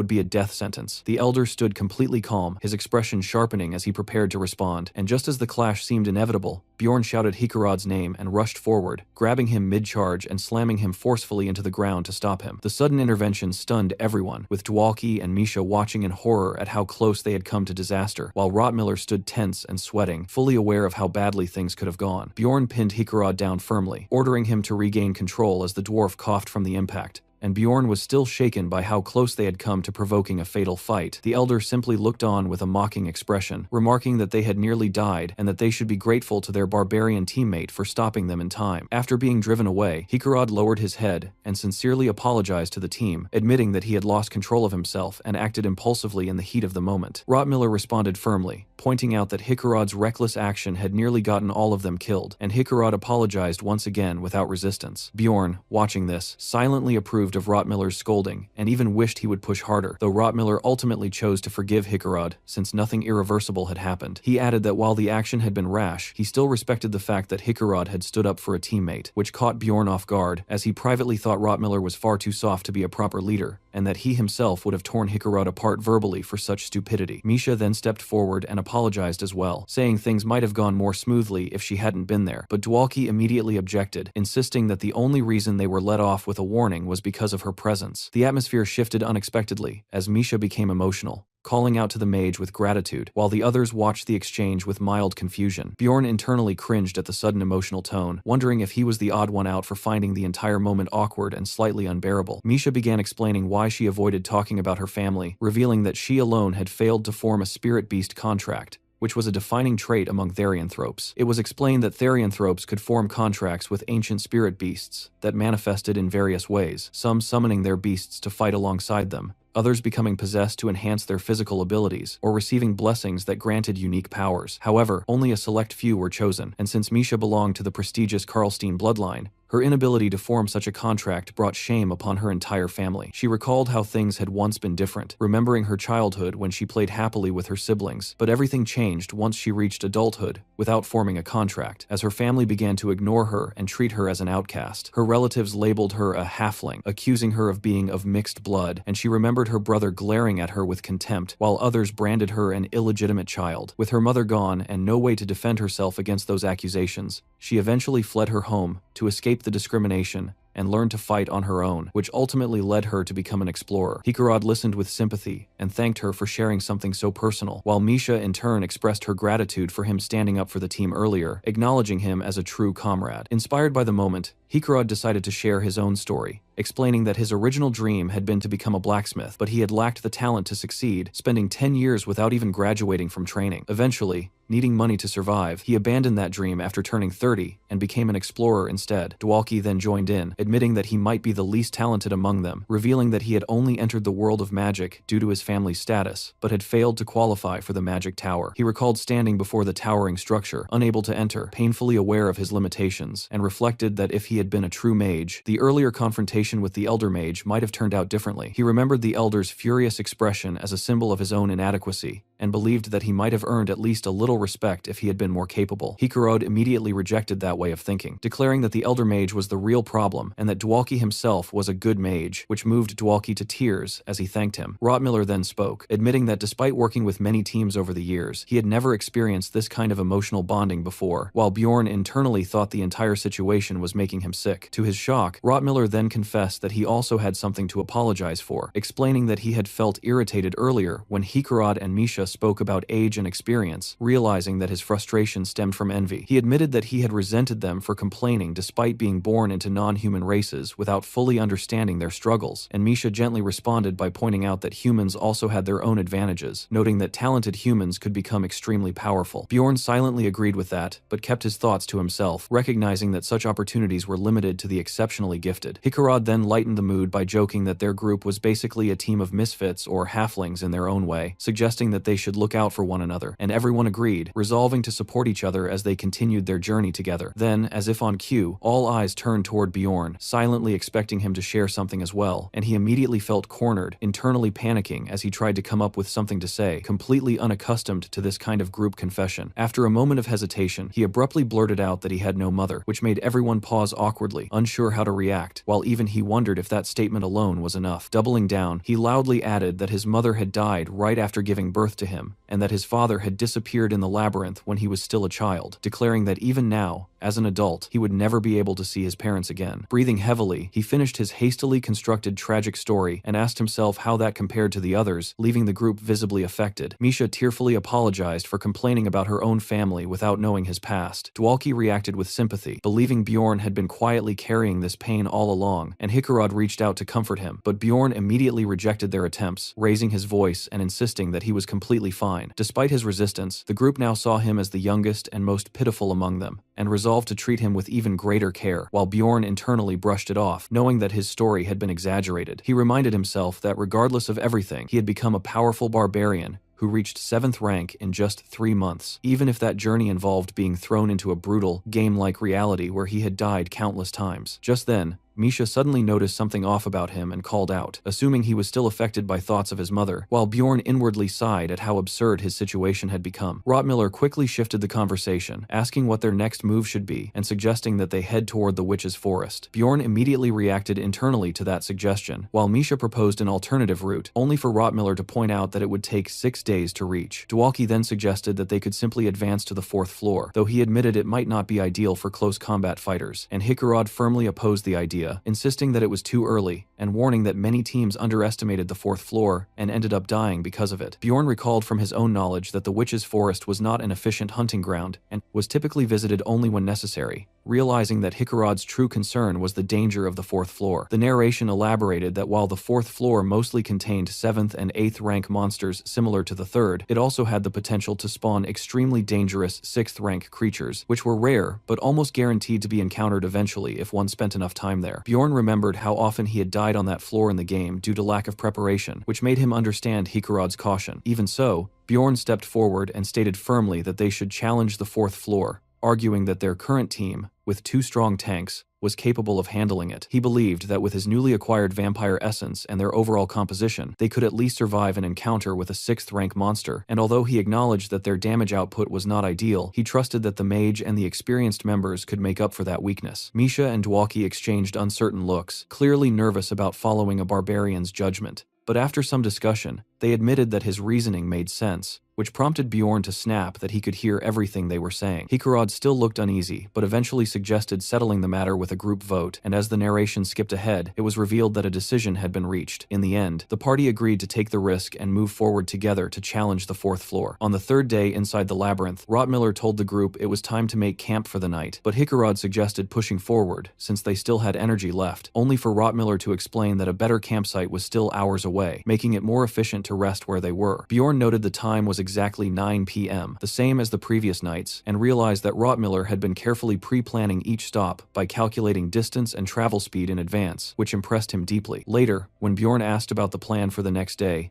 Rottmiller replied that they should reach the witch's forest before noon, and Bjorn mentally compared him to a human GPS, finding his consistency and experience reassuring, as Rottmiller advised everyone to get proper rest before the difficult day ahead. Around the campfire, Misha volunteered to take the first watch and wished everyone good night as the rest of the group settled down. Sometime later, Bjorn was suddenly awakened by Rottmiller calling his name, and still half asleep, he assumed it was his turn for watch. But Rottmiller immediately clarified that wasn't the case, and warned him that trouble was approaching, not just from monsters, but from other people as well. As Bjorn focused, he realized that both monsters and explorers were indeed drawing near, and faint screams for help echoed through the forest as if someone was fleeing from danger. Rottmiller acknowledged that the situation might seem genuine, but reminded Bjorn of the earlier incident near the portal, where monsters had been used as bait, implying this could be another trap, and a quick flashback reinforced the memory of how plunderers had staged such a scenario before. Rottmiller then confirmed that the scents he detected now were identical to those from that previous encounter, concluding that whoever was approaching was deliberately targeting their party and pretending to be victims in order to infiltrate them. As the sounds grew closer, Misha began to panic and asked what they should do, but Bjorn quickly made a decision, seeing this as an opportunity to act on his own plan, and stepped forward alone to intercept the approaching group. Standing firmly in their path, he ordered them to stop and warned that he would crush their skulls if they took another step, completely blocking their advance. The approaching explorers immediately claimed that all their companions had been killed and begged for help, promising rewards as a group of orcs loomed behind them, but Bjorn ignored their pleas entirely and instead ordered them to drop their weapons,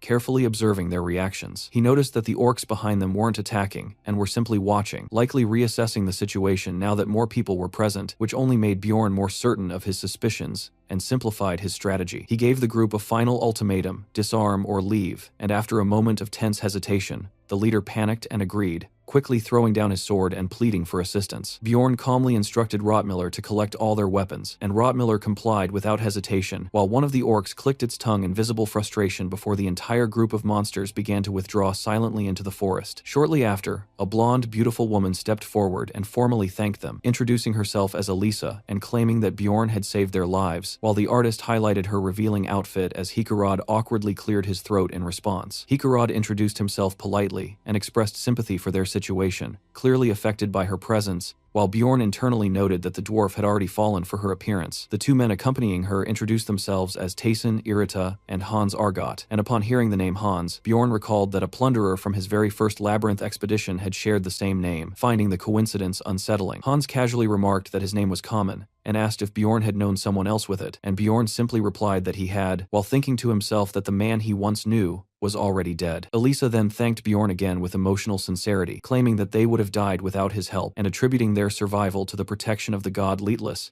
which caught Rottmiller's attention as he asked if she was truly a priestess. She proudly confirmed that she served the light goddess, who governed exploration and relationships, speaking confidently about divine guidance. But despite this, Bjorn remained unconvinced and inwardly dismissed her as a plunderer, pretending to be something she wasn't. Hans then politely asked Elisa to examine his injury, and she readily agreed, and as Bjorn watched the scene unfold, he was shocked to realize that she was genuinely using divine healing magic, something that immediately threw the group into confusion. Misha panicked, wondering if they had misjudged her, while Rottmiller insisted that his earlier assessment had been accurate, though even Bjorn acknowledged that in this world, priestesses were regarded as truly sacred figures, making the situation far more complicated than expected. Elisa, smiling confidently, stated that her healing should be proof of her innocence, and asked for their confiscated weapons to be returned, but Bjorn bluntly refused, leaving her visibly stunned. He explained that her status as a priestess might matter to humans, but barbarians followed their ancestors and were not bound by the same reverence, making it irrelevant to him. Instead, he demanded that they pay the reward for being saved first, seeing no reason to change his stance, even if she truly possessed divine power. And when Elisa nervously asked how much he expected, Bjorn calmly declared that their lives were worth 2 million stones. When she protested that they didn't have that kind of money, he forced her to promise repayment after leaving the labyrinth, making it clear that he trusted no one outside his own kind. He then added that if they lacked money, they could repay him with valuable items instead, specifically demanding the high-quality armor worn by her male companions, which left them visibly shaken, and after a moment of hesitation, Hans reluctantly agreed, admitting that their armor was worth far less than their lives, and accepting Bjorn's terms. After stripping the defeated enemies of their armor and weapons, Bjorn decided he had taken enough for now, clenching his hand as a reminder to himself that no matter how much he gained, he needed to stay sharp and alert in this world where danger never gave warnings. Nearby, Elisa calmly turned to the others and offered to heal anyone who was injured, her voice steady as if nothing was wrong. But in the very next instant, Bjorn moved. Without hesitation, he swung his mace down from behind in a lethal strike, following the most basic battlefield doctrine: eliminate the healer first. His eyes burned with cold, murderous focus as the blow landed, crushing Elisa's head completely and sending her body flying several meters away, smashing into the ground with such force that it left a crater as blood and debris scattered in all directions. Hikarad gasped in horror at the sight of Bjorn's blood-soaked weapon, while Dwalki and Misha screamed his name in shock, unable to process what had just happened, and Tayson and Hans panicked as well, demanding to know what he was doing. Bjorn, still splattered with Elisa's blood, turned toward them with an unsettling smile and calmly claimed it had been a mistake, saying he acted out of fear that they might be plunderers. His explanation only made things worse, as Tayson and Hans broke down completely, convinced they were about to be killed by lunatics, but Bjorn suddenly noticed something strange. Their fear wasn't directed at him anymore. Their eyes were fixed on something behind him. As he turned, he saw Tayson's face twist unnaturally as blood began to leak from his features, and in the next moment,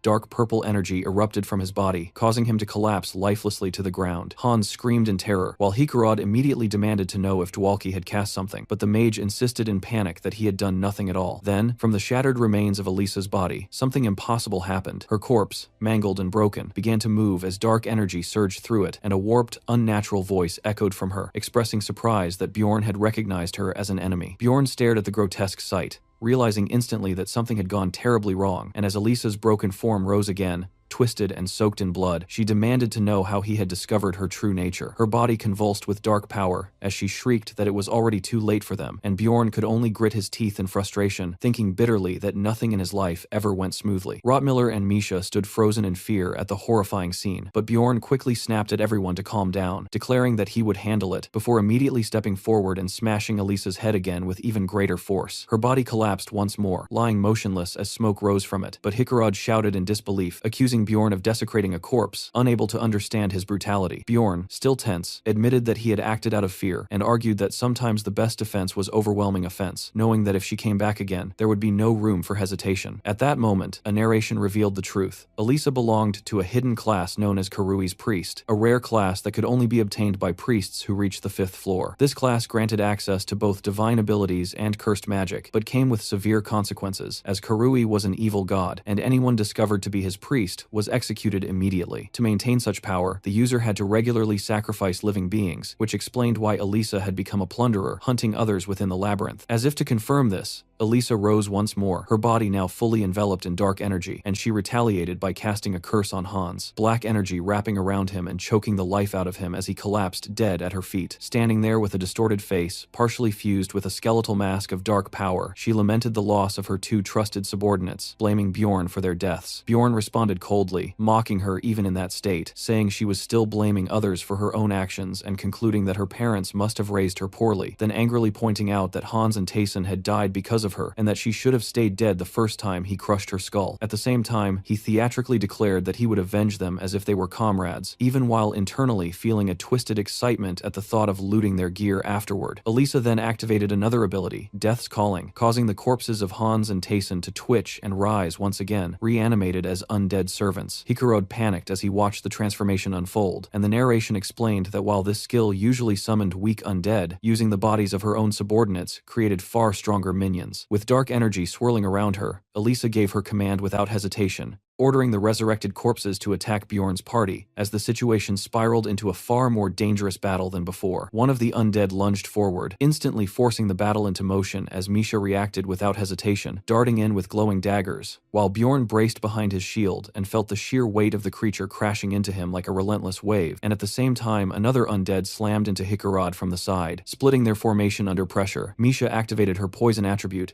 and carved through one of them with precise, flashing strikes, while Dwalki followed up with Ice Spear, launching sharp spikes that pinned an enemy in place, and for a brief moment, Bjorn noticed how smoothly the team was coordinating without even speaking, everything flowing naturally in the chaos. That brief confidence shattered immediately as Bjorn realized the problem and called it out, understanding that undead were highly resistant to both poison and ice, which meant their main sources of damage were being heavily reduced, and even clean hits were barely making a difference. He shouted to Rottmiller for support, and Rottmiller responded that he was almost ready before suddenly yelling for everyone to get back, then hurled a flaming bottle forward that smashed directly into Taysen's face and ignited him instantly, flames spreading across his undead body. Bjorn recognized at once how effective fire was against undead as the enemy burned, but before they could capitalize, Elisa calmly absorbed all the surrounding flames into herself, dark fire spiraling around her as she activated Fire of the Dead, and Bjorn watched in disbelief as every trace of fire vanished into her spell, instantly realizing their strongest counter had just been neutralized, and worse, divine power wasn't an option either, leaving them in a far more dangerous situation. He immediately switched tactics, ordering everyone to focus attacks on the priestess, while he and Hikarad held off the resurrected subordinates, knowing their earlier move of stripping the enemy's gear was the only reason they could even stall them now. Misha rushed past them toward Elisa, while Bjorn and Hikarad locked down the undead, their bodies straining under the pressure, and Elisa responded by summoning more magic to block Misha, but she kept advancing anyway, refusing to slow down. Then Elisa raised her hand and summoned a Shadow Guardian, causing dark, shifting forms to rise from the ground as Bjorn shouted a warning, his instincts flaring as the shadows began moving like living creatures, and Elisa's twisted voice commanded them to bring her enemies' heads as the mass surged forward. The battlefield turned chaotic as Misha slashed through shadows. Rottmiller fired supporting magic to weaken them, and Dwalki struggled behind an ice barrier trying to hold the line, while Elisa laughed and unleashed even more cursed power, and suddenly, Misha froze for a split second as her expression twisted in shock,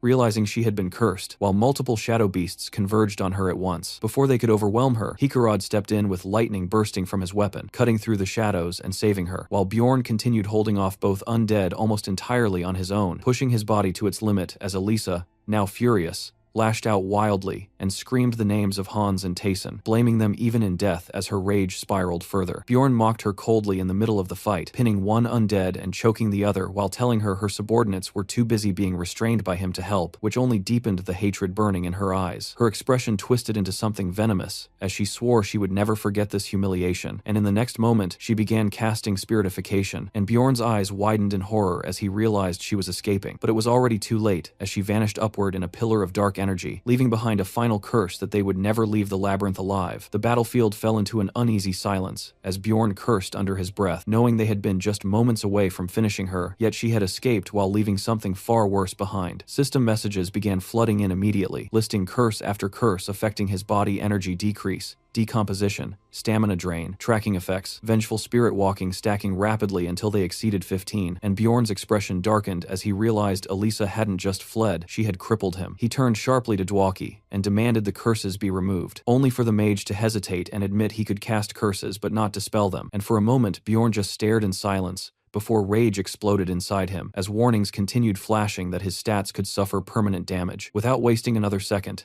Bjorn began running, forcing his weakened body forward despite the constant drain on his stamina, brushing off Hikarod's concern while privately feeling close to collapse, realizing he had already been running for over 5 hours under these conditions, and that only the vampire essence was keeping him alive through its resistance to dark effects. While the others were only lightly affected, he alone carried the full weight of Elisa's curse, more than 15 stacked effects draining him relentlessly, and he calculated he had maybe 30% stamina left before his body would give out entirely. Rottmiller urged him to hold on, saying they were almost there, and through his blurred vision, Bjorn finally saw their destination ahead, a corrupted region marked by faint purple lights and an eerie atmosphere, with an ominous crow perched nearby as if watching them, and the boundary revealed itself as the Witch's Forest. A memory from earlier resurfaced, back when they sat at the campfire and discussed Elisa, when Bjorn explained that a Kurui's priest possessed power comparable to a fifth-floor explorer, and could have wiped them out if not for their earlier preparation, and he had already concluded then that she would come after them again before they could escape. He had warned them about the danger of being ambushed from behind while fighting monsters, and made his decision without hesitation, and now, with curses eating away at his body, and no time left to hesitate, that decision became reality. They had no choice but to move forward into the Witch's Forest. The narration explains that the Witch's Forest near the portal to the 4th floor is filled with high-rank monsters, mostly spiritual types, making it poorly suited for a warrior-heavy party like theirs, yet it is still their best option at the moment. As they step into the area, a system message appears stating that all status effects except field effects are removed. Misha reacts immediately in surprise, saying her body suddenly feels lighter, and Rottmiller confirms that the previous curse has completely disappeared. Rottmiller admits he did not expect Bjorn to use the forest terrain so effectively, and questions how he could know about this place on his first visit to the Brath 3rd floor. Bjorn casually claims he studied it in the library, while internally noting how perceptive Rottmiller is. Misha and Dwalki laugh at the excuse, openly mocking the idea of a barbarian reading books, but Bjorn simply ignores them and stays focused. Even though the priest's curse has been removed, Bjorn quietly reflects that a field effect is now active in the forest, meaning the danger has only changed, not disappeared. A new abnormal status effect is announced, and Misha is the first to feel it, her body tensing as panic creeps in. The forest suddenly erupts with voices screaming for them to die, the surroundings twisting under a purple glow as the environment distorts unnaturally. Bjorn hears a constant barrage of murderous insults and slurs echoing around him, but he quickly judges the effect to be relatively weak as a mental attack on himself, even though the same cannot be said for the others. He notices his companions struggling, especially Misha, who breaks down and asks how he can endure such relentless abuse, and he casually replies that it is still tolerable. He observes that the 3 members who have prior experience in the Witch's Forest manage the harassment better, but Dwalki is in far worse condition, vomiting in response to the overwhelming sensory distortion. Bjorn, instead of being shaken, finds the field strangely fascinating, analyzing how the hallucinations and warped perception make the world bend like a convex mirror, distorting both direction and depth. Even so, he checks whether Dwalki can still cast spells, and the mage weakly insists that he can, though Bjorn can't help but internally complain that mages always seem to have fragile stomachs. Rottmiller suggests they take a short break to adjust and recover, since they are already exhausted from the previous night, and Hikarod offers to stand watch while the others rest. As Bjorn lies down, he curses under his breath at how rough the situation has become, only for Hikarod to hesitantly bring up Elisa, whom Bjorn immediately refers, "Bitch Elisa." The dwarf awkwardly agrees the insult and begins explaining, recalling that when he went to the Explorers Guild to recruit teammates, a woman had persistently questioned him, and now he realizes that woman was likely Elisa. He reveals that during a previous rupture with Bjorn, he had obtained a valuable numbered item called the Guardian's Wrist Guards. This is a rare high-level item from ruptures above the 4th floor, and suspects Elisa overheard him mentioning it. Hearing this, Bjorn inwardly fumes, thinking about how he struggled for essences while Hikarad casually walked around with something worth a fortune, and demands to know why he failed to recognize Elisa earlier. Hikarad explains that her different priest outfit confused him, and then awkwardly admits that she had been wearing a revealing outfit at the time, implying he had been too distracted by her appearance to properly notice her face. Bjorn bluntly summarizes that Hikarad was too busy staring at her body instead of paying attention, and the dwarf lets out a guilty laugh, which only irritates Bjorn further. Putting the pieces together, Bjorn realizes that their earlier planning session at the bar must have allowed Elisa to eavesdrop and set up the ambush using other explorers. Hikarad sighs that treasure always brings trouble, but Bjorn sharply states that the real problem was Hikarad's carelessness. The dwarf defensively insists he couldn't have predicted this and urges everyone to get some rest, while Bjorn silently trembles with irritation, thinking the dwarf is pathetic and questioning whether this party is truly reliable. Suddenly, someone shouts for Bjorn to wake up, and Rottmiller tells him he somehow slept deeply despite the constant noise of the forest.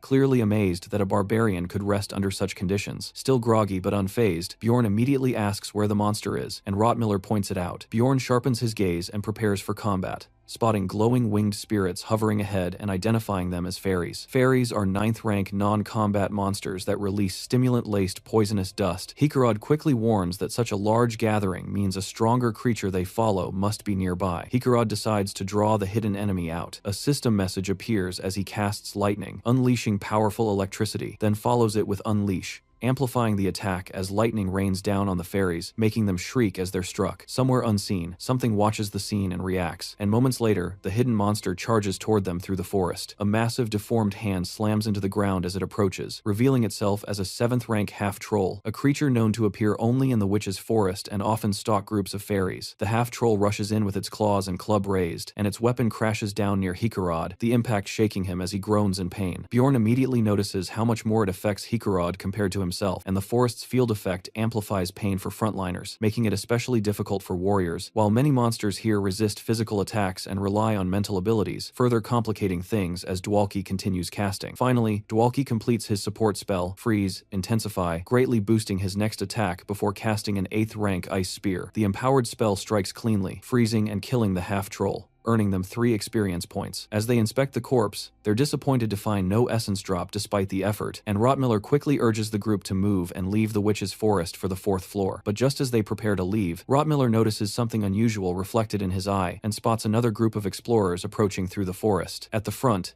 Elisa immediately recognizes Bjorn's party and loudly accuses them of murdering her comrades, rallying her escort of priests and warriors. Bjorn curses internally as the situation worsens instantly, realizing they have no chance of winning this fight. Without hesitation, he calls out to Hikarad and orders him to use the special item, the Guardian's wrist guards. Hikarad activates it, power surging through his body as the item takes effect, releasing a shockwave that repels enemies, grants temporary total protection, and cancels abnormal status effects. The blast throws their pursuers back, and Bjorn immediately shouts for everyone to run, seizing the only chance they have to escape. As they flee through the witch's forest, Misha panics and asks how Elisa managed to follow them when this place was supposed to be safe. Bjorn quickly pieces the situation together in his mind, realizing that once they entered the forest, it should have been difficult to track them, which means Elisa must have recruited other explorers outside. He imagines her pretending to be a grieving priestess, manipulating them into helping her hunt Bjorn's party, and concludes that after using them, she likely planned to devour everyone involved. He snaps at Misha to stop panicking and keep running, reminding her that the Guardian's wrist guard's protection will only last 5 minutes. Soon after, a system message announces the effect ending, and the witch's forest field effect returns, pressing down on them again as they continue their escape. The scout is the first to detect enemy movements and is responsible for guiding the team along optimal paths using experience and knowledge, but such navigation is only reliable up to the 3rd floor, with the witch's forest serving as the true test before reaching the 4th. Bjorn reflects on how Rottmiller's heightened sense of smell allows him to track mana trails, even in this distorted environment, enabling him to guide them accurately toward the 4th floor portal, though he also senses that the enemy scout is just as skilled and closing the distance. Rottmiller warns that they need to increase their pace, and Bjorn realizes the situation has turned into a race toward the portal, but the entire team is already exhausted. Misha begins to struggle, clearly winded, and suddenly missteps, twisting her ankle badly before collapsing with a cry. Bjorn checks on her, and although she tries to brush it off as a cramp, he immediately realizes the injury is serious and that her ankle is broken. Without hesitation, he lifts her onto his back despite her protests and orders her to stay still, and she reluctantly agrees, Moments later, Bjorn notices that Rottmiller is no longer in sight and realizes they have become separated from the rest of the group. Misha panics, fearing they may have been split up permanently, and yells at him for not following the others, but Bjorn firmly refuses, telling her to stay quiet. He explains that in their current situation, moving blindly would only make things worse, and that it is safer to stay put and wait for Rottmiller, who will likely come back for them. Bjorn senses just how dangerous their situation has become, knowing that without a scout, navigating the witch's forest is nearly impossible. As they hide, Misha anxiously asks how long they have to wait, but before he can respond, a distant scream echoes through the forest. Bjorn immediately recognizes it as Hikarod's voice and realizes their team has been attacked. Misha begs him to go help, but Bjorn quickly shuts the idea down, reasoning that chasing the sound in this warped forest would only lead them astray, and that the others, if engaged in battle, would not be able to search for them anyway. He concludes that their priority must be survival above all else. The narration raises the question of what matters most in a catastrophic situation, listing things like food, water, stamina, and tools, only to imply that none of them are truly the most important. Bjorn arrives at the answer himself, above everything else. The one thing that determines survival is mental strength. Bjorn forces himself to keep moving while carrying Misha, pushing forward purely on willpower as she begins to despair, saying she cannot die meaninglessly after everything she has endured. He tells her to calm down and accept reality instead of denying how dire their situation is, but she tearfully blames herself for falling earlier. Bjorn snaps at her that if she truly wants to live, she needs to stop dwelling on the past, obey him, and focus on what matters now, then orders her to take a potion from his bag, drink it, and start walking on her own. She hesitates but agrees, and after some time, he finally allows a short rest. Catching her breath, Misha remarks that she thought she would die from drinking a potion while being carried by a running barbarian, and Bjorn checks whether her foot has recovered enough to fight. She says it is manageable for now, while Bjorn reflects that they are only 4 days into the labyrinth and still have many harder days ahead. He also realizes that from this point on, he will have to survive with just one melee damage dealer while acting as the tank himself, and worse, most monsters here are spirits immune to physical attacks, meaning he needs some form of elemental or attribute-based power to deal with them. After thinking through his options, he suddenly asks Misha if she is married, catching her completely off guard. Confused, she asks why he would bring that up, and he follows by asking if she holds any beliefs about not showing her body to strangers. Flustered, she denies having such views, but finds his questions strange, while Bjorn simply says that is good news for him and starts removing his helmet, which immediately makes her panic as she assumes he is making some kind of inappropriate move. She yells at him to stay away, thinking he is about to make a romantic or sexual advance, and declaring she is not ready. Instead, Bjorn calmly extends his hand and presents a ring, telling her to take it. He explains that it is a special item he has been saving for someone worthy, which leaves her stunned as she asks why he would give it to her. He tells her that in exchange, she must swear to her guardian god that she will stay by his side, and he will support her as a warrior in return. Overwhelmed, Misha becomes flustered and starts misunderstanding the situation completely, thinking it is some kind of sudden proposal, and awkwardly admits that although she does not dislike him, she has never seen him in a romantic way, and Bjorn wonders what is she talking about. She blurts out that she prefers skinny men, leaving Bjorn completely confused about what she is talking about, before she loudly declares she does not find him attractive and calls him a stupid barbarian, while Bjorn internally registers this as his first rejection. Realizing the misunderstanding, he quickly clarifies that this has nothing to do with romance, and that he only wants her to form a comradeship contract in exchange for the ring. Misha freezes for a moment before realizing her mistake, then awkwardly laughs it off, and Bjorn explains that such a contract could be broken later if he either replaces the ring or compensates her with something like 15 million stones. Bjorn asks if she understands the terms, but she immediately questions how a ring could possibly be worth that much. He insists the price is actually cheap, explaining that the ring has the ability to grant one of her deepest wishes. Thinking back to his experience from years of playing Dungeon and Stone, Bjorn concludes that this is the right decision, then firmly states that he will use the ring to awaken Misha, leaving her completely confused about what he means. The Frost Spirit Ring is a special numbered item Bjorn once obtained from the master of the Alchemian school, and at first glance, it appears completely useless, but destroying it triggers a hidden effect. Back in his real world, our MC had tested it multiple times until he finally uncovered its conditions, learning that if a Therianthrope without a Spirit Beast contract wears it, a special event is activated. As the ring is destroyed, a system message appears, announcing that the conditions have been met, and another reveals that Skadia, a glacial magical beast, has broken free from its seal. The moment unfolds, as Skadia appears and offers a spirit contract to Misha Karlstein. Nervous, yet excited, she reaches out with the ring on her hand and accepts without hesitation, and the instant she touches the spirit, a surge of icy energy explodes outward, engulfing her in blinding light as the contract forms. A system message confirms the successful completion, and as the storm of magic fades, Misha slowly descends back to the ground, stunned at how easily it all happened. She looks at Bjorn in disbelief, asking what kind of ring could do something like this and why she had never heard of it, then bitterly wonders why her father never told her such a possibility existed. Bjorn calmly suggests her father likely didn't know either, explaining that even a mage had studied the ring for years before discovering its secret, which only makes her more curious about how Bjorn knew. Before answering, Bjorn awkwardly points out that she is still naked and tells her to get dressed first, causing her to panic as she quickly notices her state. He casually mentions that her clothes and newly looted gear are laid out nearby, and after she dresses, she realizes he has also changed equipment. Still flustered, she asks why she had been undressed in the first place, and Bjorn bluntly explains that he removed her gear to prevent it from being destroyed during the ritual, which immediately makes her lash out, bringing up his earlier strange questions on marriage. He calmly clarifies that he only asked about her personal situation because any partner might misunderstand seeing her like that.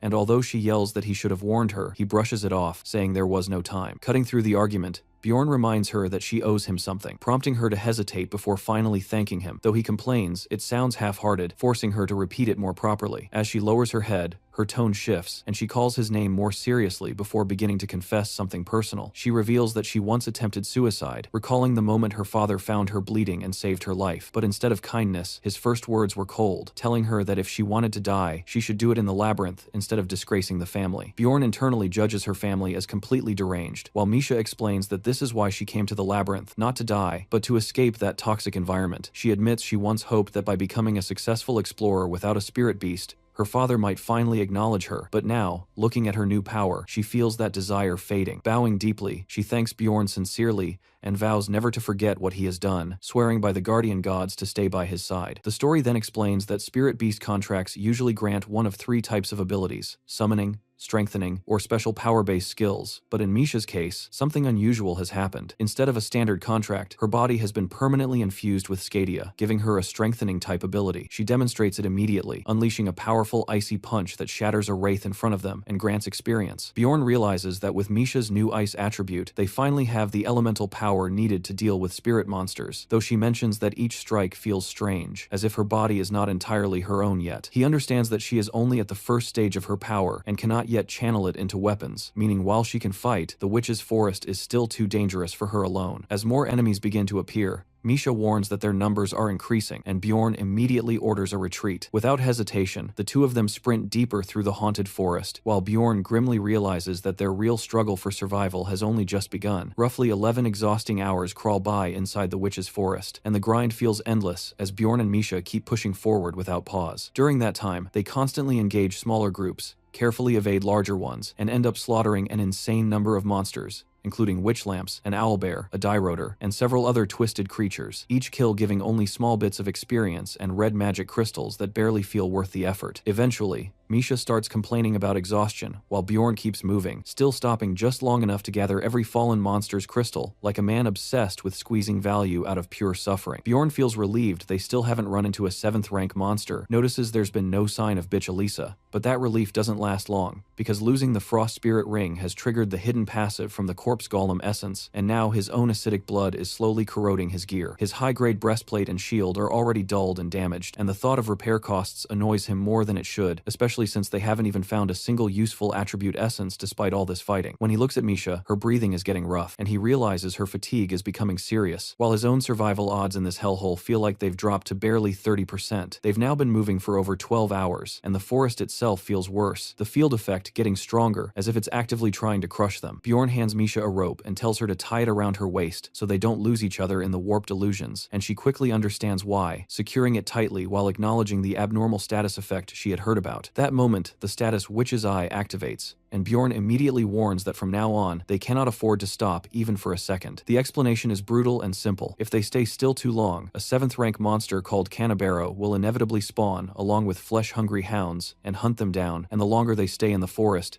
the faster that death timer ticks. Time keeps slipping, and soon the system updates again. They've been inside for over 70 hours, and the field effect intensifies even more as Witch's Eye reaches level 5. By the 3rd afternoon, Bjorn realizes it's been more than 60 hours since they got separated from the rest of the team, and despite all their wandering, they're still completely lost. Ever since Witch's Eye activated, resting became impossible because even a short pause would get them swarmed, And worse, killing one Kanabaro now takes longer than it takes for another to spawn, which means stopping equals guaranteed death. Their only adaptation has been that rope, a simple but necessary lifeline to avoid getting separated in the hallucinations. Misha begs him to slow down, and this time, he actually agrees, but as he watches her closely, it's obvious she's hitting her limit, not from injuries, but from pure exhaustion. The rope keeps tugging at her waist every time he moves, and even at a slower pace, she struggles to keep up, which makes him realize she has been carrying most of the combat burden while also enduring the mental strain. Without wasting more time, Bjorn unties the rope from her waist and suddenly lifts her onto his back despite her weak protests, telling her to just accept it and rest. She doesn't argue this time, which tells him everything, and in a soft voice, she thanks him with her usual quiet Nia. Time drags forward again, and after more than 87 hours in the forest, Witch's Eye climbs to level 6, pushing everything into an even more dangerous state. For the last 17 hours, Bjorn has been carrying Misha almost non-stop, only putting her down when he absolutely has to fight, and even he can feel himself nearing his limits as the forest keeps whispering, mocking, and attacking his mind with constant hallucinations. Then suddenly, a woman's voice cuts through everything, soft, familiar, and dangerously real, questioning why he's still dragging Misha along like dead weight. Bjorn instantly recognizes the voice, and his stomach drops as the illusion takes the form of his ex-girlfriend, speaking to him like she's always been there. She tells him he's already fixed Misha's biggest problem, and doesn't need to try anymore, suggesting he abandon her, leaning into his thoughts, exposing his fears, his habits, even mocking how he never truly opens up to anyone. The illusion feels disturbingly real. Her voice, her touch, even the way she speaks lines up perfectly with his memories, and for a moment, his guard starts slipping. She presses closer, whispering that the others don't understand him, promising comfort, tempting him to let go, and Bjorn actually hesitates, even dropping his pack as the pressure builds. The illusion wraps around him, trying to pull him deeper, and for a split second, his mind starts to bend under it. But before anything happened, an icy fist smashes straight into the illusion's face, shattering it instantly. Misha doesn't stop there. She keeps attacking, freezing and crushing the target with raw aggression, completely destroying the entity. She rushes to Bjorn immediately after, worried and slightly panicked, asking if he's okay while confirming she killed the enemy. The system message follows right after, confirming the captivation status has been removed, and identifying the attacker as a rare 8th rank monster, a dryad, the one responsible for the illusion. Another message confirms the kill and the experience gained, and Bjorn finally understands that what he experienced wasn't just the forest's field effect, but a specific monster skill designed to trap him mentally. He looks at Misha, still catching his breath, and admits that without her, things could have gone really bad this time, and for once, she looks genuinely proud hearing that. Misha suddenly spotted something in the distance and called out Bjorn's name in alarm. The two of them turned and saw a group of armored explorers, the first people they had encountered since being separated from the others. The newcomers immediately commented that seeing only 2 people likely meant they were lost. Bjorn reflected that the witch's forest was massive and rarely used for hunting, so by their 8th day, most other teams had probably already moved on. When the group asked if they had been separated from their party, Bjorn admitted it, but internally decided not to trust them so easily. Misha, filled with relief, asked if they were finally saved, but Bjorn told her to stay still. The strangers tried to ease his suspicion, claiming they were good people with children his age and inviting them over to rest. Bjorn refused outright, thinking that having children actually made people more dangerous, as it pushed them to act more desperately for money. One of the women's expressions darkened at that, silently confirming Bjorn's suspicion about their greed. Misha, still confused, suggested the explorers might help them, but Bjorn sharply told her to stay quiet. He recalled that he had originally planned to ask any explorers he met for assistance, even offering payment. Hiring them as guides to escape the forest would have been a fair deal, but he knew he had to first understand what kind of people they were. He introduced himself as Bjorn, and the bearded leader responded by introducing himself as Hans Stove, the team's pathfinder. Hearing the name, Hans immediately put Bjorn on edge, as he found the name oddly ominous and mentally docked him a point, wondering why so many people seemed to be named Hans. He quickly analyzed their formation: 2 warriors, 2 archers, and 1 pathfinder, while sweat formed as he evaluated the threat. One of the archers also seemed tense, sensing the situation. Bjorn's instincts screamed that something was wrong, repeating in his mind that this encounter was extremely dangerous. Quietly, he asked Misha if she trusted his judgment, and she confirmed that she did. Even though he considered that his fears might be unfounded, their behavior still felt off. Bjorn announced that they would be leaving, which prompted the group to remind him that he had said he needed help. He admitted that was true, but his instincts were now warning him even more strongly. Firmly rejecting their offer, he told Misha they would handle things themselves and began to move away. Without warning, an arrow shot toward them at high speed. Bjorn reacted instantly, raising his shield and blocking it. The sudden attack shocked everyone present, but for Bjorn, it confirmed his suspicions these were no ordinary explorers. The others scolded the archer, Vate, for firing prematurely, but she shut them down harshly, calling them idiots. Her eyes were filled with greed as she fixated on Bjorn's expensive latinium equipment, already calculating how much it could be sold for. One of their teammates hesitated, pointing out that their targets were fellow explorers, but Hans coldly told him to step aside if he didn't have the resolve. He explained that Bjorn's expandable backpack alone was worth more than they could earn in a year. The hesitant archer admitted he couldn't go through with it, and Vate bluntly ordered him out of the way. One of the heavily armored warriors stepped forward, saying this wasn't his first time doing something like this, and that poverty left no room for kindness. Misha panicked, suggesting they run since it was 5 against 2 and they were already exhausted. Bjorn quickly assessed the situation and realized that with a pathfinder among their enemies, escape was impossible. They would be caught. That left only one option. He told Misha they needed to stall for time, and she nervously agreed. Bjorn raised his voice and offered to negotiate, saying he would hand over his expandable backpack and shield in exchange for their lives. But in that moment, Misha, overwhelmed by fear, betrayed him. She begged the attackers to kill the barbarian instead and spare her, claiming she was a Therianthrope princess who could pay them. Bjorn stared at her in disbelief, struggling to process what he had just heard as she broke down crying. Hans hesitated upon hearing her claim of royal status, but Vate immediately argued that it changed nothing. They would now have to kill both of them to avoid being reported. Some of the group even grew excited, assuming that a princess would be carrying valuable items worth stealing. Shouting that finders keepers justified their actions, the group charged forward. Bjorn braced himself, realizing he could no longer stall. Just as the situation reached its breaking point, something unexpected appeared. A 6th-rank monster, Canibaro, a skeletal creature with glowing red eyes, suddenly spawned between them. Hans cursed, realizing that the group's commotion had attracted it and that they had already been lost in the forest for 5 days. Bjorn immediately told Misha to hold on to him tightly. He knew that once Canibaro locked onto prey,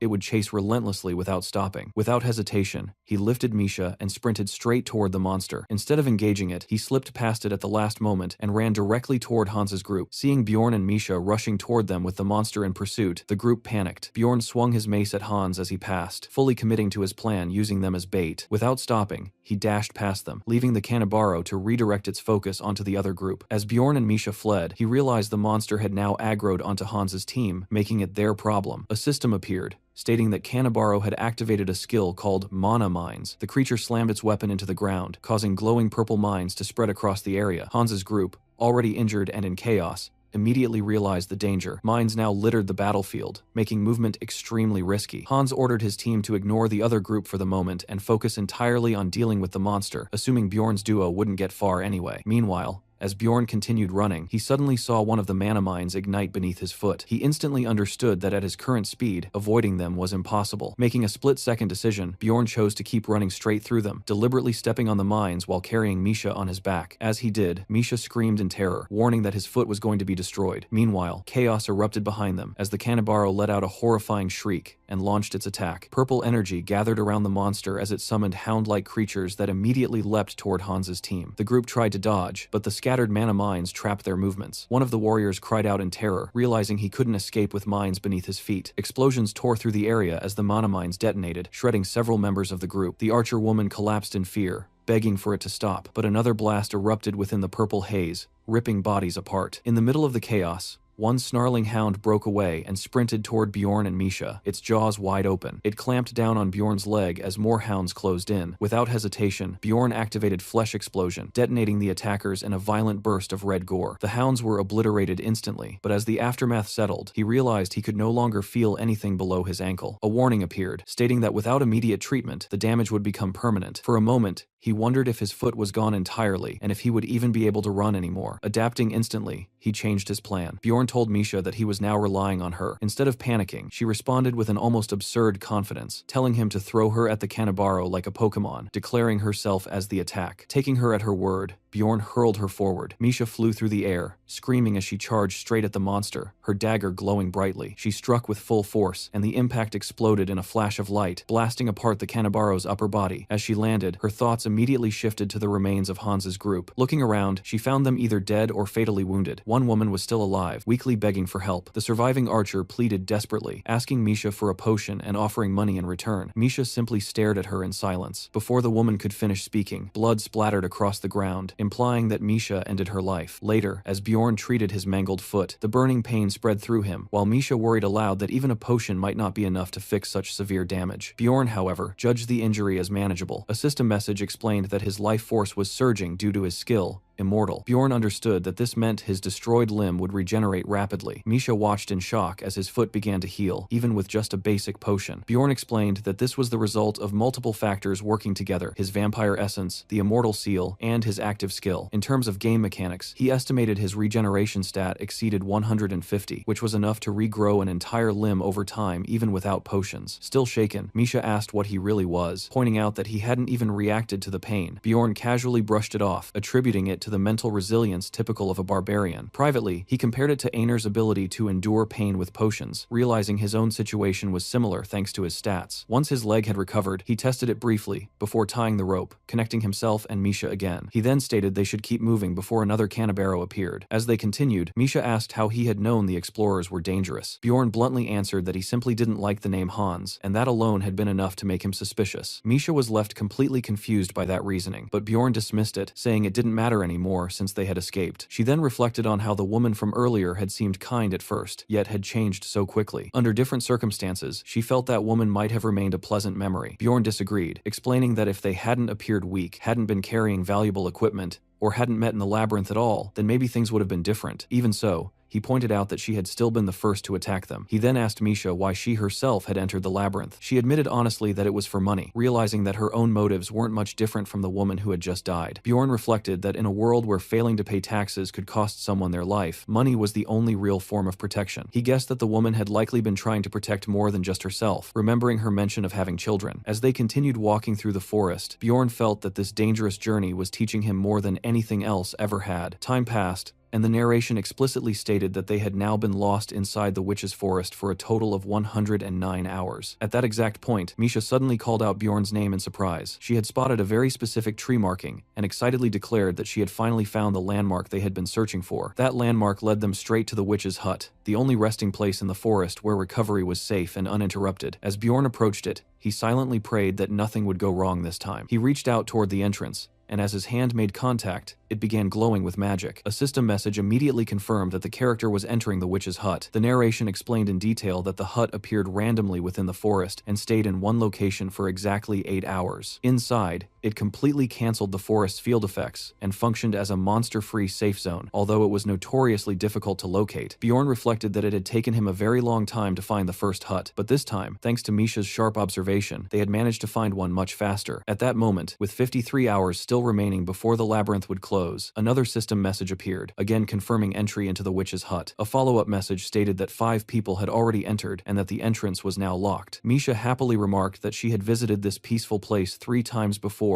and never got tired of it. However, while she was still talking, Bjorn abruptly told her to stay quiet. He had noticed something. He explained that others were already inside the hut as well. Since only 5 people could enter before the entrance sealed, it meant there were other individuals currently present. Misha immediately understood and agreed that they needed to locate them. As they searched, they soon found a weapon and a helmet lying among the flowers, clear signs of another group's presence. Bjorn instantly recognized the equipment and felt that something was off. Nearby, he spotted an unconscious man and identified him as the shabby-looking explorer who had previously been traveling with Elisa. Misha suggested that there must also be people inside the building and that they were likely part of the same group. Bjorn decided that before anything else, they should deal with the man outside. Without hesitation, he raised his mace and struck him brutally. Misha froze, staring at the impact in shock, realizing that the blow was far more severe than what would be needed to simply knock someone unconscious. Inside the hut, they tied the battered man up. Bjorn remarked that he was honestly surprised the man was still alive, and added that he probably wouldn't survive for long anyway. Despite that, he poured a potion onto the man's injured head. The moment it made contact, the man woke up screaming in agony as the potion took effect. Bjorn calmly asked if he was awake. The captive immediately recognized him as the barbarian from earlier and panicked. He insisted everything had been a misunderstanding and claimed that Elisa had tricked them. He began explaining that when they later chased Bjorn's group, only 3 of them remained. They had injured the person they believed to be the Pathfinder, just enough to prevent escape, only lightly wounding his shoulder. Suddenly, a mysterious light had repelled them all and knocked them unconscious. When they woke up, their real Pathfinder was already dead, killed by an ice spear that had pierced straight through his head. From this, Bjorn inferred that Hikarod's group had managed to escape and that the scream they had heard earlier must have been Rottmiller's at the moment of his death. The prisoner continued, explaining that without a Pathfinder, They had no way to continue tracking, and ended up wandering aimlessly. He said the real trouble began on the second day after their Pathfinder died. At that time, Elisa suddenly kissed one of their men. In the flashback he described, she drained the man's life force while clinging to him, grotesquely transforming him. It was then that they realized Elisa was actually an evil priest of Karui, who had been manipulating them the entire time. The captive desperately insisted that all of their misfortune was caused by Elisa's deception. He swore that they had never intended to plunder Bjorn's group, but Bjorn coldly told him to stop talking. The man broke down, apologizing repeatedly, blaming everything on the deceiving woman, promising full compensation, and begging desperately for mercy. Misha, clearly nervous, told Bjorn that she would follow his decision and asked what they should do. Bjorn began reflecting on his past actions. He recalled that every person he had killed in this world had been when he was forced to, and they had all been people he considered irredeemable. Comparing that to this situation, he realized these men had caused trouble, but had not actually killed anyone themselves. That made this situation fundamentally different. His thoughts split into two opposing sides. His barbarian instincts argued that morality was irrelevant, and that killing them now would eliminate future risks. His human side pushed back, saying they shouldn't be executed over what might have been a mistake, and questioning why he was even struggling with this. Bjorn found himself caught in that internal conflict, unable to decide immediately. Eventually, he concluded that those moral standards belonged to his old world, not this one. He asked Misha for her opinion, and she answered bluntly that she couldn't trust the captured men. Whether it had been a mistake or not, they had tried to kill them, and to her, that was unforgivable. Hearing her answer, Bjorn felt as if the fog in his mind cleared. He accepted that in this world, survival meant following its ruthless rules. With that realization, he raised his weapon over the pleading priest, who continued insisting it had all been a misunderstanding. Bjorn acknowledged internally that it might have been accidental that time, but he believed they would do it again. He struck. This became his 10th kill, and immediately a system message appeared, granting him an achievement that permanently increased his mentality stat. Standing over the body, Bjorn reflected that from the very first day in this body, he had already known what he was becoming. He accepted that being a killer was now part of him, something he would have to live with. If he wanted to survive, he couldn't just carry the title of a barbarian, he had to truly become one. Even as Misha noticed his hand trembling slightly, he told her he was fine, and ordered her to strip the dead men of their gear. Outside the hut, Misha cried out in shock as she realized what he was doing. When she saw him dragging a bloodied corpse, she demanded to know his intention. Bjorn answered coldly that he was simply doing what was necessary, and dragged the body toward the fireplace. A system notification appeared, declaring that a new sacrifice had been offered, and extending the witch's hut's open duration by 8 hours. Bjorn observed that this mechanic functioned exactly like it did in the game he knew. He calculated that the remaining bodies would provide them with approximately 24 hours of safe rest. Misha, still uneasy, asked again if he was truly alright. Later, Bjorn asked why she was still standing instead of resting. He decided that he would take the bed first. He collapsed face down onto the pillow and immediately noted how comfortable it was, confirming that a real bed was far superior for sleeping. His heavily muscled body relaxed as he sank into the mattress. As he drifted into sleep, his thoughts deepened. He reflected that his situation had become so extreme that it no longer even felt ironic. The more he embraced the life of a barbarian, the more he found himself able to act like an ordinary human. The bloodied mace lying beneath the bed seemed to reinforce that idea that savagery was what allowed him to cling to his humanity. His mind wandered back to his previous life. He remembered greeting his girlfriend after work, sharing meals with her, watching her study on the floor while he played games, and sleeping peacefully beside her at night. Those memories brought a faint smile to his face even as he slept. Suddenly, he woke up, drenched in sweat. His breathing was heavy as he realized Misha was asleep beside him, leaning against his right leg. Sitting up, he tried to steady himself and wondered if everything he had just experienced was nothing more than a dream. But as he looked at his powerful hand, he reaffirmed that this was his reality now, a life where he fought monsters to survive. Burning skeletons and constant death were no longer distant concepts, but part of his daily existence. He checked the time and realized he had slept for nearly 7 hours. Hearing movement beside him, he noticed Misha cuddled against his leg and assumed the chair must have been too uncomfortable for her. He told her to wake up,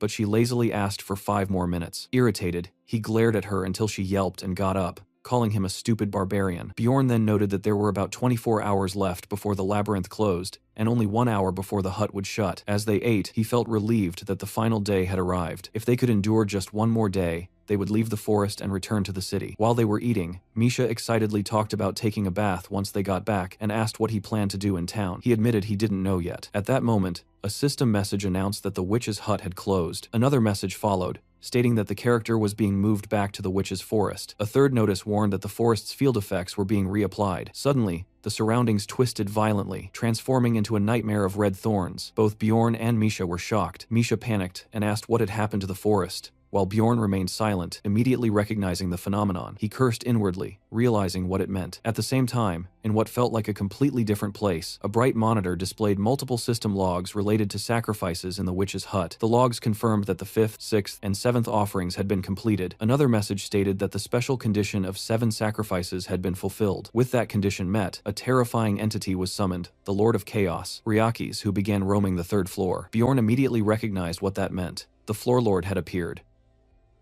The narration explains that a floor lord is the field boss of a floor, and Bjorn recalls from the game that every floor has one such master acting as its hidden boss monster. Misha, clearly shaken, insists that the 3rd floor was supposed to have no floor lord at all, but Bjorn explains that it was never absent, only that its summoning method was kept secret. He adds that the reason it was hidden is because anyone reckless enough to summon it would cause far more than just a few deaths. Bjorn then specifies that the master of this floor is Lord of Chaos Ryakis, and he remembers exactly what happens when it appears. Once Ryakis is summoned, all other monsters on the floor hide or flee, and it begins roaming freely across the entire floor, killing everything it encounters until it is defeated. He also explains that all portals between floors are disabled while Ryakis is active, which means escape is completely impossible, and anyone on the floor has to be prepared to die. Hearing this, Misha panics and demands to know why it had to appear now. Bjorn admits that it is most likely their fault, and reminds her about burning the corpses in the hut, explaining that burning bodies is one of the summoning conditions. He reflects that he believed adding 3 bodies after such a long time without a summon would not be enough to trigger it, but he did not realize that someone else had already burned 4 corpses earlier,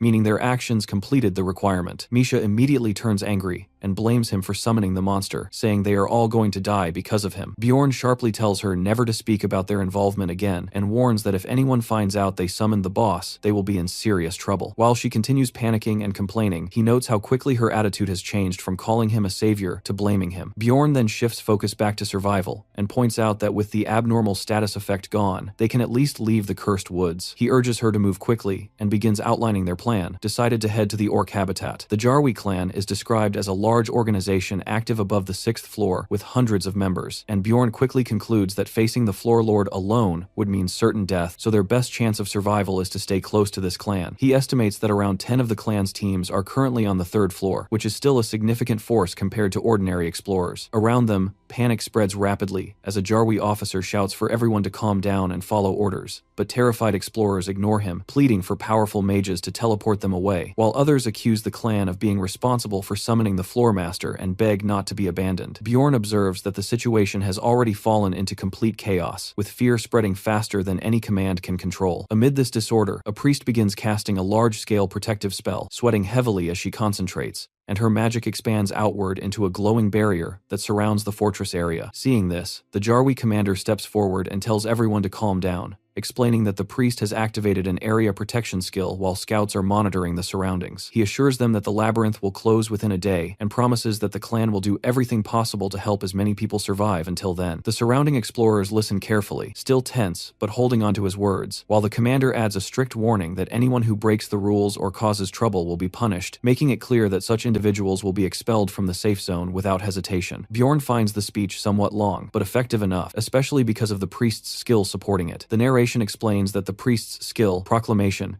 destruction of evil, creates a zone where humans can enter but monsters cannot cross, effectively forming a temporary sanctuary. Sitting with Misha near a tree, Bjorn concludes that they likely will not be expelled, but he also knows that this situation is far from safe and that a bigger problem is coming soon. He asks Misha whether she is confident in her ears, and she casually boasts that people often compliment them, which confuses him for a moment, before he clarifies that he means her actual hearing ability. He then tells her to listen carefully to nearby conversations and report anything useful. Through this, he learns that it has been about 10 years since the 3rd floor lord last appeared, and other explorers are wondering which reckless idiot summoned it, though many feel somewhat relieved that a 6th floor clan is present to help. They also admire the wide-range protection spell, attributing it to the resources of such a powerful organization. Bjorn considers that with the Jarwi clan fully preparing and reinforcing their defenses, it might actually be worth relying on them for survival, at least for now. Meanwhile, Misha ends up dozing off beside him, even drooling slightly as she leans against his arm, which irritates him enough to push her away to wake her up. She quickly sits upright and asks if something is wrong, and he replies that trouble is coming soon, then tells her to look around. He points out the sheer number of people gathered, estimating at least 500 explorers, and when she asks what will happen to them, he explains that there are only around 50 Jarwi members present, so they should pay attention to how such a small elite group manages to control such a large crowd. At that moment, the commander resumes speaking,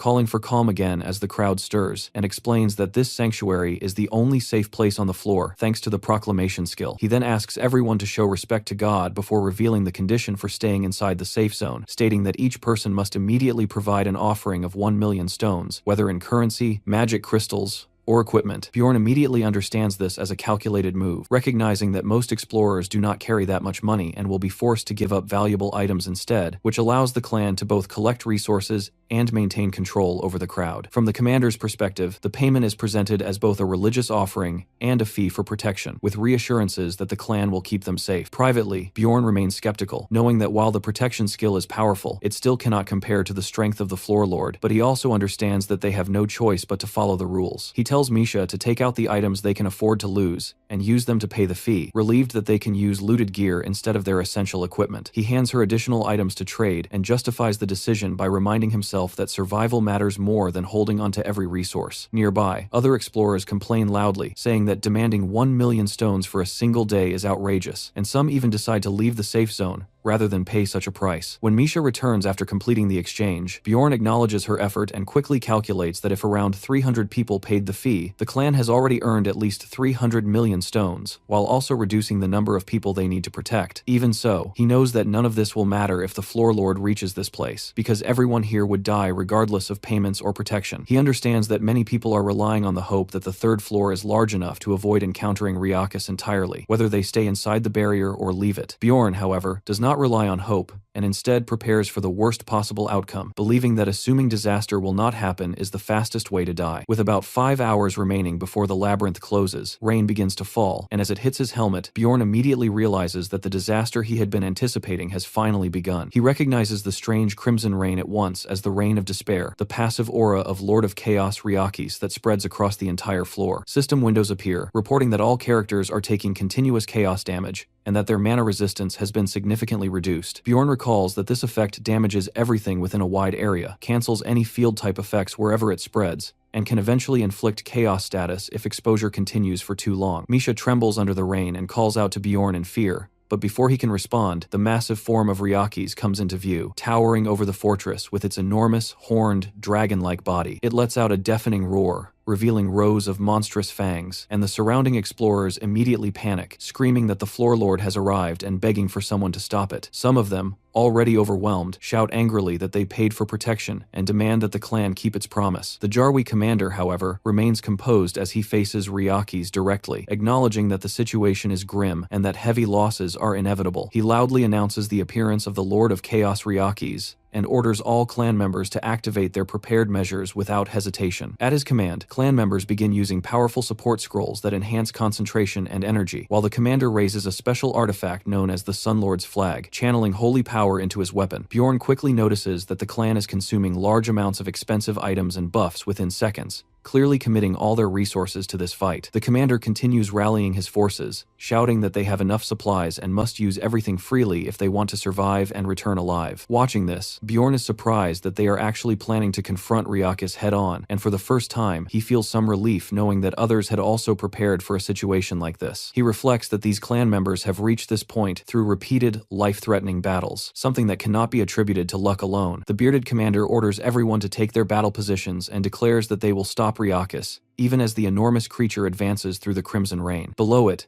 terrified explorers panic, some unable to believe what they are seeing, convinced they are about to die. As Ryakis moves closer, people begin shouting warnings not to block its path and to avoid direct attacks, urging others to run instead of getting caught in its movements. Bjorn realizes that one of his long-standing questions about this battle has now been answered clearly as he observes how experienced fighters are handling the situation. In the chaos, a dwarf warrior crashes into Ryakis' leg while shouting to a mage about how long a spell will take, while Bjorn notes that melee fighters and tanks are mostly avoiding direct clashes, only blocking weaker attacks and focusing on survival rather than offense. Despite this, some reckless individuals still charge forward, ignoring warnings, and the results are immediate as wounded warriors are healed quickly and sent back into the fight, even while their bodies remain battered. Nearby, someone kneels beside a fallen comrade, grieving that the man should not have died like that, but the commander shouts for everyone to stay focused and not let emotions interfere with the battle. The situation worsens rapidly as one warrior is crushed instantly under Ryakis' force, while 3 ranged attackers are killed by a single breath attack. Observers nearby begin murmuring that multiple multiple people have already died, and question whether the fight is even possible, while others complain about losing their 1 million stone payment. Bjorn dismisses these complaints in his mind, recognizing that the clan is doing everything they can, holding the front line, while mages attempt to restrain Ryakis. Then, Ryakis begins drawing out its inherent power, signaling a dangerous shift in the battle. The commander immediately orders everyone to stop attacking the main body, and instead focus on destroying the dark orbit surrounding it. As attacks are redirected toward the floating spheres around Ryakis, Bjorn understands what is happening and realizes that the clan is deliberately managing the fight to prevent the second phase from triggering. While some spectators assume the clan has stopped attacking out of confusion or poor judgment, Bjorn recognizes that they actually know the correct strategy to defeat Ryakis. Seeing this, he begins to feel a small sense of hope, thinking that if they continue at this pace, there is a real chance they might survive long enough for the labyrinth to close on its own. A timestamp shows that the current time in the labyrinth is 22:37, and Bjorn notes that there is roughly 1 hour left before the labyrinth shuts down. Standing among the tense crowd of explorers, he quickly calculates the situation and estimates that around 11 fighters, nearly 20% of the clan's force, have already died, but he judges that this level of loss still does not make victory impossible. Around him, however, panic begins to spread as explorers shout that the clan is doomed and demand to know how many more have died. Bjorn identifies the real problem not as the battle itself, but as the behavior of the explorers, who are starting to lose control. He recalls that every time Ryakis entered a rage state, protected explorers ended up dying, and he bluntly thinks that it was because they stood around watching instead of acting properly. Misha, clearly nervous, urges Bjorn to do something, but he tells her to wait while he thinks through the situation. Nearby,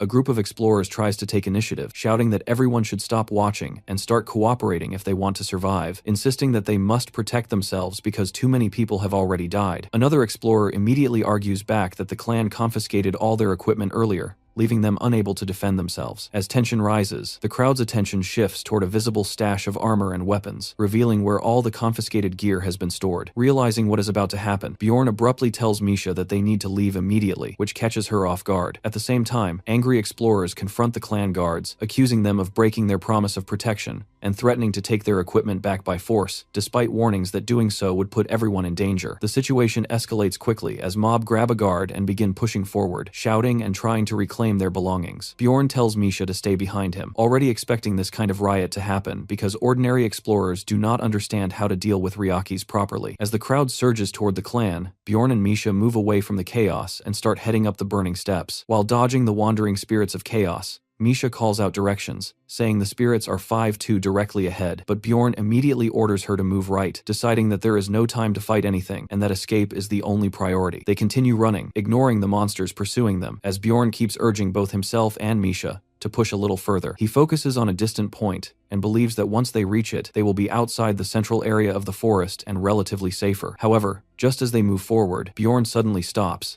sensing something is wrong, sweat forming as system messages begin to appear. A notification announces that Ryakis has successfully absorbed its inherent power, followed by another stating that the field effect Crevice of Evil will soon activate within a 5-kilometer radius. Darkness begins spreading across the area, and Bjorn immediately recognizes this as Ryakis' ultimate skill. He realizes that this can only happen if Ryakis has absorbed all of its orbs, confirming his worst expectation. Misha, shaken, asks what will happen to them, and Bjorn understands that the situation has become far more dangerous than before. The narration explains that Crevice of Evil is triggered only after Ryakis absorbs all 10 of its spheres, and once activated, everyone within the affected area has 45 minutes to escape. After that time limit, anyone still inside the field dies, regardless of strength. Another key effect is that everyone within the range is gradually pulled toward the center of the floor. A final system message clarifies that all characters in the affected zone will be transported to the center, and in the next moment, Bjorn, Misha, and the other explorers are forcibly relocated. Confusion spreads immediately as people look around, unable to understand what just happened, while Bjorn quickly estimates that around 200 explorers are still alive. He also observes that only about 20 members of the Jarwi clan remain out of the original 50, calculating that 11 died earlier and many more were lost in the recent chaos, making it clear how severe the situation has become while he and Misha were away. As the crowd demands answers, a clan mage responds harshly, silencing them with threats and warning that he will attack if anyone comes closer. Another clan warrior angrily blames the explorers for causing additional deaths and warns them to stay away, while the explorers shout back, blaming the clan for confiscating their equipment and begging to be allowed back under protection, even offering to pay more. The warrior responds coldly, saying they should be grateful they are not being killed on the spot, and makes it clear that the clan will not help them anymore. The mood quickly quickly turns desperate as people begin to curse and question what they should do next. At that moment, one explorer raises a trembling hand and claims to know something about the situation. He explains that according to an old text he once read, everyone will die if they fail to leave the area within a certain time limit, but also says that escape is possible by traveling 5 kilometers in any direction despite the presence of monsters. Bjorn quietly confirms that this information is correct. However, he also understands the real problem, which is that Riakus's clones and the spirits of chaos will relentlessly chase anyone trying to escape, making that option extremely dangerous. Even so, many explorers begin to move, deciding to take their chances. Misha points out that more than half the remaining people are already leaving, and asks Bjorn what they should do. Bjorn watches the situation carefully, and concludes that relying on that plan is too risky. Instead of following the crowd, he decides that they will attempt something with a higher chance of survival. Bjorn moves toward the Jarwi clan forces, deciding that instead of running blindly like the others, he will gamble on them as his best chance of survival. As he approaches, a clan member immediately warns him not to come any closer. But before things escalate, a Therianthrope swordsman notices Misha and is visibly startled to see her there. Bjorn casually greets him,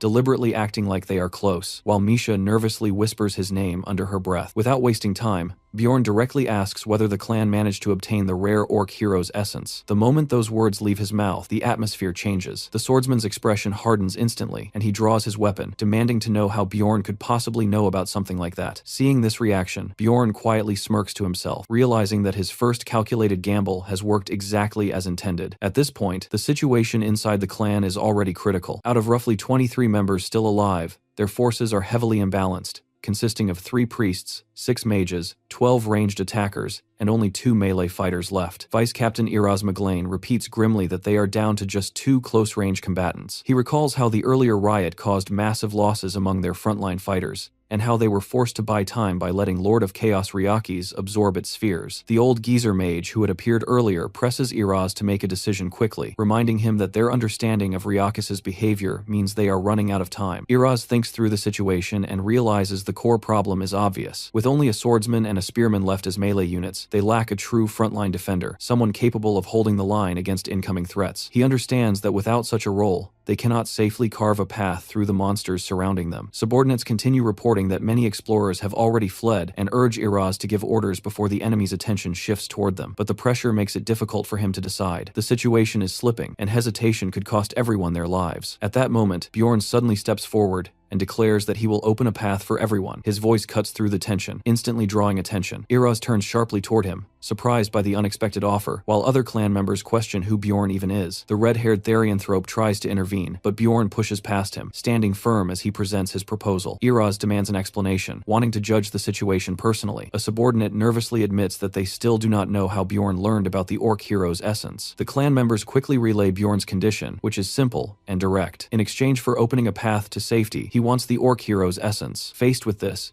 Iraz activates his skill, Survival Instinct, an ability that highlights the individual most likely to increase his chances of survival. The result is immediate and unmistakable. Among everyone present, Bjorn stands out, glowing with an intensity that surpasses all others. Iraz trusts this ability completely, as it has saved him many times before. Without hesitation, he concludes that Bjorn is the key to overcoming their current crisis. Turning to his subordinates, he declares that Bjorn is essential to their survival, a statement that shocks everyone around him, especially the Therianthrope swordsman. Then, focusing fully on Bjorn, Iraz asks for his name. Bjorn understands that this moment is crucial. This is his second gamble, and just like the first one, it has worked. Iraz Maglain introduces himself as the vice captain of the Jarwi clan, and immediately questions Bjorn about how he figured out they were targeting the orc hero. Bjorn calmly answers that it was simply his own deduction, which makes Iraz narrow his eyes and ask how he reached that conclusion in the first place. Bjorn explains that a large elite clan would never monopolize something like the third floor's orc habitat unless they had a much bigger objective in mind. He points out that they did not just arrive casually, but brought a massive amount of supplies, far more than what would be needed if their goal was only to hunt great orc warriors. From that alone, he reasons that their target had to be something more significant. The orc hero is actually a 5th-rank hidden boss that can only be summoned through a specific method, offering a large number of great orc warrior crystals at an altar. Bjorn connects this with what he observed earlier, and concludes that all those supplies were likely meant to prepare for the possible appearance of an even stronger entity, the Orc Lord. At the same time, he notes that since their supplies still seem intact, it likely means they have not yet encountered that higher-tier boss. Hearing this breakdown, Iraz is clearly impressed. He then shifts the topic and asks Bjorn to explain why he believes the clan needs his help so badly. Bjorn answers directly without hesitation, stating that he is a barbarian carrying the immortal effect and that he also possesses a powerful vampire essence. He continues by mentioning that he has absorbed a corpse golem essence as well, which grants him extremely high pain tolerance. Before Bjorn can continue listing everything, Iraz cuts him off and quickly summarizes the key point. He concludes that Bjorn's real advantage is his ability to keep fighting continuously while sustaining himself with potions, essentially allowing him to endure far longer than a normal frontline fighter. Iraz evaluates this and judges that Bjorn's build is exceptionally suited for the third floor, even surpassing the remaining melee fighters in his clan. Excitement flashes across Iraz's face as he loudly declares that Bjorn is exactly what they need. Without hesitation, he announces that he will invest in Bjorn and support his plan. The Red Therianthrope immediately objects, reminding Iraz that the orc hero's essence was originally requested by a noble, implying they cannot simply give it away. However, Iraz shuts that argument down instantly. He states that they can just report that the essence never dropped, treating it as a calculated loss. If trading a single essence can increase their chances of survival and save even one additional clan member, then it is more than worth it. With his decision made, Iraz orders Karlstein to bring the orc hero's essence. Meanwhile,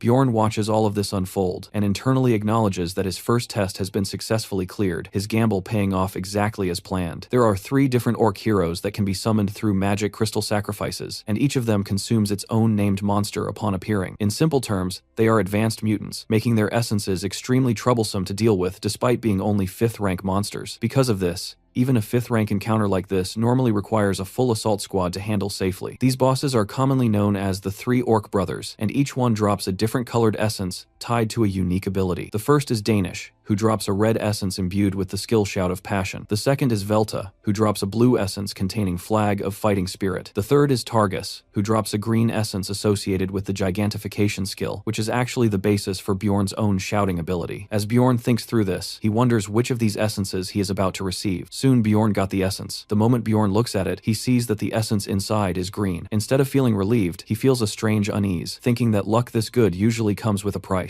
System messages appear immediately as he absorbs the orc hero's essence. His strength, agility, fighting spirit, resistance, and bone hardness all increase significantly. Green energy spirals around his body as the essence fuses into him, and Bjorn can feel raw power boiling inside him, almost demanding to be used right away. At that point, Iraz instructs him to remove his current equipment first. As Bjorn strips off his gear, Iraz begins supplying him with additional resources, and Bjorn is honestly surprised by how generous the clan is being. He receives a large number of defensive scrolls and potions, far more than he expected. Handing his pack over to Misha, he tells her to watch their belongings while he prepares. Bjorn immediately starts activating multiple defensive and support scrolls one after another without hesitation. System messages keep stacking as he drinks strength-enhancing potions that temporarily boost his physical power. He continues consuming rare items that increase his elemental resistance and pain tolerance, layering effect after effect onto his body. At the same time, the clan's priests and mages begin casting support magic on him. Spirit protection, regeneration flames, and taunt-enhancing spells are applied in succession, amplifying his durability and drawing ability. Additional buffs further increase his regeneration and taunt level, effectively turning him into a perfect frontline tank built to endure anything thrown at him. Then Iraz gives another order. He tells Karlstein to use Owner of Blood so Bjorn can borrow his swordsmanship-related ability as well. Without hesitation, Karlstein slices his own wrist, letting blood drip out for the ritual. Bjorn drinks the blood despite the unpleasantness, and system text confirms that the skill Owner of Blood has been activated. As a result, Bjorn temporarily acquires Karlstein's passive skill, Corrupt 1. His eye glows red as the effect takes hold. Iraz observes the change and confirms that the skill is active. This ability reduces maximum stats, but significantly amplifies the power of active skills, making it extremely potent in high-risk situations like this. With all preparations complete, Bjorn suggests they start moving immediately, and Iraz agrees without delay. Bjorn then focuses inward,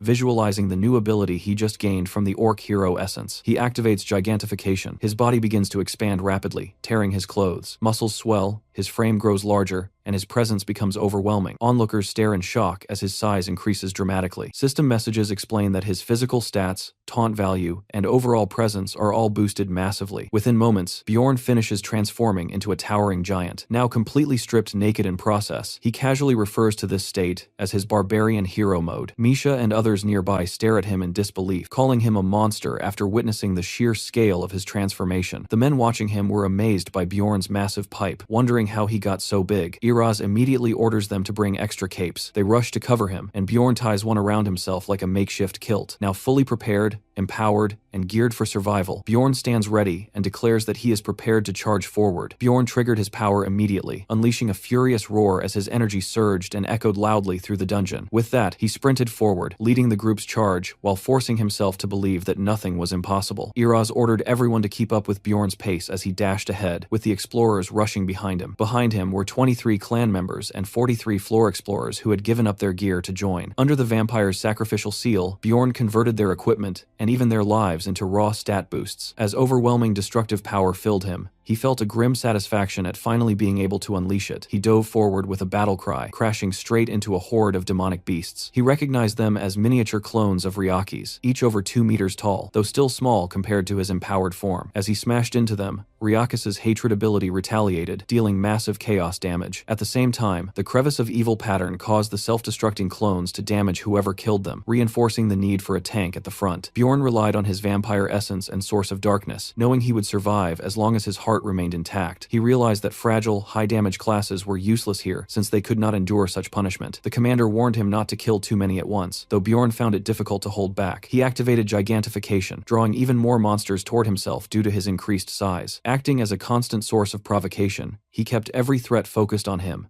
ensuring the explorers behind him remained safe. Karlstein charged in and killed a clone, only to cry out as the reflected damage struck him with equal force. Injured, he called for the priests to heal him. Bjorn immediately ordered everyone to stop taking unnecessary hits and fall back. A priest healed Karlstein while he cursed in frustration, urging the healer to hurry. Bjorn concluded that only he should remain at the front for what was coming next. He continued carving a path through the clones, and once his health dropped below half, his hero's path passive activated, increasing his resistances and tolerances. He recalled the orc hero whose skill functioned the same way, which was the reason he had sought that essence. His defenses increased significantly below 50% health and peaked near 20%, and he intended to exploit that advantage as much as possible. Bjorn ordered everyone to stay back while he handled the vanguard alone, pushing forward and leaving the others behind. Hernision observed that Bjorn had fully joined them and acknowledged his presence, agreeing it was wise to let him take the front in case new threats appeared behind. Karlstein, still in pain, realized that even attacking a single clone was unbearable, forcing him to retreat. Watching Bjorn, he began to question who he really was, no longer seeing him as an ordinary barbarian. As they continued running, the clan members admitted that no one matched a barbarian's courage and praised the vice captain's judgment in recruiting him. Other explorers speculated about Bjorn's identity, assuming he must be a well-known warrior whose absence would have doomed them. When someone asked Misha about him, she insisted she did not truly know. Hernision remarked that if the legendary barbarian hero Valkan returned, he would likely resemble Bjorn, whose presence now matched that myth. Bjorn soon spotted the zone exit ahead and urged everyone to move faster, pushing himself harder as he sensed their escape was near. A notification warned him that his soul power was running low, but they managed to break through and reach the outside. As gigantification wore off, his body shrank back to normal size, leaving him panting heavily. The system confirmed that the crevice of evil field effect was ending. Outside, the survivors cheered in disbelief, though Bjorn could still hear the agonized screams of those who failed to escape as the space behind them collapsed. A massive red explosion followed, obliterating the entire area and vaporizing the orc habitat in an instant. He noted that their timing had been miraculous, escaping just as his transformation ended. The commander agreed, but warned that they were not safe yet. Bjorn also understood that the danger was not over. He recalled that after leaving the crevice of evil, the first phase of the insta-kill ultimate would select a single survivor as prey. He calculated the odds and realized there was a 1 in 15 chance that either he or Misha would be chosen. Then he saw Misha freeze in terror. System notifications revealed that Misha had been selected as the prey and was now paralyzed. Bjorn was filled with anger as he realized that fate had chosen her. Misha sensed something was wrong, and as the realization dawned on her, the surrounding explorers looked at her with quiet sympathy. Her brother stood frozen, unable to face her. Bjorn recalled Ryakis's skill, Prey, which immobilized the target and marked them for relentless pursuit until death. Iraz acknowledged the situation grimly and offered clan protection for Misha, even inviting Bjorn to join them. Bjorn refused, stating he had no intention of serving anyone. Iraz admitted that if Bjorn had been chosen, he would have had no choice. Without hesitation, Bjorn lifted Misha and secured her to his back. Ending their agreement, Iraz bid him farewell and expressed hope that they would meet again in the city. The captain showed confidence in Bjorn's survival, as the clan's mage and priest cast buff spells on him as a parting gesture. System messages confirmed that Wind's Blessing and Sail had been applied, enhancing his speed and soul regeneration. Surrounded by the glow of these buffs, Bjorn acknowledged their support and understood they were likely low on resources themselves. He expressed his gratitude, and the captain urged him to survive, remarking that they would be blamed if he died. Bjorn accepted that, and prepared to move forward once again. Only 15 minutes remained before the labyrinth would close. A massive claw stirred ominously as Ryaki's red eyes flared open, and the system announced that the Lord of Chaos, Ryakis, had awakened. Bjorn immediately broke into a run, carrying Misha on his back. She could feel the heat radiating from his burning skin and hear the roars rapidly closing in behind them, making it clear that if things continued like this, neither of them would survive. Being carried, Misha called out to him, urging him to stop running for her sake, since the monster was after her, not him. She realized that this was why everyone had looked at her with dread, recalling how even her own family had chosen to ignore her. Those memories surfaced bitterly, reinforcing the thought that her existence had always been treated as a threat. Earlier, when she had been paralyzed on the ground, she had trembled at being singled out. Now, on his back, she insisted he had already done enough and would die if he kept helping her. She pointed out that they were not even that close, and claimed she had already fulfilled her lifelong wish because of him. Bjorn immediately rejected that, stating she clearly did not want to die, and that her self-sacrificing words made no sense. As he swatted aside chaos spirits while running, he pressed her on why she was pretending to accept death. She tried to insist she meant it, but Bjorn questioned whether she was actually afraid of being abandoned. Misha argued that she simply did not want to burden him anymore. Bjorn demanded to know if that feeling mattered more than her life and told her to stop testing him with evasive words. He made it clear that if she truly wanted to live, she should ask him for help so they could fight together for even a small chance. Misha reflected on her behavior and realized she must have sounded like someone giving up instead of supporting the one risking everything to save her. Remembering how Bjorn had carried others before, she understood that he had already shown her the mindset needed to survive since the witch's forest. She accepted that surrendering and complaining was the wrong response in this moment. Finally, she asked him to save her, promising to stay by his side and support him if they survived. She even offered him all the money from the expedition as an added incentive. Bjorn responded with a faint smirk, acknowledging that this was more like it. As Wind's blessing expired, he realized that all the buffs from the Jarwi clan had run out. Feeling raindrops, he deduced that Ryakis was now directly behind them. Seeing even more chaos, spirits blocking their path, he decided to use another trump card earlier than planned. Activating Gigantification again, he enlarged his body, increasing his stats and taunt to draw everything toward himself. He noted that while all his stats increased, what mattered most was that each step now covered far more distance. Estimating he could maintain the form for 2 to 3 minutes, he asked Misha to track the time. She began counting the seconds precisely as he ran forward. Forced to fight while moving, Bjorn started smashing chaos spirits, their deaths corrupting the ground as he continued forward. As more enemies fell, Misha's voice continued counting down the remaining time. When she called out that only 120 seconds remained, Bjorn registered it grimly, followed soon after by her update of 103 seconds. Suddenly, a massive, fiery attack landed in front of them, startling him. As Misha announced that 90 seconds remained, Bjorn braced himself, realizing Ryakis' breath attack had finally reached them. The blast wiped out many of the pursuing spirits, reducing their numbers and making it easier for him to move, though it also confirmed they were well within the monster's striking range. Moments later, a colossal limb slammed down near them, nearly crushing them both. Bjorn barely dodged while still carrying Misha, gritting through the pain from the close call. Looking up, he saw Ryakis' full, terrifying form looming over them. Without hesitation, he planted his foot and surged forward again. Misha insisted he could leave her behind, but he refused, telling her to stop and making it clear he would not abandon her. He reminded her of his promise and even mentioned that he still needed the money for his frost spirit ring. When she argued that dying over a promise was unreasonable, Bjorn countered that they were not going to die and declared his intention to escape alive. At that moment, his eyes widened as blood splashed, signaling sudden danger. Misha panicked upon seeing his arm severed, but Bjorn ignored it and demanded to know how much time remained. Convinced escape was impossible, she told him to abandon her, but Bjorn, furious and desperate, shouted for the exact time. Through tears, Misha reported that 60 seconds remained. Bjorn charged directly toward the massive beast, resolving that even with one arm, he had to endure for a full minute since escape was no longer an option. He acknowledged that surviving this would be extremely difficult, then launched himself forward. As Misha cried out in shock at his decision to run toward Ryakis, he ordered her to keep counting. She continued, her voice trembling as she called out 53 seconds remaining. As he ran, the monster's breath struck the ground behind him. He noted that the creature could not easily attack its own legs and rushed beneath its massive limb, knowing a single mistake would mean death. He continued sprinting with Misha on his back, though another sweeping attack forced him to dodge at the last moment as she called out 44 seconds remaining. Having observed Ryaki's movements earlier during the fight with the Jarwi clan, Bjorn believed he understood its attack pattern. Using that knowledge, he evaded another devastating strike. As Misha shouted that only 30 seconds remained, Ryakis continued battering the ground in an attempt to crush them. Bjorn barely managed to survive each impact,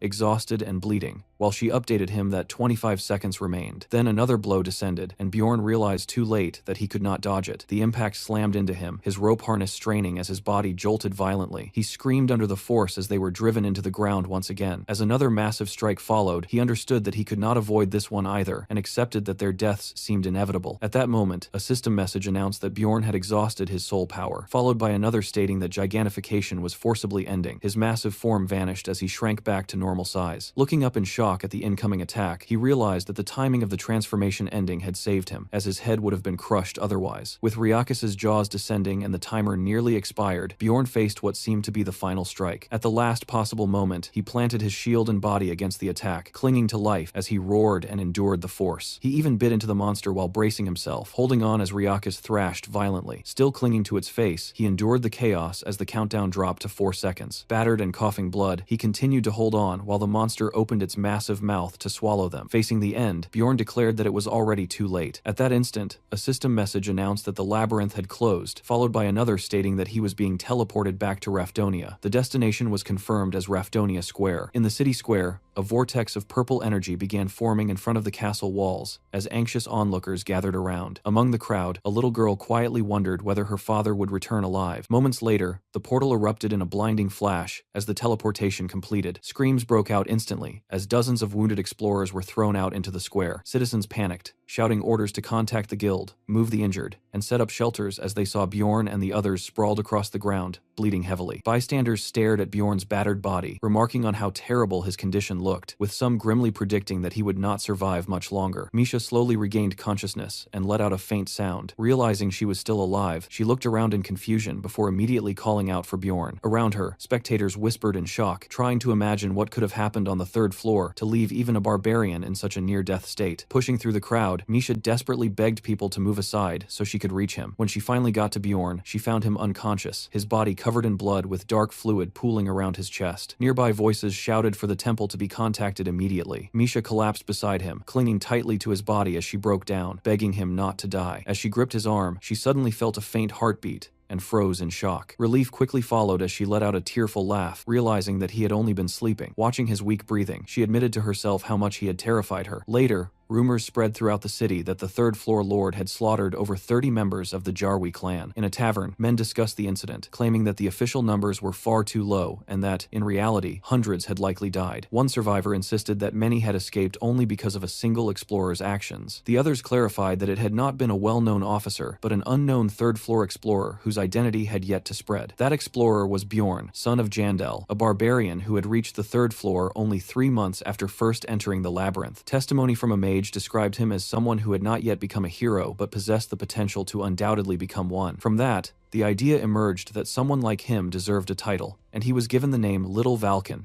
in reference to the legendary hero known for unmatched bravery. At the same time, system messages indicated that Bjorn's fame stat was rapidly increasing. Another warning followed, explaining that such rising fame would trigger more special events around him. Elsewhere, a guild official reviewed the report, finding the nickname Little Valkan interesting as he began to take notice of Bjorn. He reflected that very few explorers had ever achieved so much in such a short time, making Bjorn's case unprecedented in his experience. The report also listed the powerful enemies Bjorn had already faced, including the Corpse Golem and the Vampire Guardian, along with the fact that he possessed the rare orc hero essence. His rapid growth and the strength of his abilities went far beyond ordinary luck. The official recalled historical figures who had shown similarly abnormal development, individuals who were often remembered as heroes due to their extraordinary destinies. However, not all such figures had followed a righteous path. As he considered this, the official questioned whether Bjorn would become a hero or something far more dangerous. For a brief moment, he even wondered if Bjorn might be an evil spirit. Sometime later, Bjorn awakened under a tent with a low groan, his eyes opening slowly as sunlight struck his face. Confusion lingered for a moment before he realized he had survived. He found himself back in the city, with Misha asleep beside him, clinging tightly to his thigh. Quietly, he acknowledged that he had made it back alive, and gently patted her head,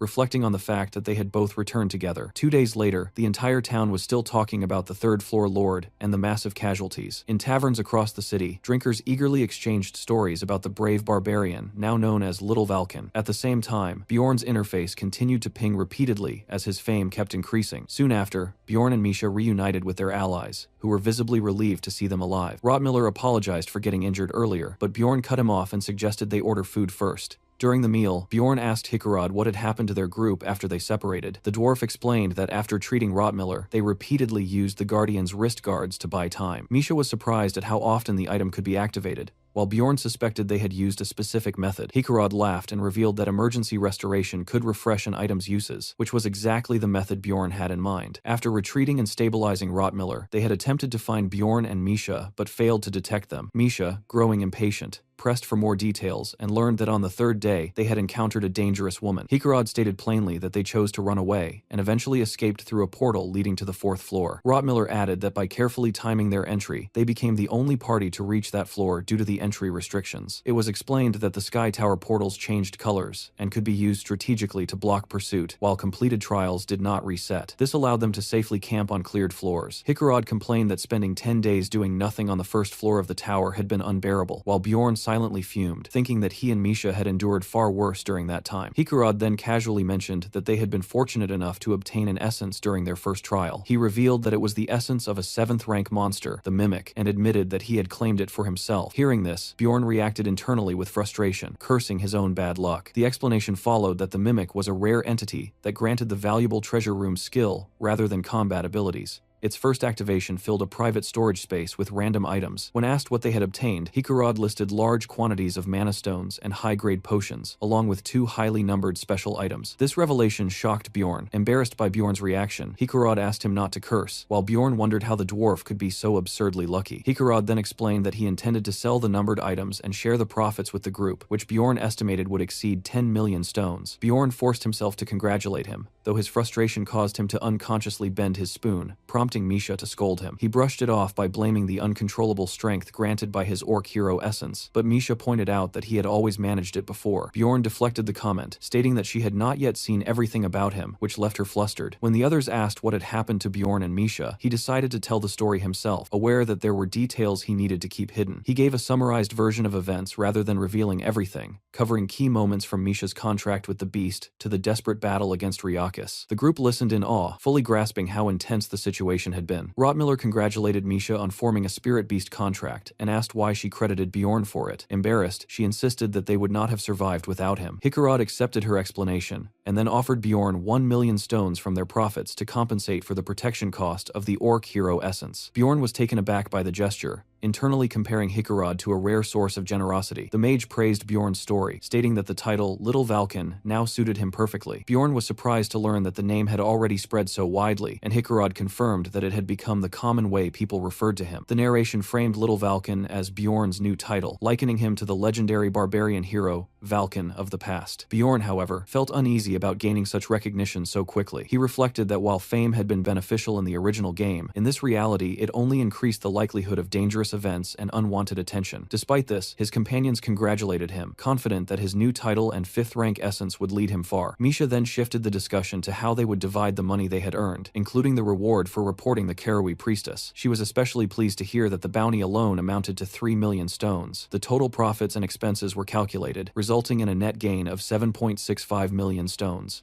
At that point, Bjorn reminded Misha of her earlier promise to give him everything. Instead of dividing the earnings, he claimed the entire amount. Bound by her word, Misha was left flustered and quietly regretted her decision. Later, Misha asked whether all the aftermath had finally been settled. As they walked through the city, Bjorn reflected that while the labyrinth was harsh, life outside it was not much easier. He noted that he had already taken care of most of the tasks he needed to handle, having retrieved his repaired equipment, purchased consumables, and even visited the auction house, which had clearly pleased Misha. At the same time, Bjorn found himself wondering why Misha continued to stay so close to him. He briefly suspected that she might still resent losing the money, though he ultimately decided it was better for him to manage their funds. In his mind, 7.65 million stones was only a modest amount considering his future plans. He intended to invest in essences, equipment, and most importantly, in strengthening Misha. Now that he considered her his main party member, he studied her thoughtfully, which only made her feel embarrassed. As they walked, onlookers whispered about Bjorn, referring to him as Little Valken. He eventually told Misha that he would be heading off for a while, and she mentioned that she planned to visit her family first. She spoke nervously, saying she would be gone until the next day or possibly the day after, which made Bjorn wonder why she seemed so uneasy about it. Though he felt a slight concern, he chose not to press further and simply wished her luck. Misha claimed she felt a little better, but Bjorn could tell she still seemed troubled. He encouraged her again,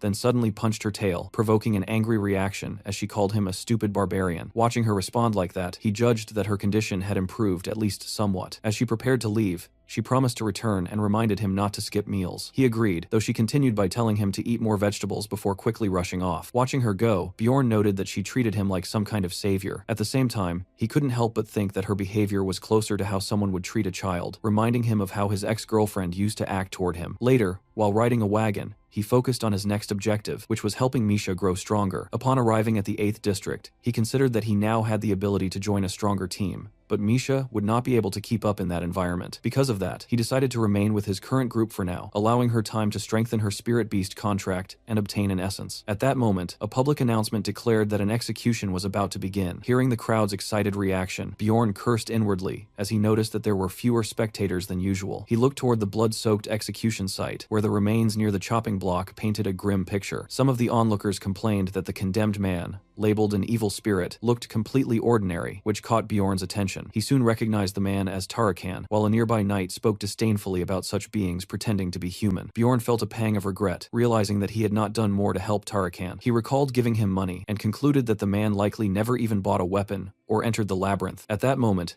Tarakan's eyes met Bjorn's within the crowd. The man reacted violently upon recognizing him, and Bjorn questioned whether he had truly been identified. Before anything more could happen, the blade fell, cutting Tarakan off mid-attempt to shout his name. Bjorn turned away from the execution, visibly shaken. Remembering that brief moment when he had handed Tarakan those coins, Bjorn realized that the man's fate could easily have been his own. From that point on, he decided he would no longer help others purely out of pity. As he walked away, a stranger suddenly addressed him as Jandel's son, Bjorn. Annoyed, Bjorn curtly told him to leave, but the blonde man hushed him, claiming they were in similar circumstances. That statement caught Bjorn off guard. The stranger casually began asking whether Bjorn came from the United States, Thailand, Europe, or somewhere else. Bjorn recalled that he had expected to encounter something like this eventually, though he had not anticipated it happening so soon. The blonde man then claimed that he himself was from the United States. Bjorn quickly decided that there was only one way to deal with someone like this, and prepared himself, mentally referring to his approach as the Einar method. Stepping closer, Bjorn loomed over the man in an intimidating manner, causing him to stammer. He demanded that the stranger stop speaking in riddles and speak clearly. The man laughed nervously, saying that Bjorn had almost fooled him and even praising his acting, assuming he had only been in this world for 3 months. Bjorn repeated his demand for straightforward answers, while the man attempted to calm him and urged him not to be so aggressive. The blonde then claimed that Bjorn was here because of something called Gwaim, which immediately triggered a sharp reaction as Bjorn internally cursed him. The man continued speaking,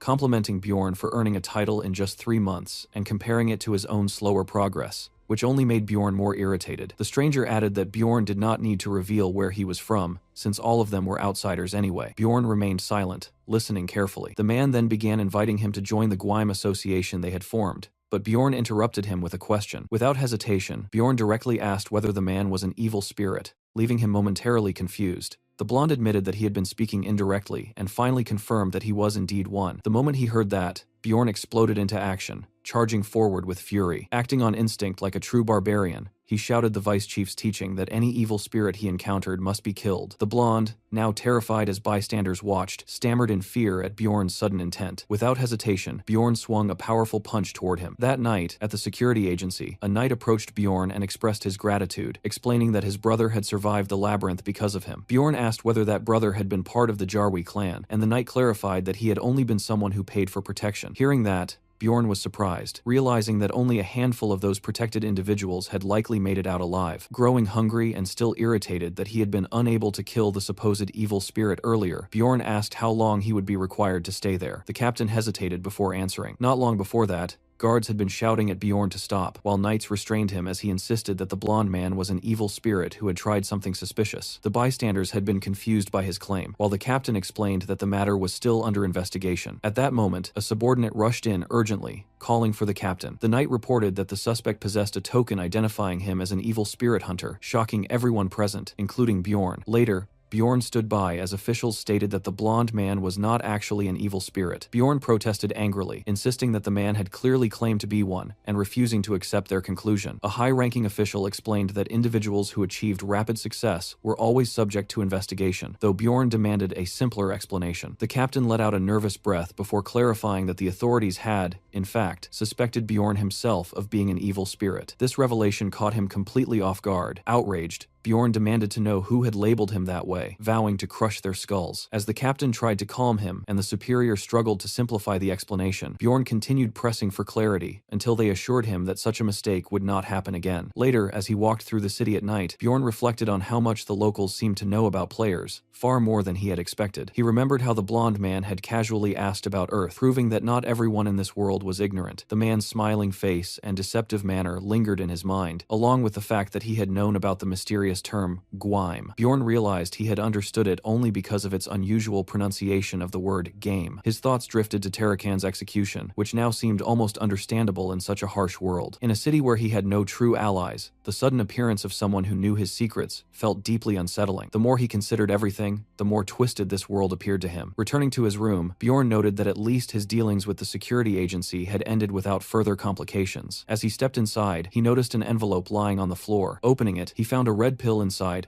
and sat down on his bed, reading the attached letter with growing surprise. The letter explained that it was randomly sent to explorers suspected of being players, and was intended only for those capable of reading it. It warned that anyone who could understand its contents must never reveal to others that they were a player. It further instructed that even if captured by evil spirit hunters, the letter must never be translated. The message then described a hidden community that guaranteed anonymity, stating that swallowing the pill would grant access to it. It added that refusal was acceptable, and that the pill could simply be discarded, ending with a wish for the reader's survival. The name of this community was given as Ghostbusters. A final note mentioned that Raphonia's king is Motherfucker. Elsewhere, the scene shifted to the royal family's secret security agency, where a superior reprimanded an officer for exceeding his orders. He clarified that he had instructed only surveillance on Bjorn, not provocation. The subordinate explained that their agent had underestimated Bjorn due to his mere 3 months of experience. When asked about the outcome, the officer suggested reviewing the recording and activated a crystal device. The orb displayed the earlier encounter, showing Bjorn being approached in the street. As the superior watched, he remarked on how convincingly Bjorn had acted. The projection replayed Bjorn's blunt insistence on straightforward answers and his immediate hostility toward evil spirits. The kneeling officer argued that unlike a true evil spirit, who would have fled, Bjorn had attacked without hesitation, which supported the conclusion that he was not one. The superior ultimately agreed, firmly stating that Bjorn, son of Jandal, was not an evil spirit. He reflected on how Bjorn had earned a title within just 3 months without being one, and considered the possibility that the young man was destined to become a hero. With a faint smile, he concluded that this was a good outcome, as the city was always in need of more heroes. The next morning, Bjorn visited the magic tower, believing the mysterious letter was genuine and intending to investigate it further. Inside a research lab, Raven observed that he must be quite famous to have received something like that. Bjorn questioned her, and she explained that individuals who gained recognition often received such letters, assuring him that it was nothing unusual. She added that if he had come earlier, she could have examined the writing more closely and asked whether he was not curious about the message left by the evil spirits. Bjorn repeated her words, focusing on the term evil spirits, and she clarified that the letter had indeed been sent by one. Pretending ignorance, Bjorn praised her ability to even recognize it as a letter, which pleased her, as she noted that most people would not have noticed. Raven then asked about the pill that had come with the letter, and whether Bjorn understood its purpose. He claimed that he did not, prompting her to explain that it had been crafted by a master mage skilled in psychological and dimensional magic combined with alchemy. According to her, the pill allowed the user to enter a specific spirit realm. Bjorn repeated the unfamiliar term and asked what exactly a spirit realm was. Raven described it as a separate dimension where the physical body remained behind while the consciousness was transported elsewhere. She outlined several key facts, explaining that the pill would summon the user to the spirit realm every 15 days, that evil spirits likely exchanged information there, and that many infiltrators who had attempted to enter had ended up dead. Hearing that, Bjorn was visibly shaken, realizing he would have been in serious danger if he had taken the pill without thinking. Raven firmly warned him never to consume it, reassuring him that it was not poison. This led Bjorn to question who would send something so dangerous. She objected to the idea that mages were poisoners and clarified that the pill itself was harmless. She then explained the more widely accepted theory, which suggested that entities within the spirit realm could distinguish evil spirits from ordinary people. If an intruder was detected, their soul could be severed from their body, making the pill extremely dangerous due to its revealing nature. Bjorn understood that this would place his life in the hands of unknown individuals. Raven further noted that within the spirit realm, everyone appeared in soul form, meaning their real-world identities could not be traced. When Bjorn asked whether magic could track who had taken the pill, she replied that it was impossible, otherwise evil spirits would have already been captured. With that, she returned to her experiments, casually mentioning that the next test would involve drawing his blood. As Bjorn sat under a strange machine and watched her prepare an unsettling device, he reflected on the letter's promise of anonymity within the spirit community. He considered that joining such a place could provide valuable information. At the same time, He wondered whether the spirit realm might even hold a way for him to return to his original world. As Raven cheerfully prepared the equipment, he found himself hesitating, unsure whether taking the pill is truly the right choice. Later, back in his room, Bjorn carefully weighed the risks and benefits, ultimately concluding that taking the pill was likely the best option. He reasoned that if it were truly as deadly as it sounded, such a spirit community would not exist in the first place. Even so, he decided not to take it immediately. He realized that doing so right away would make it easy for the sender to identify him as a new member. If he were the only recent recipient, his identity would become obvious the moment he appeared in the community. Because of this, Bjorn concluded that entering now would expose him unnecessarily. Instead, he decided that if he ever chose to take the pill, it should be after 6 months, when multiple new members would have joined and his identity would be less obvious. Since he was not yet desperate for information, he felt no urgency and chose to wait. 15 days after returning from the labyrinth, the scheduled time for the spirit summoning passed without him taking the pill. Elsewhere, in a high-floor research lab within the tower, a clock struck as another mage prepared to observe the spirit realm. Activating a blue crystal orb, the mage was asked by an unseen superior whether the expected newcomer had appeared. The robed alchemist reported that no such individual had entered the spirit realm. From this, the superior concluded that the chosen candidate was likely not a player after all. When discussing what to do with the remaining invitations, the mage instructed that letters should continue to be sent according to schedule. The hooded figure reflected with quiet disappointment, having held high expectations for this particular individual. In the end, he concluded that the mysterious person he had been searching for had yet to reveal themselves. The scene shifted to the Explorer Guild branch, where Bjorn was officially promoted to a 6th rank explorer. He reflected that he had been spending his days diligently handling necessary tasks, such as assignments, which made time pass more quickly. His routine life in the city continued steadily as he took care of himself, maintaining his condition while time moved forward. Although he spent his valuable stones freely, he had no regrets, knowing they had been used on essential improvements. At a weapon shop with Misha, Bjorn purchased an enormous mace along with enchanted armor, leaving her visibly shocked by both the size and the cost. He then acquired magically enchanted pants with a shape-shifting ability, ensuring they would not tear apart when he used gigantification. This purchase embarrassed Misha, who commented on how difficult it must have been to find such an item. In return, Bjorn asked about her new equipment, noting that while it was smaller than average, it was still an improvement over what she had before. Flustered, Misha admitted she was unsure and felt it might be too much for her to handle. Later, at the training facility, a practice dummy lay completely destroyed. Misha trained with her new twin blades, explaining that she was gradually becoming accustomed to them, while also using expensive beast blood to strengthen her spirit beast. Bjorn observed that the beast blood allowed her to infuse her attacks with ice. Misha showed her progress with pride, but Bjorn pointed out that her movements were still clumsy and required more practice, which only frustrated her. At another point, Bjorn upgraded his spirit seal to level 2. He recalled that while the process only took 10 minutes, it compressed the agony of 12 hours from the first level. During the ritual, the shaman had even told him it was acceptable to scream, and Bjorn realized that his high pain tolerance offered no resistance against the seal's effects. A system message confirmed that his mortal seal had reached level 2, granting significant stat boosts, and the shaman expressed surprise that Bjorn had remained conscious throughout. Afterward, the shaman offered to read his fate through a stick-drawing ritual that reminded Bjorn of tarot. He selected a stick from the container, and the shaman examined it carefully, appearing puzzled. The shaman then suddenly asked for Bjorn's birthday, which caught him off guard since, as a barbarian, he did not even know it. After making a light remark about that, the shaman proceeded with the reading. Impatient, Bjorn pressed for the result, and the shaman foretold that he would repeatedly encounter all kinds of events, both good and bad, much like a hero. Later, back in his room, Bjorn dismissed the idea of fate as meaningless and resolved to focus only on what he could control. He committed himself to training so that he could endure whatever challenges lay ahead. The next morning, Misha arrived cheerfully with a basket of breakfast to wake him. Bjorn reaffirmed his determination to prepare himself as thoroughly as possible. When he returned to the shaman, the man expressed surprise, noting that no one had ever reached the stage of receiving a 3rd seal as quickly as Bjorn had. He explained that there were 3 possible paths for the 3rd spirit seal: flames, hard steel, or wilderness. Bjorn immediately recognized these options as identical to those from the game, and chose the spirit of wilderness. The shaman instructed him to brace himself, and after another intensely painful session, Bjorn successfully completed the 3rd spirit seal. A notification confirmed that his immortal seal had reached level 3, granting further increases to his resistances and overall stats. Another message stated that his body had been imbued with the spirit of wilderness, significantly increasing his base threat level and granting him the skill Wild Outburst. Bjorn quickly analyzed its potential, recognizing that it greatly increased his ability to attract monster aggression, while the skill itself could temporarily triple that effect and boost his physical capabilities. Exhausted but satisfied, he concluded that provoking monsters to enhance his strength was an ideal trait for a tank. He also realized that combining this with gigantification would amplify his threat level even further. Pleased with his progress, Bjorn prepared to leave as the exhausted shaman dismissed him. However, before he departed, the shaman admitted that he had withheld part of Bjorn's fate. He warned that Bjorn would attract individuals filled with hatred. If he could resolve their grudges, it would benefit him, but if not, they would eventually bring him harm. Bjorn responded with irritation, insisting that such warnings should be phrased more simply, as something that would make his life easier rather than sounding ominous. With that, the consultation ended, and the shaman fell silent as Bjorn left. Stepping out of the tent, Bjorn reflected that with the level 3 spirit seal complete, only a few final preparations remained. As he moved through the forest, Einar suddenly called out to him while trying to stay hidden, urging him to keep quiet so she would not be discovered. She beckoned him over and excitedly congratulated him on earning the title of Little Valkan, immediately demanding to hear what had happened. Bjorn downplayed the events as he explained, while she listened closely. After hearing his story, she prepared to ask something else, her expression turning slightly mischievous. Once he finished, she seemed relieved to learn that he had joined Hikarad's team, reassured that he would no longer be alone.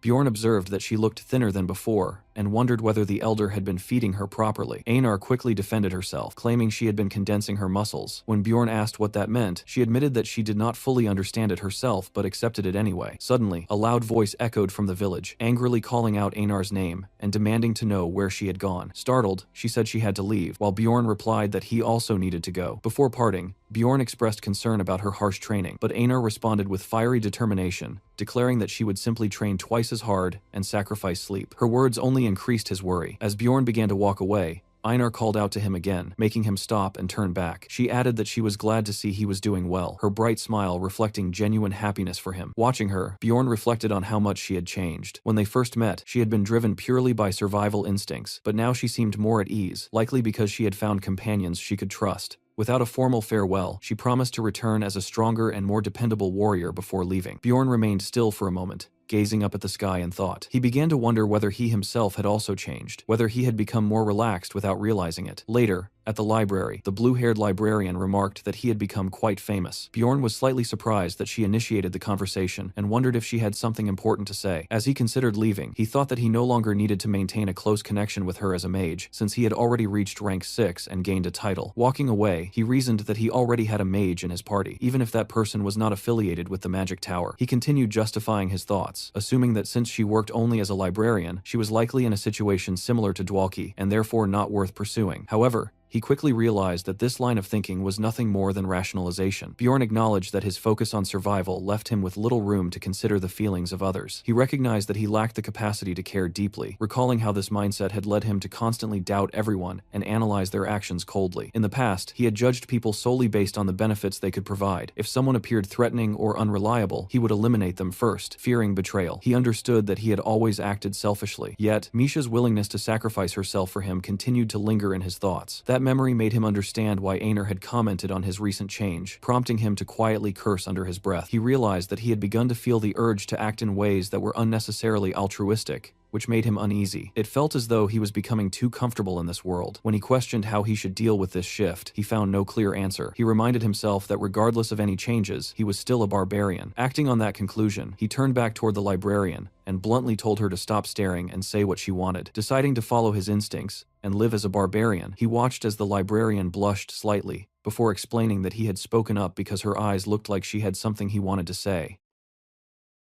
The following day, Bjorn arrives at a cafe that's completely packed with women, and he can barely force his way through the entrance. The moment he steps inside, he already starts regretting coming here, especially since the overly cute and girly name of the place should have been an obvious warning from the start. Inside, the entire cafe looks like a pink-themed dessert haven, clearly meant for women with a sweet tooth, making him feel completely out of place. While he's still taking in the situation, a woman suddenly waves at him with excessive enthusiasm after realizing he's the client she had been waiting for. She introduces herself as Shavin Emir, a blue-haired woman who turns out to be a friend of Lagna, the one who referred Bjorn to her. Despite dragging someone like Bjorn, a literal barbarian, into such a sugary, feminine environment, Shavin casually asks him what he wants to eat. Bjorn responds with heavy sarcasm, telling her to bring him beer and steak, clearly mocking the setting. Without wasting time, he shifts to the main point and directly asks what she actually needs from him. Shavin is genuinely surprised to hear that Lagna didn't explain anything to him beforehand. Deciding to skip unnecessary conversation, she gets straight to the job. She explains that she needs someone to handle patrol duty in the sewers, where a group of freeloaders who avoid paying taxes have been illegally staying. However, the situation is far from simple. None of the patrol members who were sent there previously ever returned. That's exactly why Bjorn has been called in. According to Lagna, he's the most suitable person for this dangerous task. Bjorn tries to argue that there are plenty of more experienced and qualified explorers who could handle it, but deep down, he suspects this mission is far more dangerous than it sounds, possibly involving something like evil spirit hunters, making it feel way beyond what he should be dealing with. Shavin, acting like a total nerdy otaku, dismisses his concerns and insists that he's perfect for the job,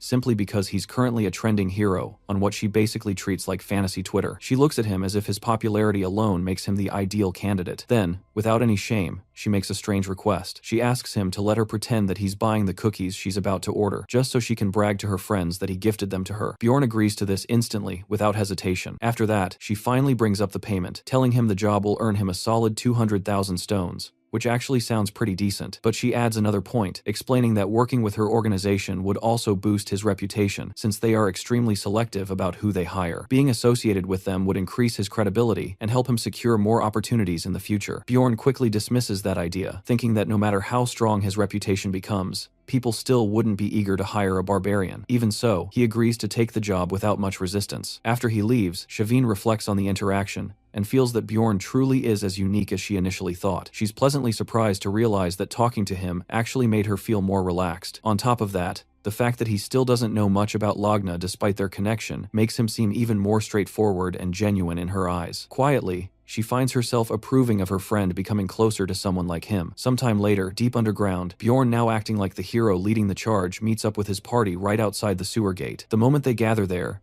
everyone immediately starts complaining about the absolutely unbearable, disgusting smell, even though they all knew exactly what kind of job they had signed up for in the first place. Bjorn doesn't pay any attention to their whining at all. Instead, he forcefully throws the gate open and walks in with an intimidating presence, carrying full main character energy. As he leads the way inside, he warns everyone not to damage their helmets, since they're equipped with GoPro cameras meant to record solid evidence. The team itself had been put together the day before. Bjorn first brought in Hikarod, who happily agreed to join without even asking for payment. Then Dwalki joined as well, mostly because doing anything at all sounded better than sitting around reading books all day. Rotmiller came along, wanting to test out a newly unlocked skill, while Misha was clearly excited to slice up criminals using her brand new Lich twin blades. Looking at this lineup, Bjorn feels like an absolute genius for assembling a full team without spending anything, and in his mind, Rotmiller stands out as the real MVP thanks to his exceptional navigation skills, which are extremely useful in a place that looks like an endless, confusing maze of filth. As they proceed deeper, Dwalki casts a light spell to illuminate the pitch-dark tunnels, but Hikarod still looks tense, practically clutching his soul as he keeps worrying that some sewer monster might suddenly jump out at them at any moment. Hearing that, Misha asks the sorcerer if there's any known information about monsters in this place. Dwalki explains that mages sometimes dump magical waste into toilets, so there's a chance that some bizarre, chemically mutated creature could have been created down here. That horrifying thought nearly knocks Misha out mentally, but Bjorn casually dismisses it, pointing out that there haven't been any monster sightings reported in the last 2 years. Right then, Rotmiller suddenly comes to a halt. It's not the smell that alerts him, since everything already reeks, but rather his instincts, as he senses another presence lurking nearby. Trusting his mimic essence, Bjorn immediately prepares himself for a fight. Almost instantly, Misha spots someone clinging to the wall, trying to hide like a cheap, low-effort ninja. Bjorn reacts without hesitation, grabbing the man and slamming him down so hard that whatever invisibility he had is completely broken. The man immediately starts swearing in panic and pulls out his sword, but before he can do anything, Bjorn grabs his arm and snaps it effortlessly like it's nothing. However, Bjorn stops there, realizing that the man isn't really a threat and is just desperately trying to survive. Looking down at him as he curls up on the ground crying, Bjorn questions him and calmly offers to snap his neck next if that helps him start talking. Terrified, the man breaks down even more and confesses that he's nothing more than a poor tax evader trying to get by. At that moment, Rotmiller notices a tattoo on the man's forehead and points out that it symbolizes a great sin. Hikarod adds that he's seen the same kind of mark before back when he used to work with shady individuals during his blacksmith days. Hearing all this, Bjorn starts considering whether it's worth capturing the man alive, since there's a decent bounty of 5,000 stones for that. At the same time, killing him would also be acceptable, as long as everything gets recorded properly. After all, in his eyes, anyone hiding in the sewers while dodging taxes probably deserves whatever punishment comes their way. The desperate man then starts begging for a deal, offering to share valuable information in exchange for his life, but that only irritates Bjorn further. Just when things seem to be going nowhere, the man suddenly mentions a name that immediately grabs Bjorn's attention. He claims there's a dangerous woman with a massive bounty roaming around, surrounded by corpses, which strongly suggests some kind of dark, forbidden magic is involved. The moment Bjorn hears this, his instincts flare up, and he realizes it might be none other than the Karui priestess Elisa. His reaction makes it obvious something serious is going on, and Misha quickly asks what they should do next. Bjorn responds firmly, saying they can't allow a violent, bloodthirsty psycho, especially one who might hold a grudge against them, to keep moving around freely. He tells the group that their first step is to confirm whether it's really her, but at the same time, everyone is already prepared to jump straight into a fight the moment that confirmation comes through. Their new guide takes them along through the sewers for roughly half an hour, before finally coming to a stop at a concealed passage that does not appear on any maps. Bjorn feels a bit surprised that the man never chose to settle down in this place permanently. The man then explains that he had been constantly moving around because a crazy woman had taken over his previous hideout, and that situation was exactly when they happened to run into him. When they finally arrive at what is supposed to be the hideout, Bjorn observes that there is only a single way in and a single way out. This detail makes him smile, since it means the madwoman will have no possible escape route. Even so, he remains extremely suspicious, so he orders the man to go in first. Just outside the main chamber, the group begins to panic when they notice heaps of lifeless bodies scattered around. Despite this, Bjorn forces his trembling guide to move forward, and the unfortunate man ends up activating a trap. Instantly, a barrage of curses crashes down on both of them. Bjorn quickly shouts at the others to retreat at once, while the drug-addled man is torn apart by a revenant's curse that drains his maximum health each time it strikes, and gives him the sensation that his very soul is being sucked away. Elsewhere, Elisa immediately realizes that her curse has been triggered, and she starts wondering whether the attackers might have come from the temple. Her heart begins pounding rapidly because she has still not managed to locate the entrance to the underground city. Because of that, she turns to the voices inside her head, waiting for them to guide her toward her next sacrifice. At the same time, Bjorn receives a notification informing him that more than 100 revenants have ambushed him. However, due to his resistance to dark effects, he ends up losing only about 1/3 of his maximum health. Holding the drug addict in front of him as a human shield, Bjorn tells Misha that he is somehow still alive, even though she is visibly worried about him. When he looks at the man's hollow corpse, which now has 0 maximum health, Bjorn immediately understands how that curse would have affected him, and he feels genuinely thankful that the expendable vagrant, who had no family, ended up taking the blow instead. Hikarad then notices a nameplate on the man and discovers that he is yet another person named Hans. They proceed into Hans's room, which turns out to be unexpectedly clean and well furnished, far more than one would expect from someone who had described himself as a homeless wreck. Even so, there is no trace of Elisa inside, until Dwalki senses a flow of magic coming from a specific spot on the floor. Bjorn suddenly drops to his knees, confusing everyone in the group, and informs them that he is about to break open a magically protected trapdoor using his thick metal rod. Dwalki questions whether brute force can even work against magical barriers, but Bjorn activates his gigantification ability and states firmly that if something does not break under sheer strength, then it simply means the strength being used is not enough. Everyone looks on in complete disbelief as he smashes the enchanted trapdoor, as if it were nothing more than paper, and afterward he casually throws a bit of humble pie in Dwalki's direction for having doubted him. Miller then picks up Elisa's trail again, and remarks that she appears to be alone, which likely makes it safe for them to proceed and check things out. Relying on his newly enhanced sixth sense, Bjorn tells the group that it is time to move. Far beneath them, in the underground city of Noark, a messenger rushes toward the vice captain and reports that the old trapdoor has just been completely destroyed. What makes it even stranger is that it does not seem to be the royal family responsible this time. The vice captain comments that no one has used that route ever since the Karui cult incident, and he orders the messenger to verify whether the temple priests are involved again. He places his trust in Amelia, the red-haired woman, to take care of the situation, while Bjorn and his group step into a section of the labyrinth that looks entirely different from the sewers they were previously navigating. Misha asks whether either Dwalki or Hikarad recognizes this place, or knows what it might be, but both of them admit that they have no idea. Miller then interrupts, saying that Elisa's scent is growing stronger very quickly, which likely means she is heading straight toward them. At the same time, Elisa begins to move faster, filled with fear because she just heard the evil lord's laughter echo inside her head. The last time she heard that sound, things ended badly, and she has no intention of letting that happen again. Believing that her pursuers are agents from the temple, she runs as fast as she can to avoid being caught. When her scent suddenly disappears, Miller suggests that they chase after her before she vanishes again. Right then, Elisa hears Misha's voice echoing in the distance and realizes that this is not a random encounter, it is Bjorn's party. At that moment, she decides that it is finally time to eliminate them all once and for all. The Karui priestess opens what seems like the gates of hell and releases a swarm of wraiths,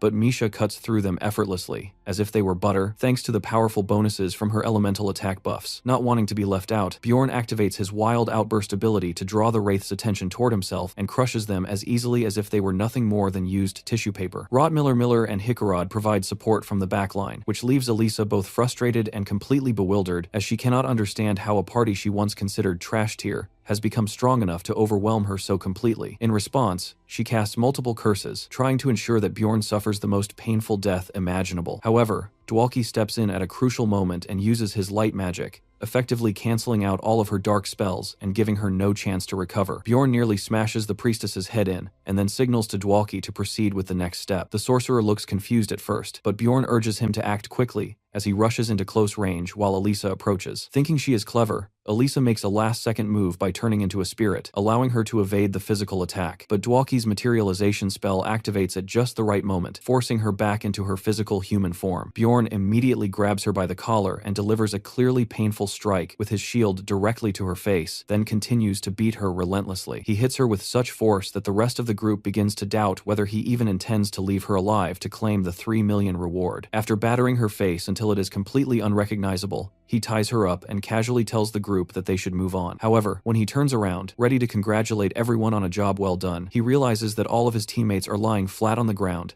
unconscious. At that moment, a system notification appears, informing him that he has been poisoned with basilisk venom. Fortunately, his resistance to poison allows him to remain conscious and continue moving. As a familiar red-haired figure comes into view, Bjorn experiences a flash of PTSD, as he had just been thinking that everything was going a little too smoothly. Amelia appears impressed that he is still able to move despite being poisoned, and comments that her favorite barbarian has grown significantly stronger. Seeing his entire party lying on the ground, she asks whether he is refusing to flee because of them. Bjorn, however, feels frozen in place by her unsettling aura and assumes that she is targeting him now that he has gained some recognition and she has heard about him wandering through the sewers. He calls her out as a liar, reminding her that she once promised to let him go, and demands to know why she is here. His question clearly irritates her, and she responds sharply that he is the one who intruded first, asking how he managed to find the secret entrance. Bjorn, responding in his usual blunt and primitive manner, asks what she is even talking about, which confuses her enough to make her wonder whether he somehow opened the door by accident. He then explains that he simply smashed the magical door with his mace like a caveman until it broke, leaving her stunned. She then asks why he would even do such a thing, and he honestly replies that he was only after the priestess.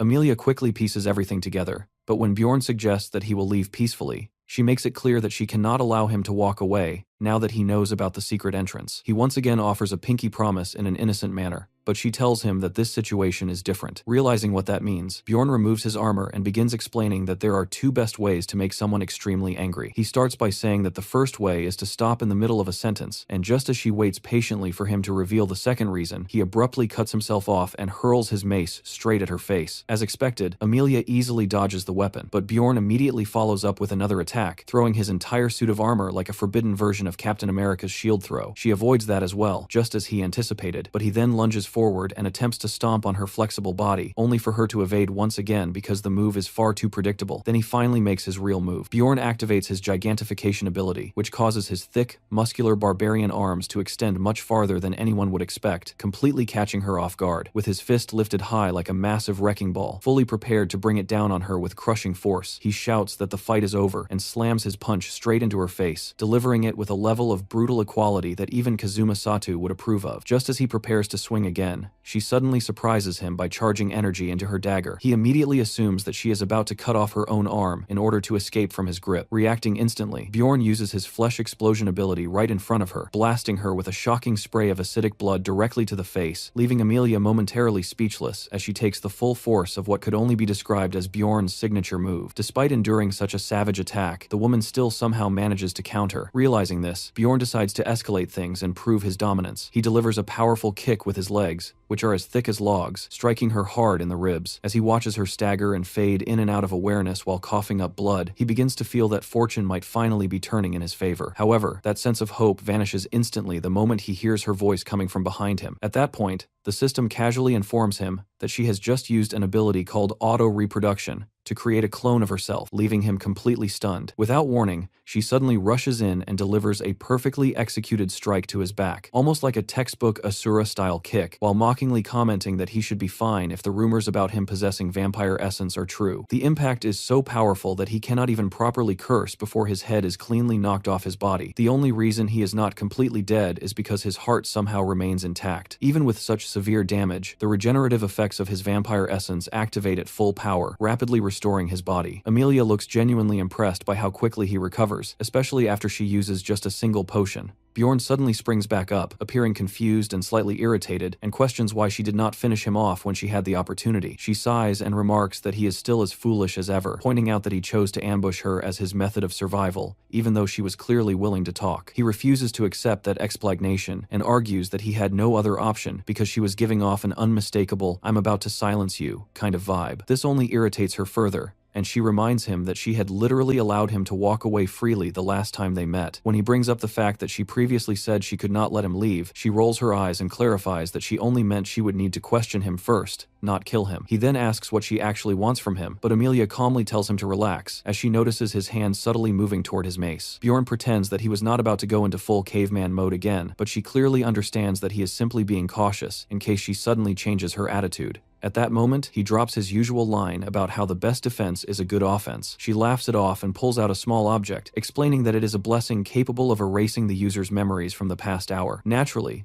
Bjorn questions why she did not use such an item during their first encounter, but she explains that it is extremely expensive. He raises an eyebrow and casually asks why she would waste something so valuable on him instead of killing his unconscious party members and profiting from selling their belongings. That comment clearly strikes a nerve, and Amelia looks genuinely offended that he would think of her as that kind of person. Without saying anything further, she grabs his hand and forces the substance into his mouth, making him swallow it, and explains that it should be safe and free of side effects. She then tells him to go to sleep if he values his life, just as he begins to lose consciousness, and right before everything goes dark, when he eventually regains awareness, the system informs him that the blessing's effect has failed because it does not work on his soul, most likely because he is a player. The following day, at the administrative agency, Chauvin verifies the nameplate of Hans, the killer whose evidence Bjorn has brought in, and hands him a large pouch filled with coins as his reward. Bjorn is surprised that she does not charge him for any damages, but she explains that the higher authorities decided not to penalize him because his situation was considered extremely unusual, and he had nearly lost his life. Bjorn recalls that by the time he woke up, his own equipment was still intact, although his headlight and camera had been destroyed. Just as Amelia had said, none of the others retained any memory of what had happened after they reached Hans's hideout. This makes him wonder why his own memories remain perfectly clear, while Misha and Dwalki are completely confused, especially since they only remember Elisa mysteriously dying. Eventually, Miller comes up with a surprisingly clever theory, suggesting that they must have been involved in a fight and that Bjorn's mace likely caused the severe damage to Elisa's face. He also theorizes that she probably used a curse to erase their memories. Dwalki finds this explanation believable, and Hikarad seems perfectly content with the situation, since they managed to survive while she ended up dead, and they still received the reward money. When they step outside, they encounter Chauvin and Hikarad, who mention that they were considering coming in to check on him because he had taken too long. Bjorn privately doubts that the scholarly librarian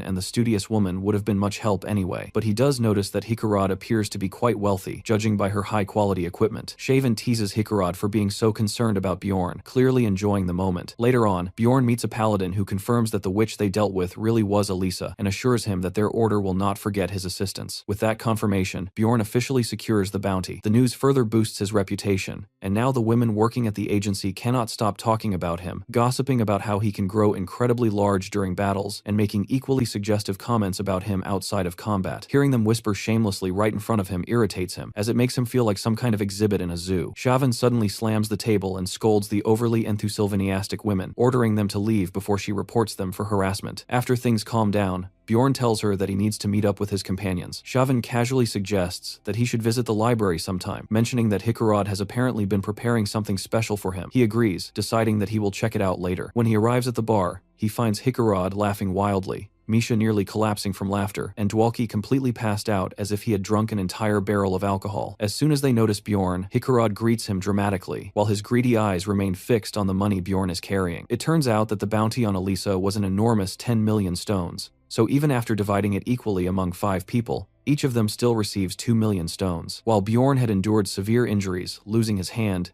and even having his head knocked off to earn that money. The others treat it as if they simply hit the jackpot, having no idea what he actually went through. Suddenly, Misha pulls Bjorn aside, as if to share something extremely important, and quietly tells him that her father wants him to come visit their home. However, this moment is interrupted by a troublesome blonde man named Hans, who begins to bother them. Bjorn immediately tells him to go away. At that moment, two knights enter the tavern, and everyone wonders why the Mauslan, an elite group similar to an investigative force that only nobles can join, would be there. The knights walk directly toward Bjorn's table, making him genuinely think that he is about to be arrested for something trivial. Instead, one of them approaches the unconscious Dwalki and casually lifts him by the collar as if he were nothing more than a small animal, leaving both Bjorn and Misha confused as they watch. 3 hours later, the entire group is standing outside the city gates, waiting while Dwalki is being questioned. Hikarad looks extremely uneasy and wonders whether the poor man is being tortured, but eventually Dwalki emerges, appearing completely drained and lifeless, like a mindless zombie. Back at the tavern, Dwalki reveals that he has to leave the party because Baron Martin is actually his older brother. Bjorn is completely bewildered by this revelation, as Dwalki never gave any indication of being connected to nobility. Dwalki then explains that he is technically of noble blood, since his father was a baron, but he was born as an illegitimate child from a relationship with a maid. Because of this, he was considered a stain on the family name, and the baron's wife arranged for one of her own brothers to adopt him immediately after his birth. Despite that, Dwalki says that his life with his mother was still good. However, Hikarad asks what any of this has to do with him leaving now. Dwalki explains that his father has recently died, and the title has passed to the second son. When Miller points out that it is strange for the eldest son not to inherit, Dwalki clarifies that this is exactly the problem.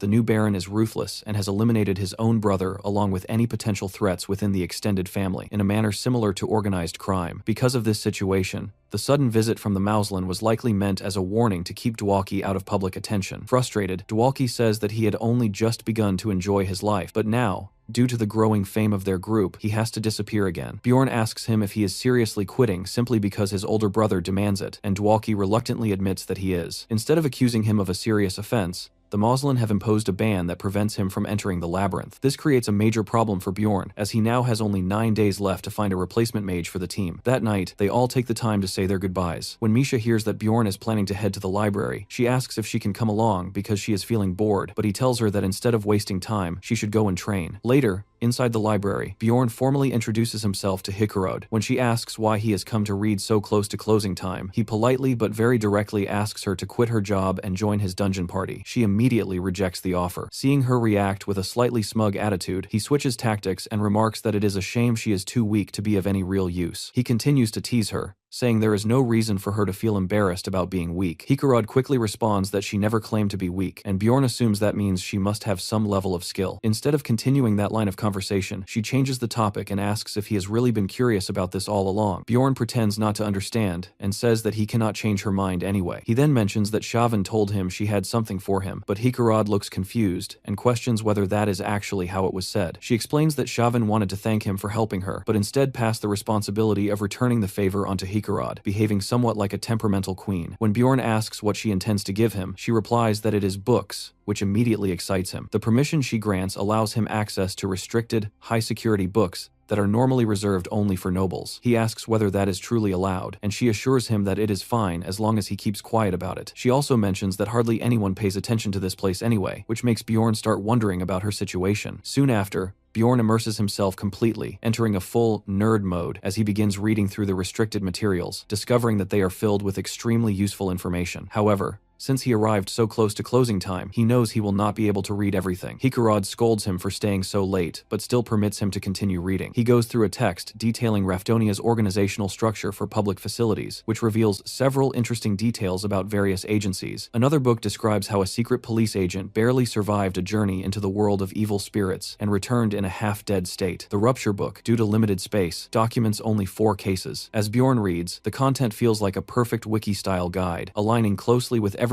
he learned during his 9 years of experience playing the game. What truly shocks him, however, is the name of the author Oriel Gabus, who is also listed as the developer of Dungeon and Stone. This realization immediately raises serious questions in his mind, making him wonder whether the book was written by another player or by the actual developer. If it is the latter, then it would mean that everything happening is intentional and far more complex than he initially believed. Bjorn begins to consider the possibility that the developer might be some kind of divine entity, and he feels fortunate to have discovered such an important clue. At the same time, it reminds him how little he actually understands about his current situation. He starts to think that the the Abyss Gate might be the key to returning home, and he considers that tracking down information about the author could potentially help him achieve that goal in the future. For now, he debates whether he should start asking around. He goes back through the book carefully, checking if he missed any details, becoming increasingly tense as he does so. Before he realizes it, morning arrives, and he notices that Hoarder has fallen asleep in her chair. He wakes her up and asks why she stayed there quietly all night. She replies that she did not stay because of him, and that she was simply tired from organizing books, which makes him suspect that she might be a bit strange. She denies that idea, and he simply nods while staring at her, prompting her to ask why he has not left yet. This interaction leads Bjorn to think that she might not be so bad after all. A few hours later, Bjorn knocks on Raven's door. She opens it while still half asleep and asks what he is doing there. He tries to recruit her again, but she immediately slams the door in his face. Bjorn then calls out that he has a task for her, and she reluctantly opens the door again after noticing that he is holding a torn piece of paper from the book, asking her to identify where it was made. She lets him inside, but makes it clear that her help will not come for free. Before anything else, she questions him about the relic he used on the vampire and asks where he obtained it. He tells her that he broke a statue, which makes her suspicious. She demands to know how he knew about it, but Bjorn claims that he simply broke it out of boredom and never read anything about it beforehand. She continues pressing him, asking how he figured out how to use it, and he insists that it was purely instinct. She asks him to swear that he is telling the truth, but eventually sighs in disappointment, thinking she might have finally gotten access to the rupture book. For a moment, Bjorn considers telling her that the book is in the library, but before he says anything, she changes the subject. She agrees to help him, but only on the condition that he assists her seniors with their research. She promises to give him the results the following week and warns him not to show up unannounced again. Bjorn agrees to her terms. Later on, during a team meeting, Misha suddenly bursts into dramatic tears while complaining that Bjorn had not come home. He calmly tells her that he was at the library reading books, which immediately makes her suspicious. She narrows her eyes and asks him if he is absolutely sure about that, causing him to feel a bit uneasy and start sweating slightly. Trying to avoid the situation, he quickly changes the subject and asks what she had wanted to tell him the previous day, which makes her panic. Before she can respond, the rest of the team arrives,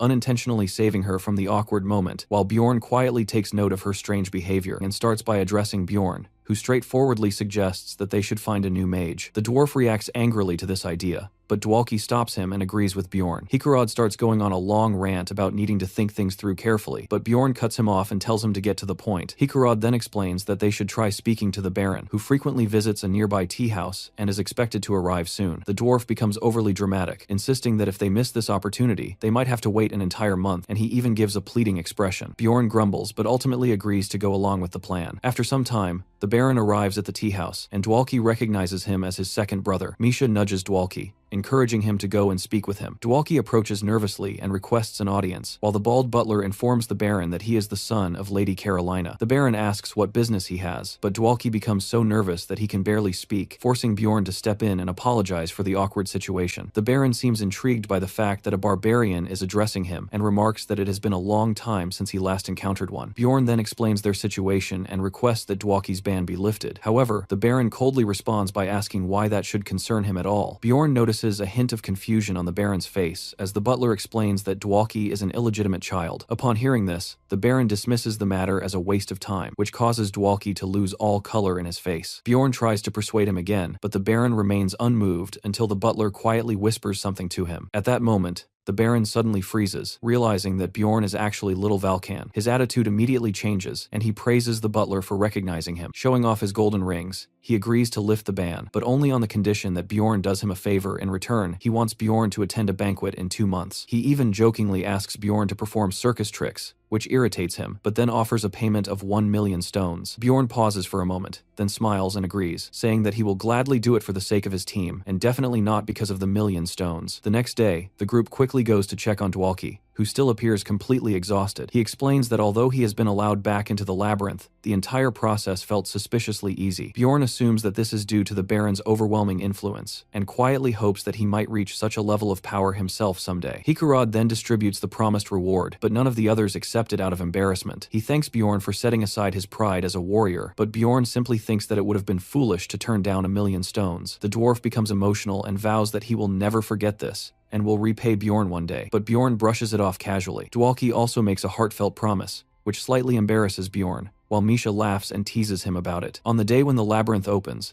Bjorn leads a group of inexperienced barbarian recruits toward the portal, and they chant his name as if he were some kind of heroic figure. He gives them advice, telling them that if they follow his guidance, they will grow into strong warriors. They all agree enthusiastically and thank him for his help before heading off. The barbarians continue praising him, while Hikarad jokes that he is surprisingly kind. Bjorn shrugs it off and simply says that this approach is better than learning everything through trial and error. As he narrows his eyes, he recalls what Carrick once said about how most of their original group had died and only a few had survived. Bjorn cannot help but think that things might have turned out differently if they had received proper training. Meanwhile, Misha asks Rottmiller why he is not carrying a weapon, and he explains that he has stored it in a pocket dimension. With that, the group finally sets off. Bjorn reflects on how terrible his previous attempts in the labyrinth had been, and now that this is already his fourth run, he prepares himself for whatever challenges lie ahead. Thanks to a fortunate starting point, they manage to clear the first and second floors quickly, hunting everything they encounter and reaching the next portal within 4 days. By the 8th day, they cut their way through the Witch Forest and arrive at the Sky Towers located on the 4th floor. The area is filled with monsters everywhere, including 6th rank creatures along with a few rare, exclusive ones. Without hesitating at all, Bjorn rushes straight into the fight, seeing the place as a perfect opportunity to farm experience, and quickly wipes out the monsters. After spending some time hunting,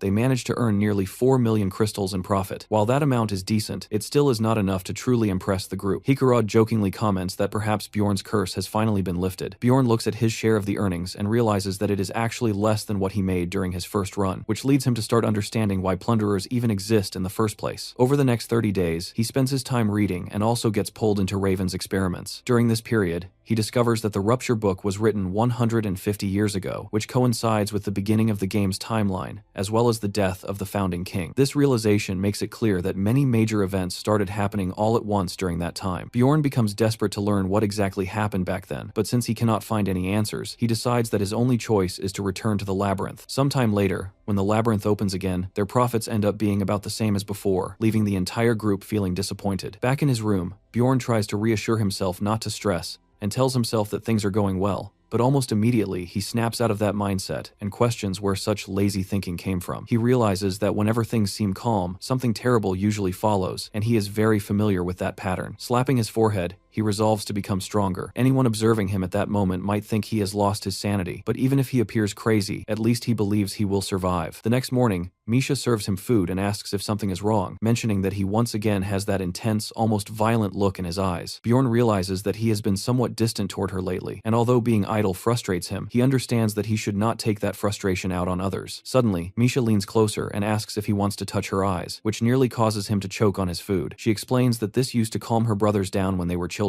Bjorn's mind struggles to process this, as he wonders what kind of environment she grew up in, but he assumes that she is simply trying to be kind and does not realize how strange it sounds. He tells her not to say things like that, as others might misunderstand, which catches her off guard. He thinks to himself that if he did not already know that Misha prefers skinny men, he might have taken her words far too seriously. Misha responds by saying that he is not like most people, though she appears slightly sad. She then quickly changes the topic and offers him more meat. After that, Bjorn heads to the library and speaks with Lagna. He is about to say something, but notices her expression and tells her to go ahead and ask whatever is on her mind. She hesitates briefly before warning him that something serious may happen soon. She explains that there is a possibility of a dimensional collapse occurring inside the labyrinth, which would be far more dangerous than even a floor lord. At that moment, Bjorn realizes that this could explain why everything has been unusually peaceful lately. However, he still looks doubtful. To support her claim, Lagna adds that the warning came from a mage at the Terrapani school who specializes in studying such collapses. Bjorn thanks her and immediately begins walking away, which surprises her. She asks why he is leaving so suddenly, but he simply waves and continues on his way, now that he feels he has a new objective. At first, he questions whether this mage even exists, but soon rumors about the collapse begin spreading everywhere,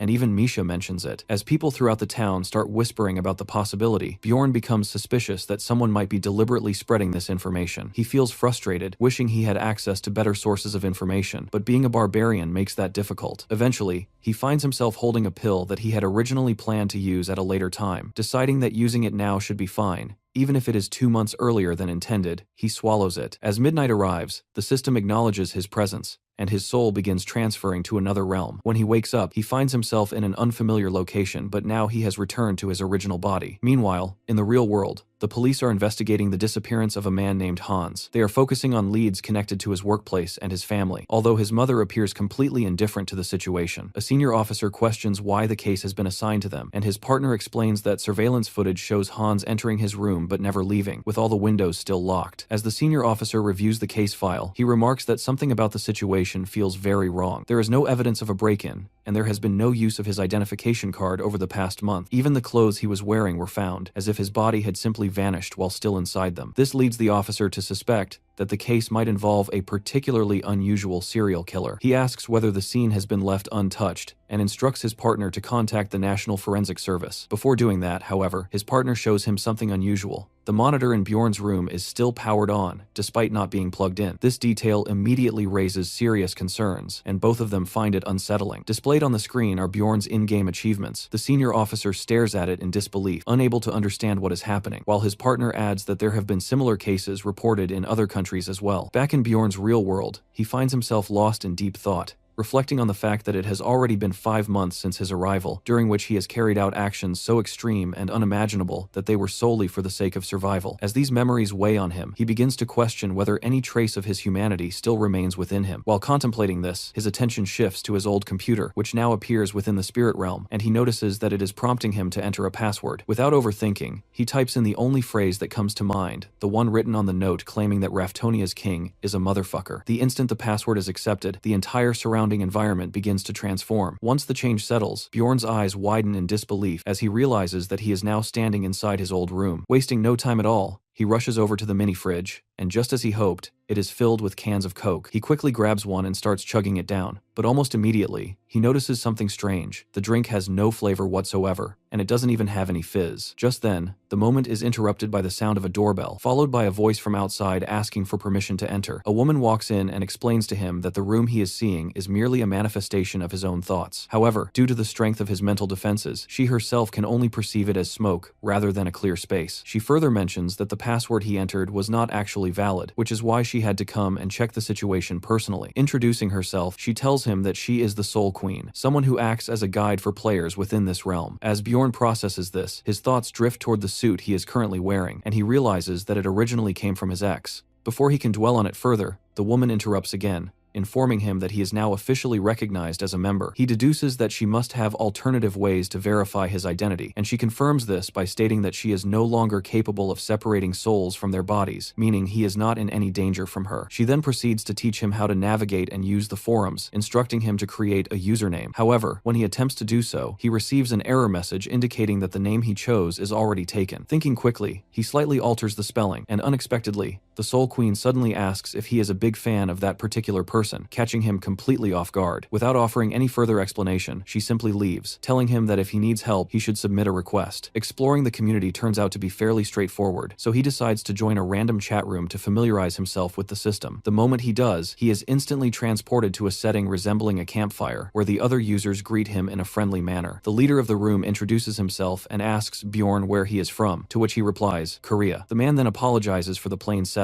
explaining that they did not have enough points to decorate the space properly. After that, he tells Bjorn to reveal his nickname, which initially leaves him confused until the explanation makes it clear. Once he understands, Bjorn reveals his chosen username, Elf Nuna. The entire room suddenly falls silent, and then it erupts into chaos as everyone begins fangirling in excitement. They are shocked that Elf Nuna is actually present. One person remarks that they had always suspected Elf was Korean, while another questions whether it is truly him. In reality, Elf Nuna is a highly dedicated professional gamer who had uploaded a detailed stat breakdown 3 years into the game, and he now realizes that the post must have gone viral without him ever noticing. At that moment, the earlier comment made by the Soul Queen begins to make more sense. Feeling a bit panicked, he quickly claims that he is only a fan, and points out the extra letter in his username as proof. The others immediately lose their excitement and deflate in disappointment, and Hanzu can instantly feel the impact of his lie. Following this, the other players completely ignore him, effectively ghosting him. However, after a short while, a random guy approaches him and asks how long he has been playing the game. Deciding that telling the truth could be risky, Hansu responds that he has been in the game for about a year. The man comments that he must have received his letter quite late,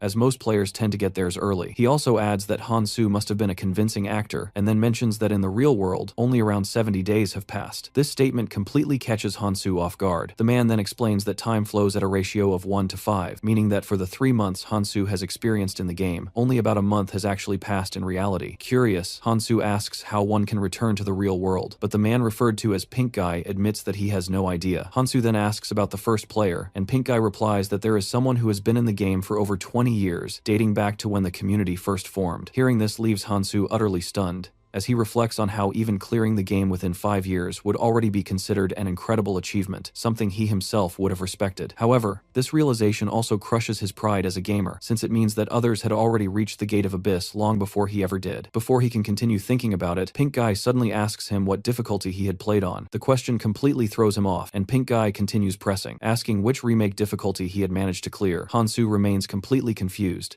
having no idea what he is referring to, but Pink Guy then clarifies that Koreans might recognize it by another name, cheat mode, which had been uploaded 5 years earlier. Pink Guy proudly boasts that he managed to clear the game at a difficulty that was 50 times easier, a statement that makes Hansu's mind feel like it's about to collapse under the shock. In that particular version of the game, there had been numerous adjustments, including changes to level structures, drop rates, and even the essences themselves. He once again asks what difficulty Hansu had used, and R can barely bring himself to answer 50. Pink Guy chuckles and remarks that even that level was still considered difficult, but goes on to explain that the top player managed to beat the game at a difficulty of 15 times, while the average player usually cleared it at around 60. Meanwhile, back in the real world, the chief asks his secretary whether they were able to secure the computer. She confirms that not only did they successfully obtain it, but she also wiped out every trace of its existence from memory. The chief then inquires about the man associated with it. She reports that he is fairly average in all aspects, except when it comes to gaming. The chief finds it remarkable that someone like him was able to overcome Oriel Gabus's legacy. She adds that the game itself had incredible world building, but its servers had been shut down 5 years ago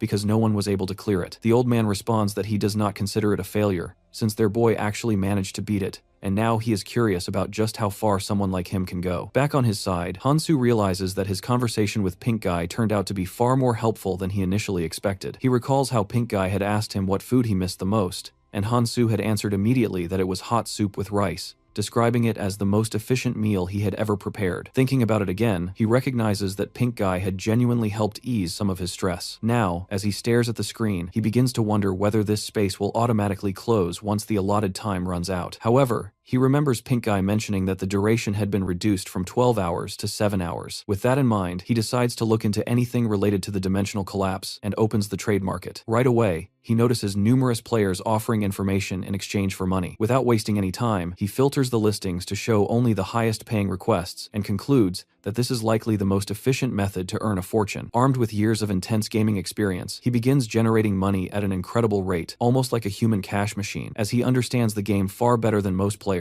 and uses that knowledge to his advantage. The moment he posts his own request, a seller appears who has the exact same name as him. This imitation, resembling a knockoff version of Picasso, asks whether he is looking for information about the mage and the school. Hansu had intentionally phrased his request in that manner. Believing that asking directly about the collapse would lead many people to lie, he calmly takes a seat and confirms that he wants to know the true intentions of the mage. Picasso immediately realizes that what Hansu is actually seeking is information about the collapse, and when Hansu asks whether the circulating rumors are true, the man denies them. Hansu then asks for the source of this information, but the man responds that it involves individuals in higher positions of authority. In response, Hansu offers even more money, which works instantly. The man then explains that the Tarotane school specializes in dimensional magic, and that the headmaster is planning to conduct an experiment involving the labyrinth. He claims that the experiment itself is not dangerous, but it requires a reduced number of people inside the labyrinth, which is why the school spread false rumors to keep explorers away. Hansu questions whether it is really okay for him to be revealing all of this, but the man casually dismisses the concern, stating that he is only interested in making money. He further adds that the royal family will soon intervene to shut down these rumors, since having fewer explorers would result in fewer magic stones being collected. Satisfied with the explanation, Hansu offers to complete the payment. However, the man waves off the additional charges, saying that he had been too harsh on a fellow fan. This makes Hansu realize that this individual is so well established that money no longer matters to him,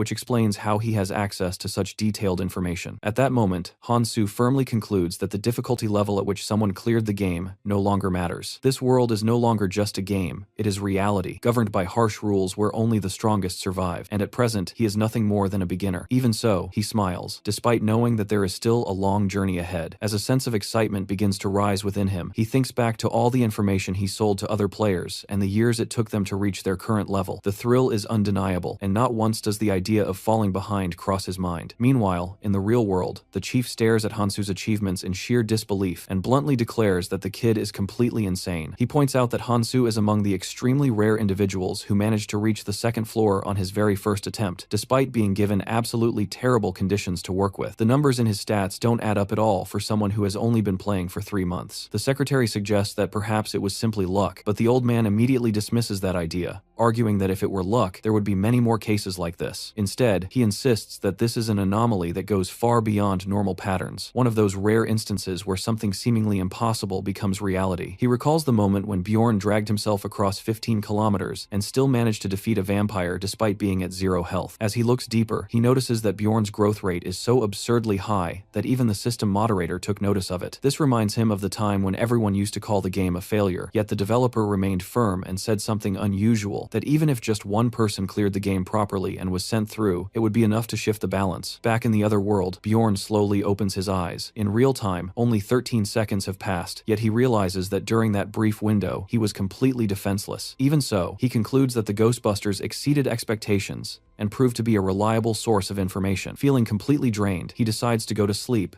and deal with the Baron the next day. By the following afternoon, he is marching through the town dressed in full barbarian gear, all the while wondering that if this isn't actually a dimensional collapse, then what exactly is going to happen? He decides that for now, he will just speed run through the day, although he can't help but think that the parade looks utterly ridiculous. At that moment, the bald man stops him and tells him to act properly in front of the crowd, prompting Bjorn to mutter under his breath that maybe they shouldn't have hired a barbarian in the first place. He ends up walking more than 6 kilometers under the scorching summer heat, all while enduring the bald man's non-stop nagging. Despite this, the Baron appears delighted and remarks that he has never received this level of attention before, promising Bjorn a generous reward. He tells Bjorn to enjoy the banquet before leaving to meet the Count. Meanwhile, the guests glance suspiciously at the barbarian and whisper among themselves, questioning whether it is even safe to leave someone like him unattended. Bjorn begins to feel a bit uneasy until a man in uniform approaches him, praises him for his work, and tells him to relax until the Baron returns. Bjorn asks why the man is not mingling with the nobles, and he replies that he used to be an explorer, which makes him unwelcome in their circles. When Bjorn asks his name, the man introduces himself as Carl, and Bjorn quickly finds himself liking him, noting that he has none of the arrogance typically seen in others. He even thinks that the butler could learn something from Carl, but almost immediately, the bald man shows up again and starts scolding them for sitting down. Carl shuts him down and explains that he was the one who told Bjorn to rest, yet the bald nuisance refuses to back off and orders Bjorn to stand up. Concerned about how this might look to others, Bjorn tries to defuse the situation with humor, but the man keeps nagging, making him question whether the reward is even worth the trouble. Eventually, Bjorn decides to just go along with what the bald man wants, since it is only for a single day. He puts on his helmet, declares himself a wild barbarian, and lets out a massive war cry that shocks everyone nearby. The bald man yells at him, demanding to know what he is doing, and Bjorn casually responds that he simply felt like shouting. Noticing the food, he immediately dives in and begins devouring it like a true savage, leaving the butler completely stunned. The guests watch him with growing interest, and as more people gather, the butler's mood begins to shift, even forming a smile. However, Bjorn suddenly grabs the man's shoulder and, in a completely serious tone, says that he wants to crush his skull. The man instantly breaks into a cold sweat and nervously laughs,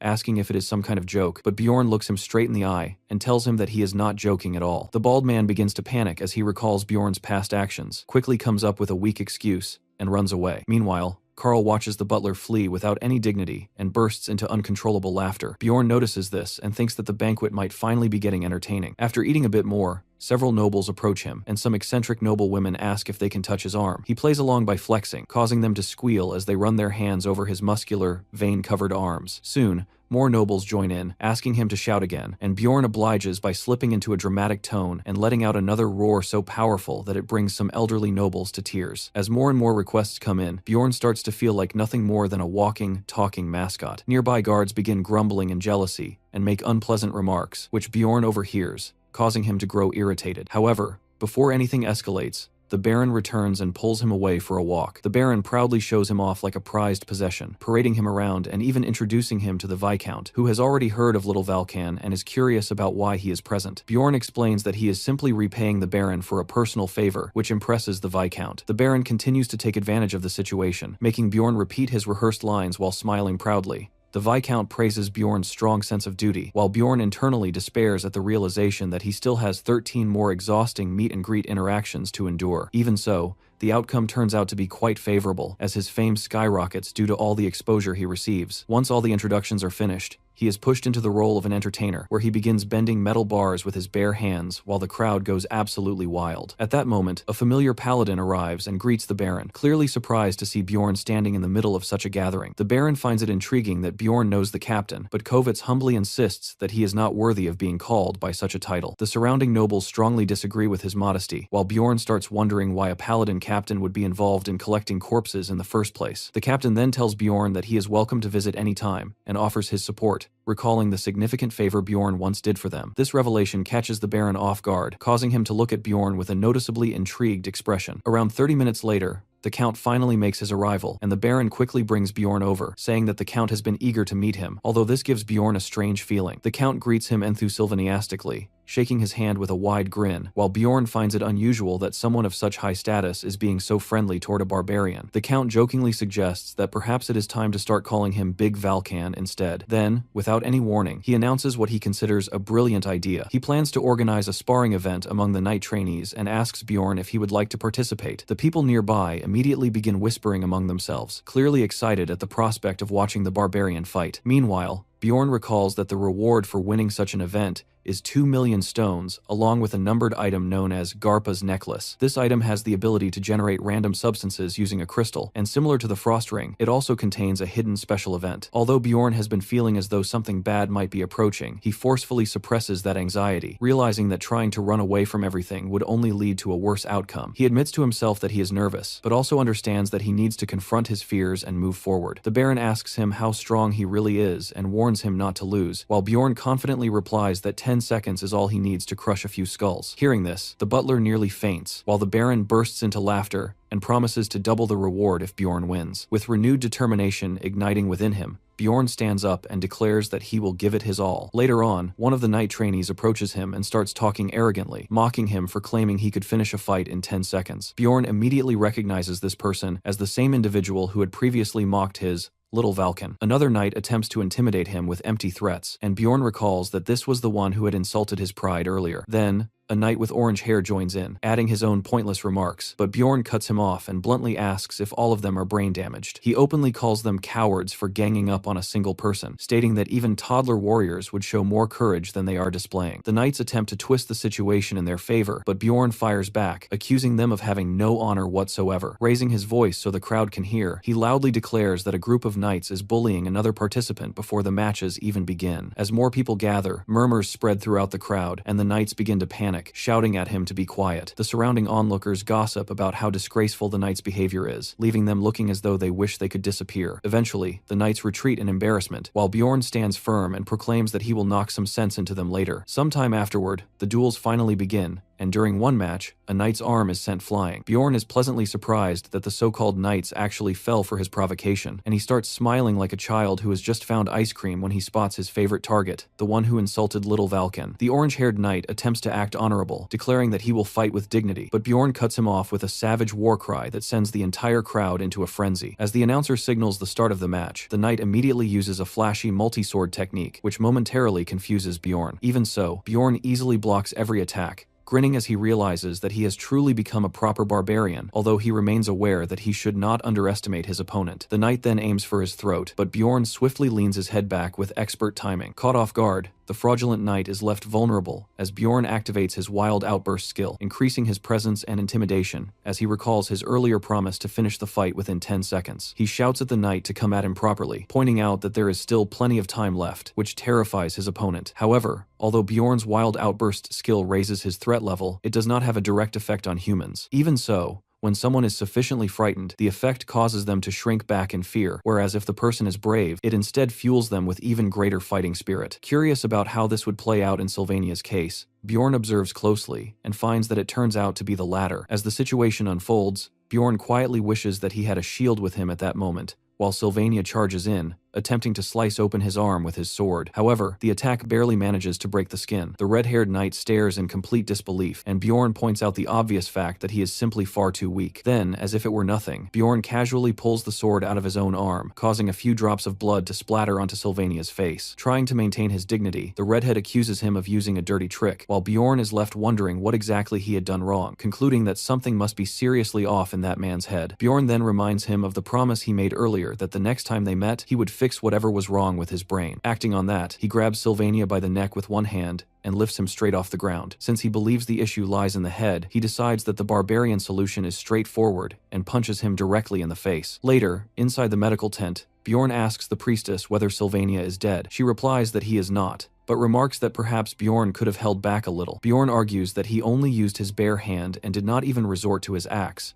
adding that he did not expect a single punch to knock the guy out completely. The priestess, clearly irritated, explains that it was not merely a knockout. Bjorn struck him with such force that some of his brain fluid actually leaked out. Bjorn quietly takes satisfaction in giving her a glimpse of what he considers barbarian-level foolishness. Suddenly, Sylvania regains consciousness and asks where he is, swearing that he had just been on his way to the duel. The priestess calmly explains that he likely suffered some memory loss due to the injury, but assures him that it will return soon, since she has already healed his body. As Sylvania thanks her, Bjorn casually steps closer and asks if he truly does not remember anything. Sylvania nervously admits that he does not, and asks Bjorn to stay back, saying that he is not comfortable with the situation at all. Bjorn can tell that he is telling the truth and says that he will leave, but before that, he wants Sylvania to do one thing. He asks him to repeat the same words he once used to mock him. The moment Sylvania says those words, everything suddenly clicks, and his memory comes rushing back instantly. However, Bjorn does not stop there. He looms over him, fully radiating intimidation, and Sylvania immediately breaks down and begins begging for mercy. Bjorn considers this a major success, believing that he has effectively fixed brain damage that even the priestess could not resolve. Shortly afterward, the Baron approaches and asks where Bjorn has been, saying that he has been searching everywhere for him. Bjorn casually shrugs and replies that he went to check on the knight. The Baron appears surprised, especially since it was Sylvania who attacked him first. Bjorn responds that if this had happened in the labyrinth, he would have used his axe instead, adding that he never expected knights to be this fragile. To his surprise, the Baron agrees, stating that it is their own fault for becoming lax in their training. Bjorn then asks whether it is truly acceptable for him to go all out against opponents who come from noble families, but the Baron reassures him that it is not a problem at all. In fact, he explains that this is the entire purpose of such events, and no one really cares even if someone dies. He adds that if any issues do arise, they can easily be covered up. All Bjorn needs to focus on is winning, and the more unrestrained and wild he acts, the more entertained the count will be. Hearing this, Bjorn confidently promises that he will crush everyone's skulls without holding back. Soon after, the announcer declares the next match, introducing Bjorn Jandel of the Martin Baron household versus Sir Corton of the Surfia Baron household. Bjorn feels as though luck is on his side today, as he realizes that yet another member of that foolish trio is now lined up as his opponent. As the announcer gives the signal for the match to begin, Corton immediately starts going on about honor and disgrace, declaring that he will not fall easily after what Bjorn did to Sylvania. However, before he can even finish his noble-sounding speech, Bjorn delivers a single clean strike that crushes his skull, bringing the fight to an end in less than 3 seconds. Right after that, Bjorn lets out a powerful roar that echoes throughout the arena, and the crowd reacts with overwhelming excitement. They begin chanting the name Night Slayer, as if he were some legendary gladiator, clearly enjoying the spectacle of watching skulls being smashed to this extent. Observing their reaction, Bjorn quietly questions to himself who the real savage actually is. When the semifinals arrive, he introduces a new move for the audience, something like a spinefold, where he throws his opponent into the air and then slams them down across his knee, snapping their back in the process. Even so, he feels somewhat disappointed, since the final member of that foolish trio did not end up as his opponent, meaning that person missed out on Bjorn's so-called special physical therapy. Adding to the absurdity, every opponent who loses to Bjorn now goes to the priestess and begs her to convert them to her faith. The Baron, who is more pleased than ever,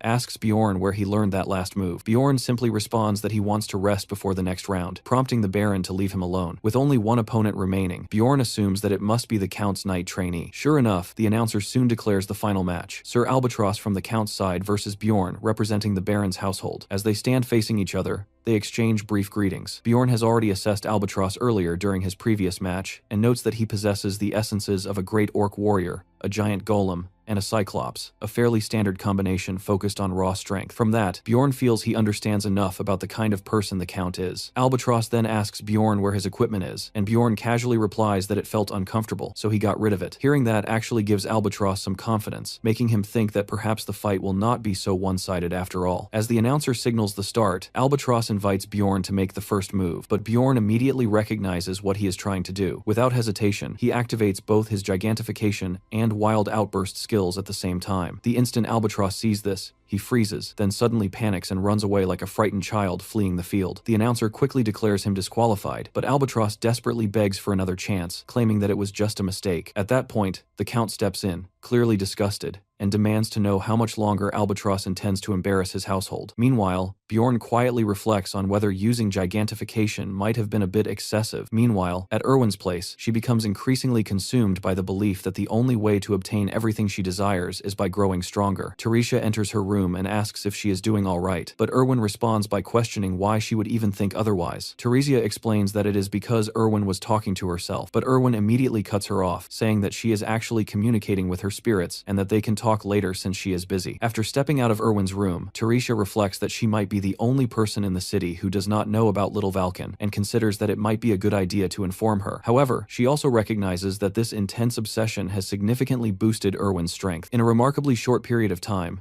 Erwin has managed to form contracts with 4 spirits and has already awakened 3 of them. Alongside that, she has improved her abilities in archery, martial arts, and dagger combat. At this point, she is even capable of hunting 7th-rank monsters entirely on her own. Seeing this rapid progress, Teresia decides that it might be better not to say anything, since Erwin is advancing so quickly. She then begins to wonder whether this unusual growth could be linked to Erwin's essences. To confirm her suspicion, she pulls out a compilation of low-tier essences and checks through it, eventually realizing that she is correct. All 3 of Erwin's essences increase her obsession stat, which explains her current behavior. Concluding that it is not worth removing an essence just to eliminate its side effects, she decides to wait until a better option becomes available. Now that she understands the cause, she believes that the situation can be managed. However, as she tries to fall asleep, she cannot help but worry about what might happen if Erwin learns about Bjorn before they manage to fix her essence. At around 2 in the morning, Bjorn finally makes his way back to the city. He reflects that quests given by nobles are always worth taking, considering how well he was paid for just a single day's work. The Baron had been extremely impressed, and even told him that he could ask for help whenever he needed it. On the other hand, the Count appeared somewhat dissatisfied,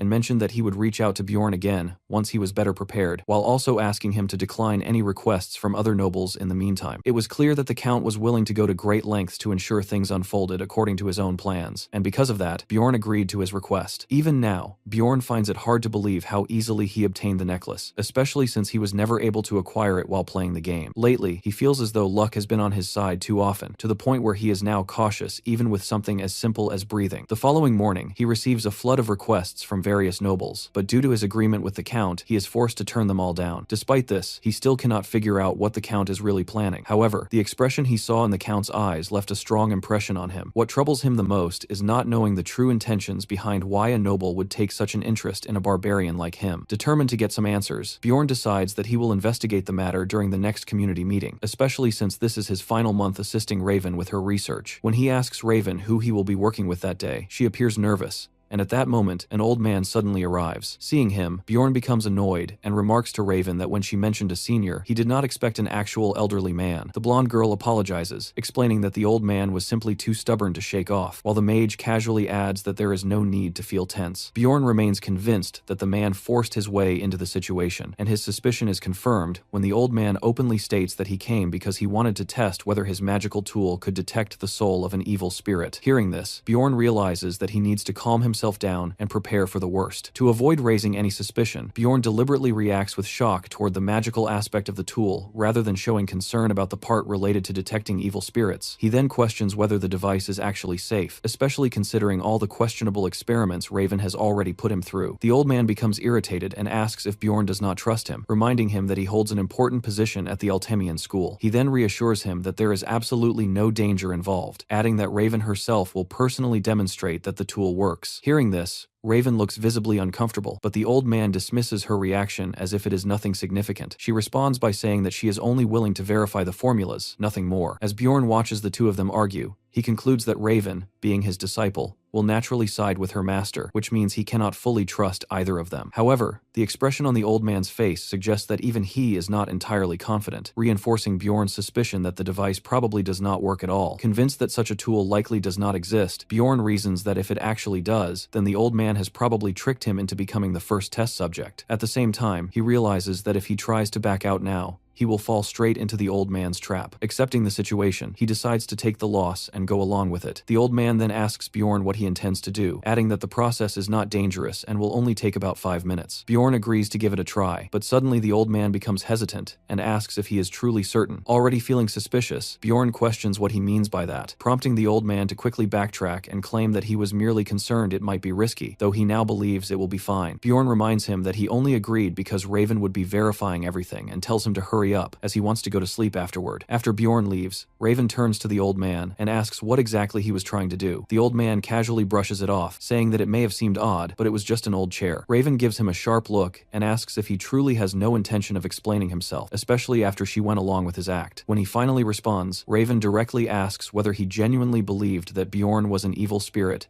and if that is the reason he asked about the labyrinth the other day. The old man tells Raven to calm down, but she does not let it go and presses him again, asking whether his doubts have truly been resolved now. He admits that he was mistaken. Raven responds by saying she understands why he had suspicions in the first place. Bjorn does act a bit goofy, but she still insists on knowing why he chose to test him like that, instead of reporting him to the authorities. The old man replies that if he had done that, Bjorn might have ended up dead. After saying this, he simply walks away, mentioning that he is tired. Raven is left completely stunned by his words. She had always believed that he needed a living evil spirit for his experiments, but now she has no idea what that eccentric scientist is actually trying to achieve. Meanwhile, Bjorn returns to his room and collapses onto the bed, thinking about what a bizarre experience the whole situation was. He wonders why the old man seemed so shaken, but ultimately decides that it is not worth worrying about. Then, completely out of nowhere, Misha slips into his room and asks if he is asleep. He is startled for a moment, until he remembers that he had given her a key. Acting like a man of culture, he grabs her hand, pulls her closer, and says that he needs her for the night. Misha becomes flustered, but before her thoughts can wander too far, Bjorn clarifies that he needs her help writing some letters, since he has to respond to various nobles. She asks whether it is really appropriate to send such replies to nobles, as it might lead to problems. Bjorn casually says it will be fine while writing that he is too busy, and that they should look for another barbarian instead. As they continue writing, the catgirl asks him to tell her about what happened the previous day. Later, during the team's regular meeting, Hikkarud asks why Bjorn has not been responding, but Bjorn tells him to wait since he is still thinking things through. With only 10 days remaining before the labyrinth opens, the dwarf announces that he will not be joining this time, stating that if a dimensional collapse truly occurs, they would all die anyway. Dwalki and Rottmiller express the same opinion. Misha then asks Bjorn what he plans to do. Bjorn considers that he could try to convince them using the information he has, but realizes there is no real benefit in doing so. In fact,